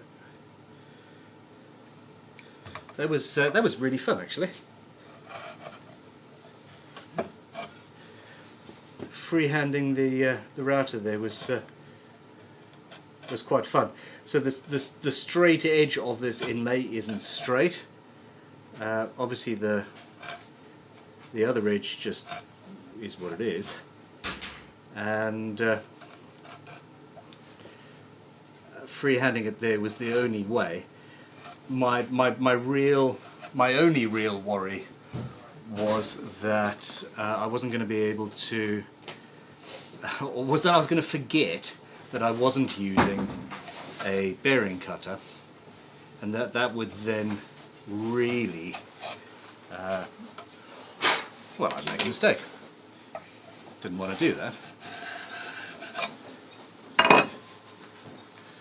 But yeah, we're nearly there.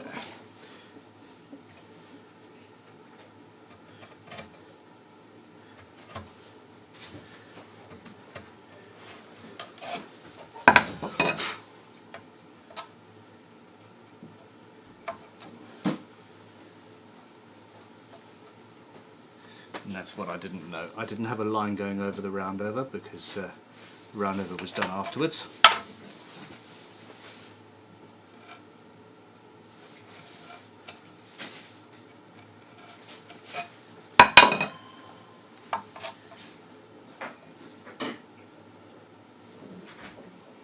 Okay.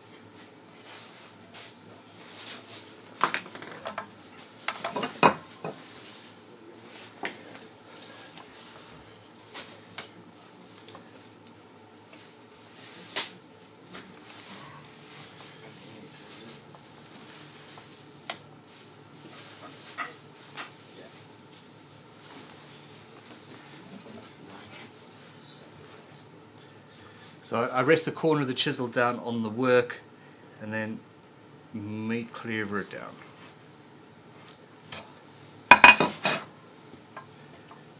And we've got it. So close.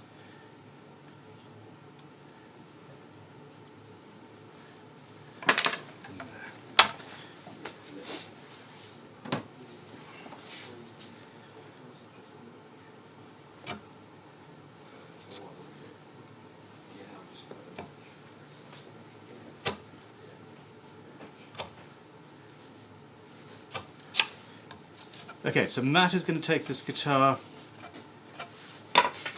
sand the whole thing down using a power tool away from us. We don't want power tools in this workshop, do we?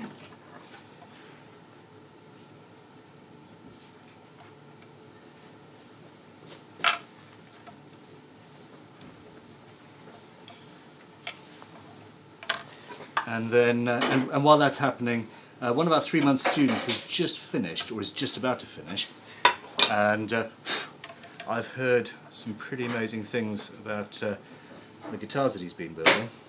All lies. He's just saying all lies. I've taken time off, you see, and I haven't spent enough time in the workshop.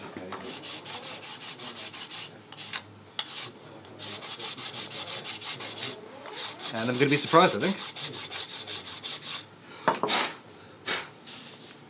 Right. Come on then. Where are we? There we go. Oh yes. Gosh, that's cool. Yes. That's going to be so freaking awesome. Okay.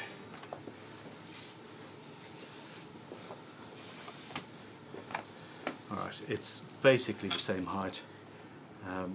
It's a little bit proud there, but that is not an issue. So what we want to do, Matt, lightly round over the edges along those things. Sand the whole thing as rapidly as you can. We're not going to worry about filling any cavities or any of that nonsense. So are we gluing that in now? We're going to glue this in after you sand it. Right, okay. Yeah, because yeah. otherwise that would be insane. Yeah, I was going to say, it might not be a great plan. No. But we want to glue that in before the flash coat, and we need the flash coat to go like now. Yes, I know. Okay. There's a live stream at 4. Fastest sanding ever, here we go. Well, yeah. I can get the thing wired up while they're doing DGD, can't I? Yeah, but that's yeah. By that point, we've already failed, which I think we have. But hey, it is what it is. But come have a. Well, let's have a look. We have audio. We're all good. Tom has now come through a few. Yeah, just divest me of all this stuff. Let's have a chat. This is the sort of thing that I want to do with in the live stream moving forward. It's just every now and then there's something completely different.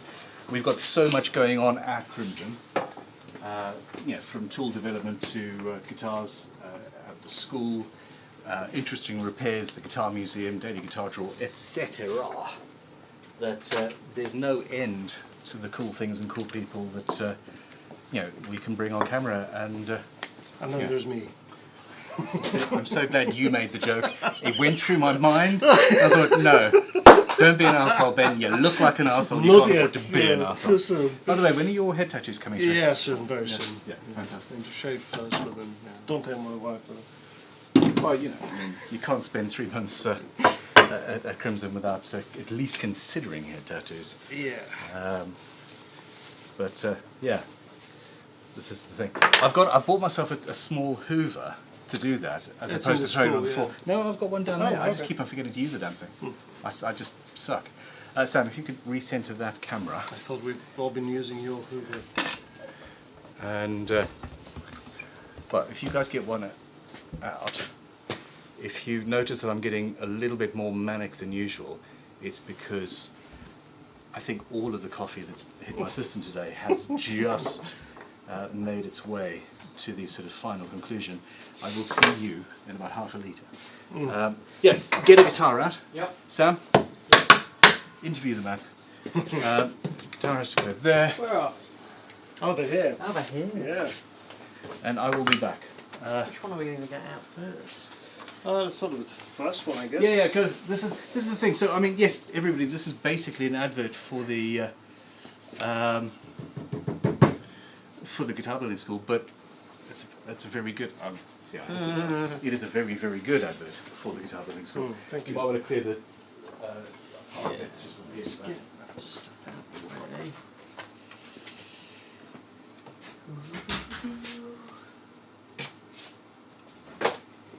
That'll do. Oh, that stuff can. That'll be alright. Cool. There we go. So I mean, it's essentially a tele-custom, isn't it? It is, yes. It's essentially similar Just to a a custom. pimped up tele-custom. Yeah, it's my favourite tellies are customs with the Gibson style. Yeah, I mean it wiring. is Fender's Les Paul, isn't it? Really? Yeah. But So, yeah, it's. So remind me what wood's this made out of? So this is Swamp Ash body, which Swamp is Ash. really light. It's double bound. which Everywhere. You can't, yeah, everywhere. Even Everywhere, you can't including even- the cavity plates. Can't really see it, but it makes the whole difference. Stained black and flash coated, and then the top is nitro. So it's high gloss nitro Yeah. on a spotted beach top. Yeah, I mean it looks gorgeous. The Thank you. top. Uh, And yeah. it pops, doesn't it? As soon It as you does, put yeah, any finish yeah. on it, it just goes.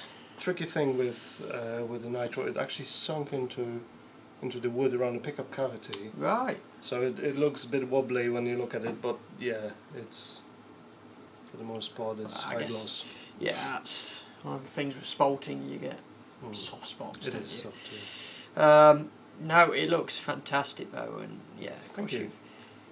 you've got the wide range style humbucker Yes. in there. So I got these. If anyone is interested in good quality budget pickups, guitarfetish.com. Amazing. They sound really good. Yeah, yeah, no, I mean it sounds incredible. Yeah. And yeah, what have you got going on with the neck? So you've got kind of So a C profile on yeah, it. it is. I went with something a little bit thicker than what the book said. Yeah, I didn't know what I was doing, so I just But you, added. yeah, you were couple saying you mil like in thick them. necks, don't you? Yeah, Yeah. yeah. But you know, when you build it first time, you don't know really what difference will 1 mil here and there make. So yeah, it came out nice and chunky. It's just a maple. Comfortable, Plain, right? yeah, Yeah. very comfortable. Just plain maple with slightly flamed. I think it's sycamore fretboard. Yeah, and block inlays. Yeah, they were interesting to You do. did them by hand, didn't you? Yes. Madness. Yeah, Mostly Hold on. with Yeah. scalpel blades. close with scalpel blades. Still yeah. have 10 fingers, it- so that's good. That does help. I mean, we'll get a close up of the inlays because yeah, it's insane that you did these by hand, and Mm. you know, And so precisely. yeah. Thank you. Very, very annoying. Is this is the That's the first one. This yeah. is the first one. Yeah. Why did you need to come to a guitar building school? Thank you. No, nobody wants to look at us. I want to look at the guitar. Come on. So the interesting thing is we've now started to use a vinyl plotter to create logos, which adds a whole level of detail to the guitars. It's the final thing, and it's something that we struggled with at headquarters. Sam, if you go handheld with this camera Okay. and take some beautiful shots. I'll show you where not to look. Yeah, don't go too close. But you know, so the first instrument, obviously, relatively simple, but you can build the most simple instrument on the planet and have 2 or 3 very detailed elements. For example, you've bound on the back, even though you've got black stain. The subtlety of doing that is something I absolutely love. You know, that's a Bound cavity significantly covers.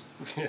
a bound cavity cover. You're Just insane. one cavity cover. That kicked me in the face yesterday when I tried the electronics and the neck pickup wouldn't work for some reason. Turns out it was the switch, and I had to fish it out through the cavity. Oh, shoosh. Sophia told me not to do it, but I did it anyway. So there you go. Listen to Sophia. Yeah. Sophia knows all. Okay, grab the next one. I'm aware that you're on a bit of a deadline. Yeah. This is perfect because Sophia, come talk. It's impossible to not be in a good mood when you're skipping, isn't it? I know, skipping's great. Most assuredly. Ooh. Okay. So this is one you built for me, yeah? Okay. Well, tell us. It's camera 1. Tell us what we've got then. So we've got a gold top Les Paul style with Looks three like a nice chunky P90s. Yes, it is very Nice. very, Yeah, you very see, chunky. built exactly for me. That's a Fijian mahogany with a maple top, thick top, and crazy flamed neck. I do like the bound control cavities. I might actually steal that and start doing that on a more regular basis. You will I've done it receive once the or letter. twice. Simply, hey, Gibson sent us a letter, and I ignored that one too. That's why I went with someone else's headstock, to be honest. Yeah, Gibson, PRS. I don't think we've had one from Fender. Yeah, they're But, chilled. yeah, we just ignored Gibson. So this one has 3 pickups, 3 volumes and 1 tone, and it's got the 3-way switch, which is 6 positions actually. Yeah. The 6-position freeway switch. I don't think I have the brain power. It's very simple to wire up. Simple to wire up. It's as a player, I don't think I could cope with that. That's even simpler. Okay, we've 'cause got it's the overhead now. Yeah, it's the Just no, don't put that down. standard Les Paul neck and bridge, Yeah. and then we flip it right, it gives you the middle pickup. So this becomes bridge and middle, this becomes just the middle, and this is those two. So Okay. nice strut like strut on heroin. Sam, give me one of these. We do need to play with it. Yeah. Fantastic Come on then. company. They make them here in England. Yeah, I've Not talked to cheap. you before. Yeah, not cheap, but very good Let us know in the quality. chat what you guys think. Is there something that we should do? I don't personally like the Spoke wheel. spoke wheel truss rods. I only like spoke wheel truss rods, to be honest. I think as a guitar builder, of course, absolutely. As a guitar builder selling guitars to people, many people are fine. Some people do not deserve to have easy access to truss rod adjustment. Oh yeah, That's fair true. enough. That is Yeah, fair yeah. enough. And it's not being mean or rude. Well, it's being a bit rude, but just we'll do it. We'll set it up. Don't touch. Yeah. And it's not everybody. Look. I suppose the argument is somebody buying a custom guitar, something at this level, Mr. Student. Yeah, they will know better than most, or they'll have a luthier doing it, I suppose. But still. Anyhow, yeah, beautiful. Bring us the last one. Do we have enough space on the... Sophia. I may have to go back and carry on doing my job. Oh, you're supposed to be teaching. Okay. Are you proud? I'm very proud. Thank You've you, done Sophia. a cracking job on all 3. Thank you for all Really the help. top notch. That is okay. All the tips that I ignored. I think 50% of the answers were scrape it. So Just had an accent. Okay. Holy shit. Okay. Yeah. I am so glad I haven't been in the school for a while. Damn. Do you need a bigger neck rest? I do need a bigger neck rest or get rid of my computer. But hey. Matt Lang, even if you don't like spoke wheels, that's beautifully integrated. Tell you what, Sam, I fixed it. Good. Okay. Yeah. Why? Yes. Okay, no. so I don't like spoke wheels. You've now got 2 on this one. Beautifully finished brass nut. I don't know how many strings there are. 12. It's 12 string bass.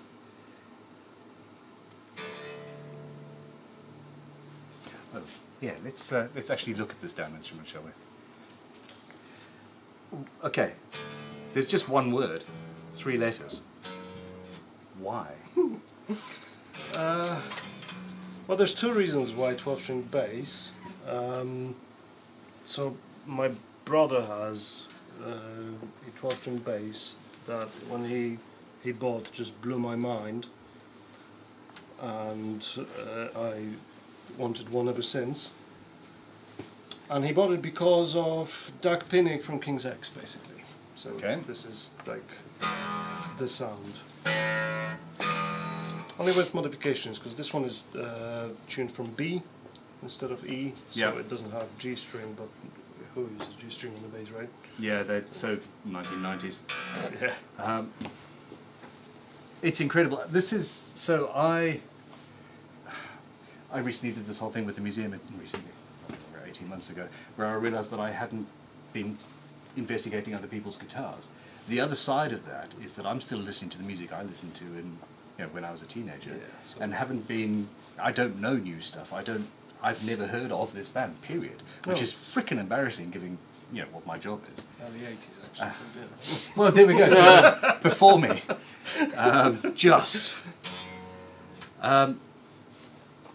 I need to spend more time listening to cool bands and investigating cool instruments. Okay, cool. Close-ups, close-ups, close-ups. Tell us what you've done, because we're... So the main thing is that this is a multi-laminate neck-through base with very long headstock. I've had luthiers do a poorer job than this. Glue-up was a nightmare, but yeah, it worked out well. Did you use locating pins? I did, one snapped, so, and then when we started clamping it, it was sideways, so it bowed up, and bowed up. Been there, done that. It snaps, and you've got all the glue on already, and it's half glued up, and you just die a little bit inside. Yes. But you don't have time to panic. That was a rescue mission. You sit down afterwards in a corner and go, what the hell just happened? The tuners are interesting, so I wondered, that was the first thing I wondered, is how the hell did you deal with the tuners? So they're basically 4 bass and 8 guitar tuners. But low profile, low... well, not they don't really. take up that much space. Just your regular... The bass ones, I mean. Oh yeah. So ideally I would go with tiny guitar tuners, like there is like Brooks guitars. Robert Brook, he builds 12-string basses, and he's using those stealth tuners. Those are really incredible, tiny, and they really take very little space. With these, I had to redesign the headstock from scratch, and well, it is what it is. I guess it's not perfect, but it all fits. Well, I can't see any issues with it myself. You've lined the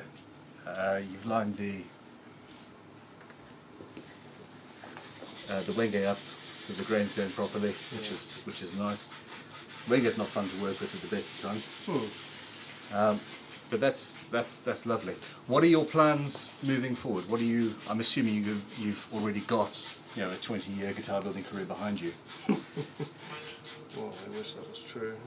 I want to go into it.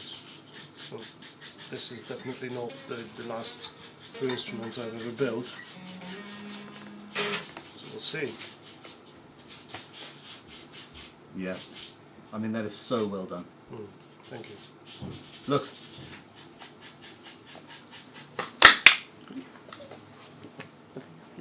Sam's stepping backwards.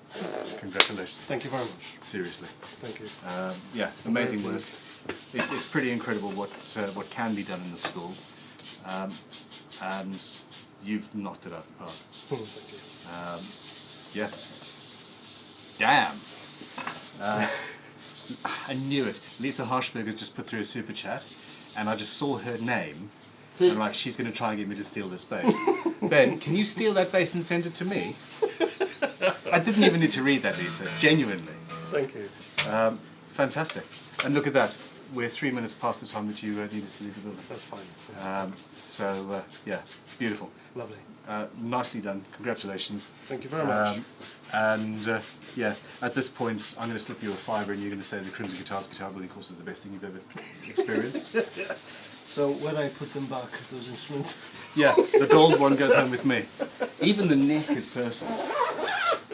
Thank you so much. Hey, it's an absolute pleasure. And yeah, I'm looking forward to seeing what you do moving forward, really. Lovely. I'll be in touch. Enjoy. Thank you. Yes, I know. The first thing going through my mind is give him a job. Enjoy. Thank you. Okay. Matt is that was so perfectly timed. Matt's back in the room, and he's got a partially sounded guitar. Thank you much. No worries. Have a good one. Paul Cook, top workmanship. That brother is definitely going to be somebody in the luthier world. That's Bulgarian Evolution. Toby D, beautiful work. Fantastic work from PS Guardian. Yeah, King's X are the greatest unknown band ever. This is Stephen Webb. Saw them live 20 years ago at Rock City, not packed venue. Everybody sang along to every song. Okay, King's X. I am going to have to find my phone and go from there. Matt, you're on camera. I'm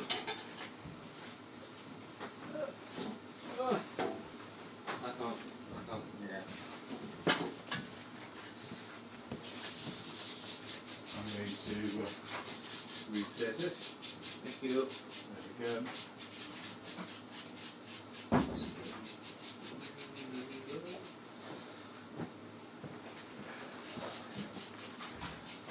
Okay, I'm just going to follow Tom out of the room for a second, and we're going to discuss the next stage of this insanity. I'm just going to take my jumper off and not on camera. Okay.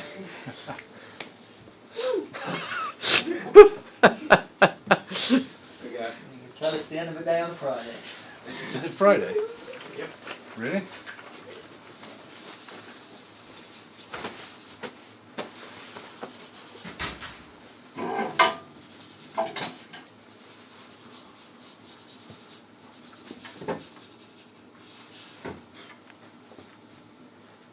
I was in the office. No. No.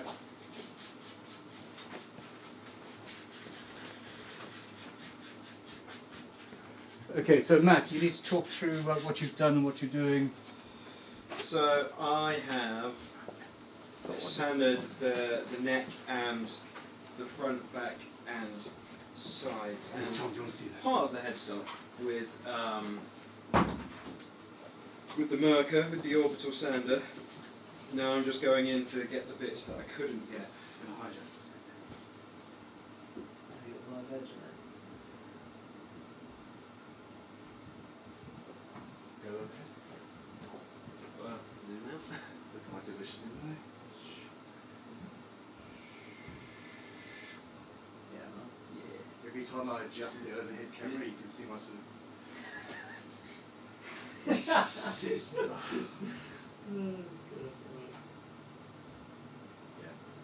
don't like it.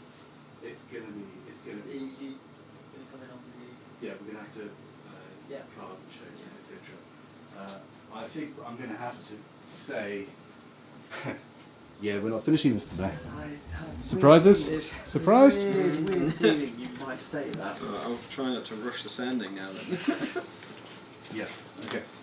Go for a bit. I'll be back in a second, and we're I going seem to. to change the brush at this point. Yeah. This is going to be a significant guitar. It needs to be done properly. Yeah. Who cares if I don't technically finish in time at the end of GGBO?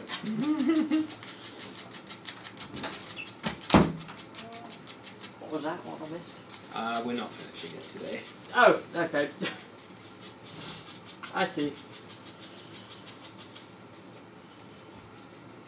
Surprise? No. That does mean though that I can do this properly and raise the grain and all that kind of. Also, one of the inlays kind of disappeared. Oh, so it did. I don't know whether it popped out or what happened with it, but it was there and it's gone. And now it's not. Can you take that? Remove it. And also these are still flush. Okay. Not flush. Sorry. I don't know who. Did you find that? No. Okay. Well. Well. If it isn't Captain Slackbladder.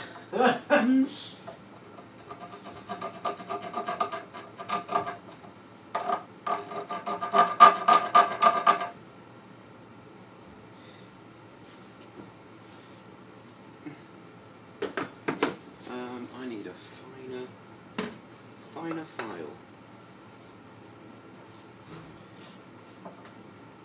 Which camera is one? No, look at me this way. There we go.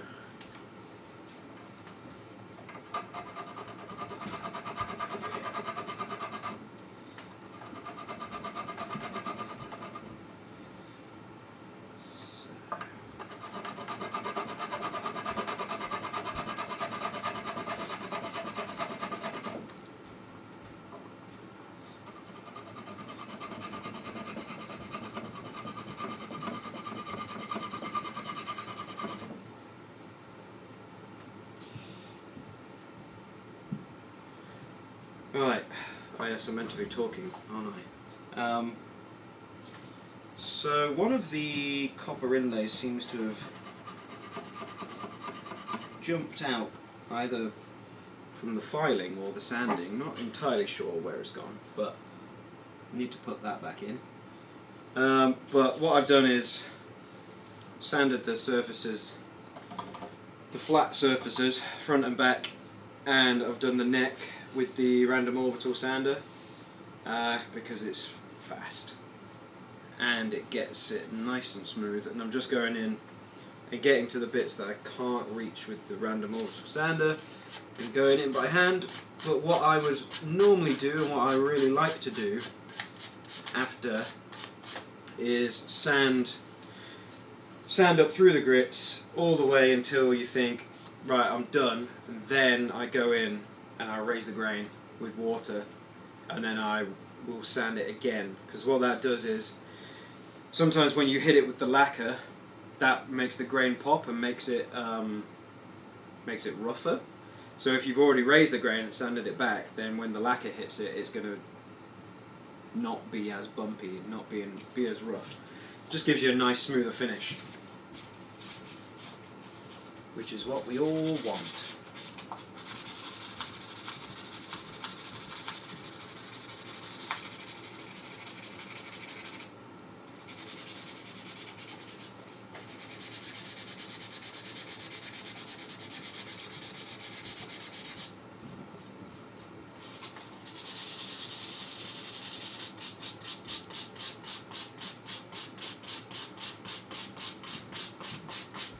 And the bonus when you raise the grain is you get to see how it will look under the finish, which is always good. Isn't it, Sam? I didn't hear any of that. Oh, I can't believe he wasn't paying attention to what I was talking about. Another thing I want to get in is just get rid of the glue and stuff around here. I don't know if you can see that on the camera very well. No, you can't really see it very well, but you just need to clean up in here, because that's the bit that's going to be difficult to get at.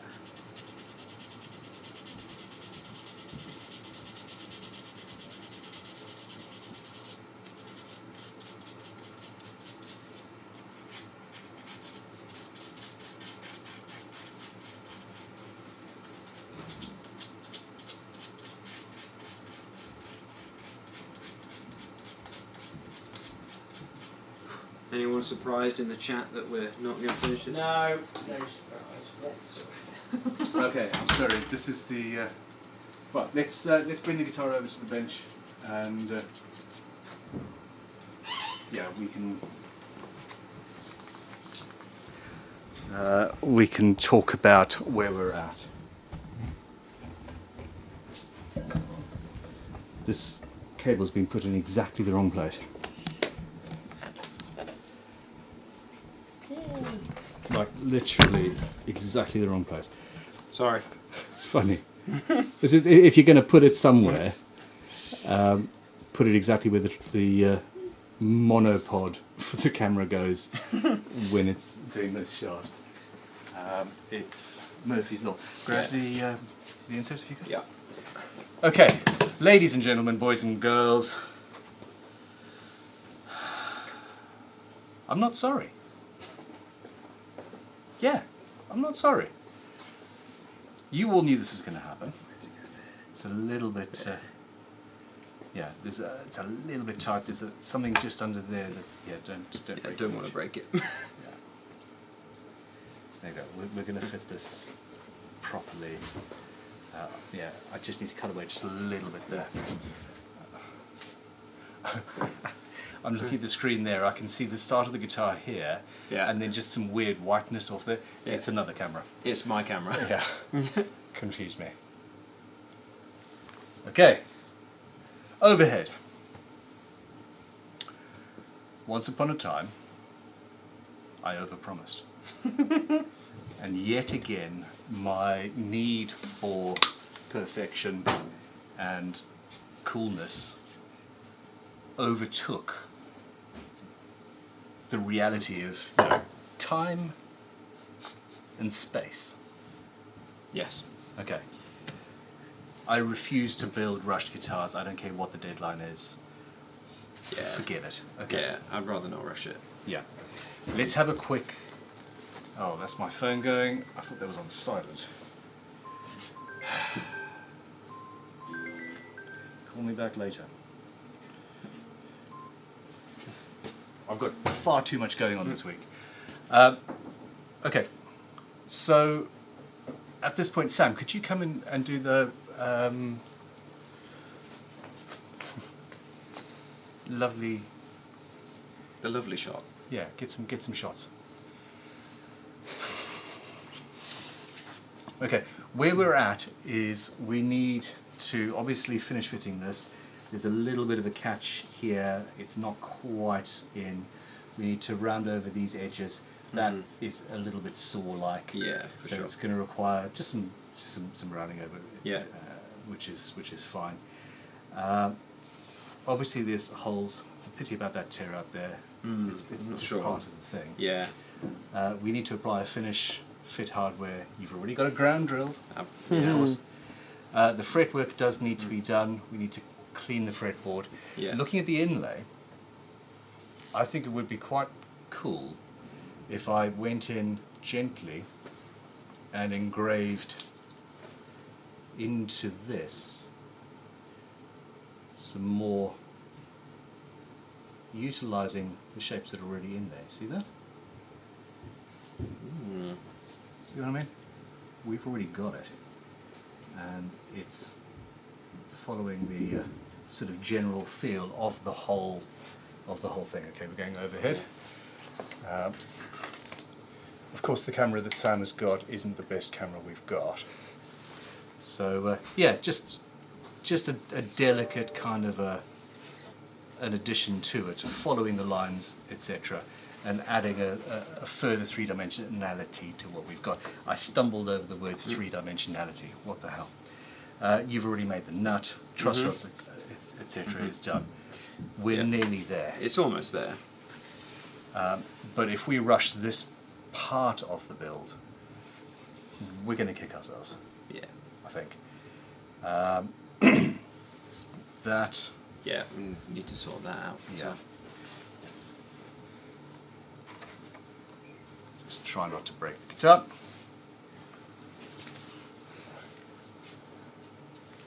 The shape of this it's not great. No. I like that. Well, it's because it's not designed for this guitar, isn't it? It isn't, yeah. And it's not necessarily a bad thing, it's just not ideal. We should put something on the back, round over, make it tidy. I think if we are going to be doing... we'll go over to Sam's camera. There you go, Sam. Sorry. You can talk as well, you're not just a camera person. Yeah, of course. How kind. Oh, yeah, I am. Really. Yeah. Mostly, sometimes. But we need to clean up in there as well. Yeah. Because there's still like glue splooge. To do this properly, it needs a good concentrated couple of hours of sanding. Yeah. It really does. Yeah, absolutely.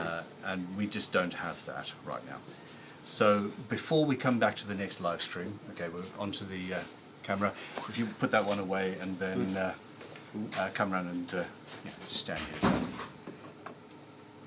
So. Splooge we're good. of the day. Yes. Okay. So, of course it fell off, but it's nice and solid. We're good. So, it's going to be such a nice guitar. Yeah, it is nice and light. Also, one of the inlays seems to have fallen out. disappeared somewhere along the way. Yeah, that might have been my over-ambitious attacks with a leveling file. Thank you for pointing that out. That's right. I noticed when I was sanding that it was not there.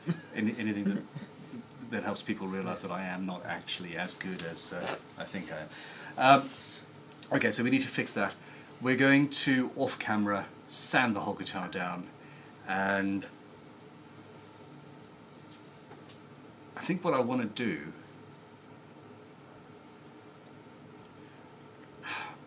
the flash coat is a great finish, but it doesn't imbue the wood with that depth that you get from an oil finish. You know what I'm talking about? What we are going to do is we're going to on camera, hit it with shellac first. Okay. The shellac goes into the grain, fills the wood, gives that three-dimensionality and that sort of the character that you get from an oil finish, for example, and it also cures very, very rapidly. We're then going to hit it with a flash coat and put the thing together. Okay, cool. Yeah. This is going to probably have to be next week. We might have a stream on Wednesday. Sure. It depends on what's happening with the GGBO scheduling. Please watch this space. I'm not sure when. I'm not exactly sure when at this point. Okay. We'll be here anyway. Yeah. Damn right you will. You've only got 3 more days of holiday. I've just learned. I know. The next stream though, we are going to have plans. I think that camera is entirely out of focus. No? No. Maybe. We just stood here going. The sugar. In the next stream we're going to have plans, we're going to have ideas, we're going to have scheduled bits and pieces that are happening. You're going to have an interesting repair on your bench part of the time. I'm also going to be calling in a 4th or maybe even a 5th person. I want to get Sophia on the streams as well, as much as possible. She's awesome. So yeah, we're going to have various projects on the go, and it's going to be this whole, not quite game show, but thought out and interesting. So yeah, that's the plan. You gentlemen, feel free to piss off. I'm going to read some comments and then say goodbye. Well. Thank you for this. It's great. I mean, you'll see me in 40 minutes anyway. So. Well, yeah, there is a live stream on the Daily Guitar Draw channel. I'm not sure if that's been renamed yet or if it's still Crimson Guitars I Extras. believe it has been renamed. Okay. And that's that.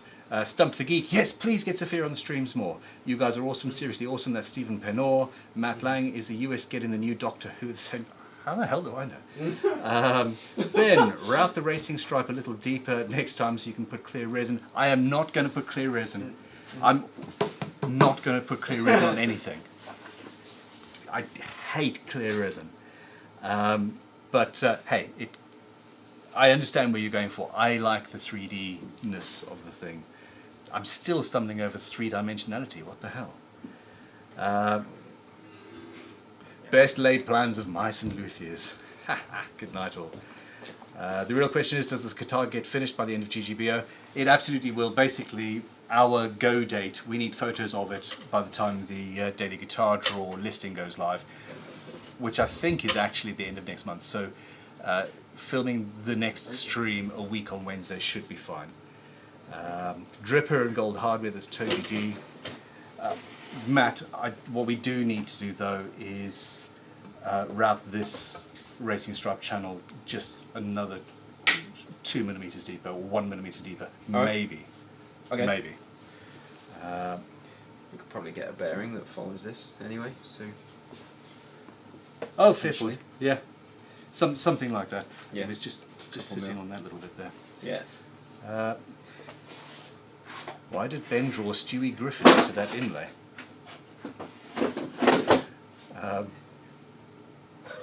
There we go. We got the blue one. I'm good. Good, because I didn't know what it is. I'm good. We're good. Ben, you know what the next build should be?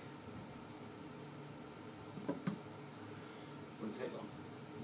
Finishing that, we've got somebody's got their name on that, actually. Yes. Yeah, which is good, and I've got some serious plans. Well, here you go. Bring the guitar over, and I'll have a quick chat. And then we're going to call it a day because we now need to clear the decks to prepare for the next stream, and I need to, yeah. Stop moving for a second. So this is a guitar. It was made in oak, and it's obviously a version of our bog oak guitar. We could not get bog oak that was less than horrendously expensive, and we wanted to experiment with using the tannins to make it black. What's the term I'm looking for, Matt? Ebonize? Ebonize. Still not the right term, but it's a better one than I had.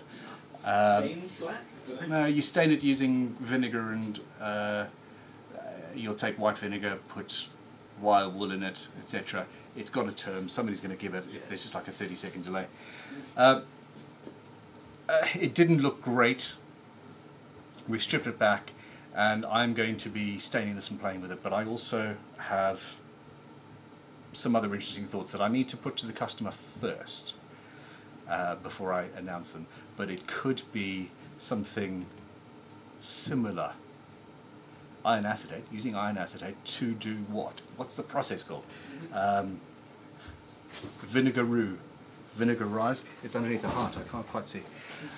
So this is a project that we're going to have to do. It'll be showing up on the stream for sure.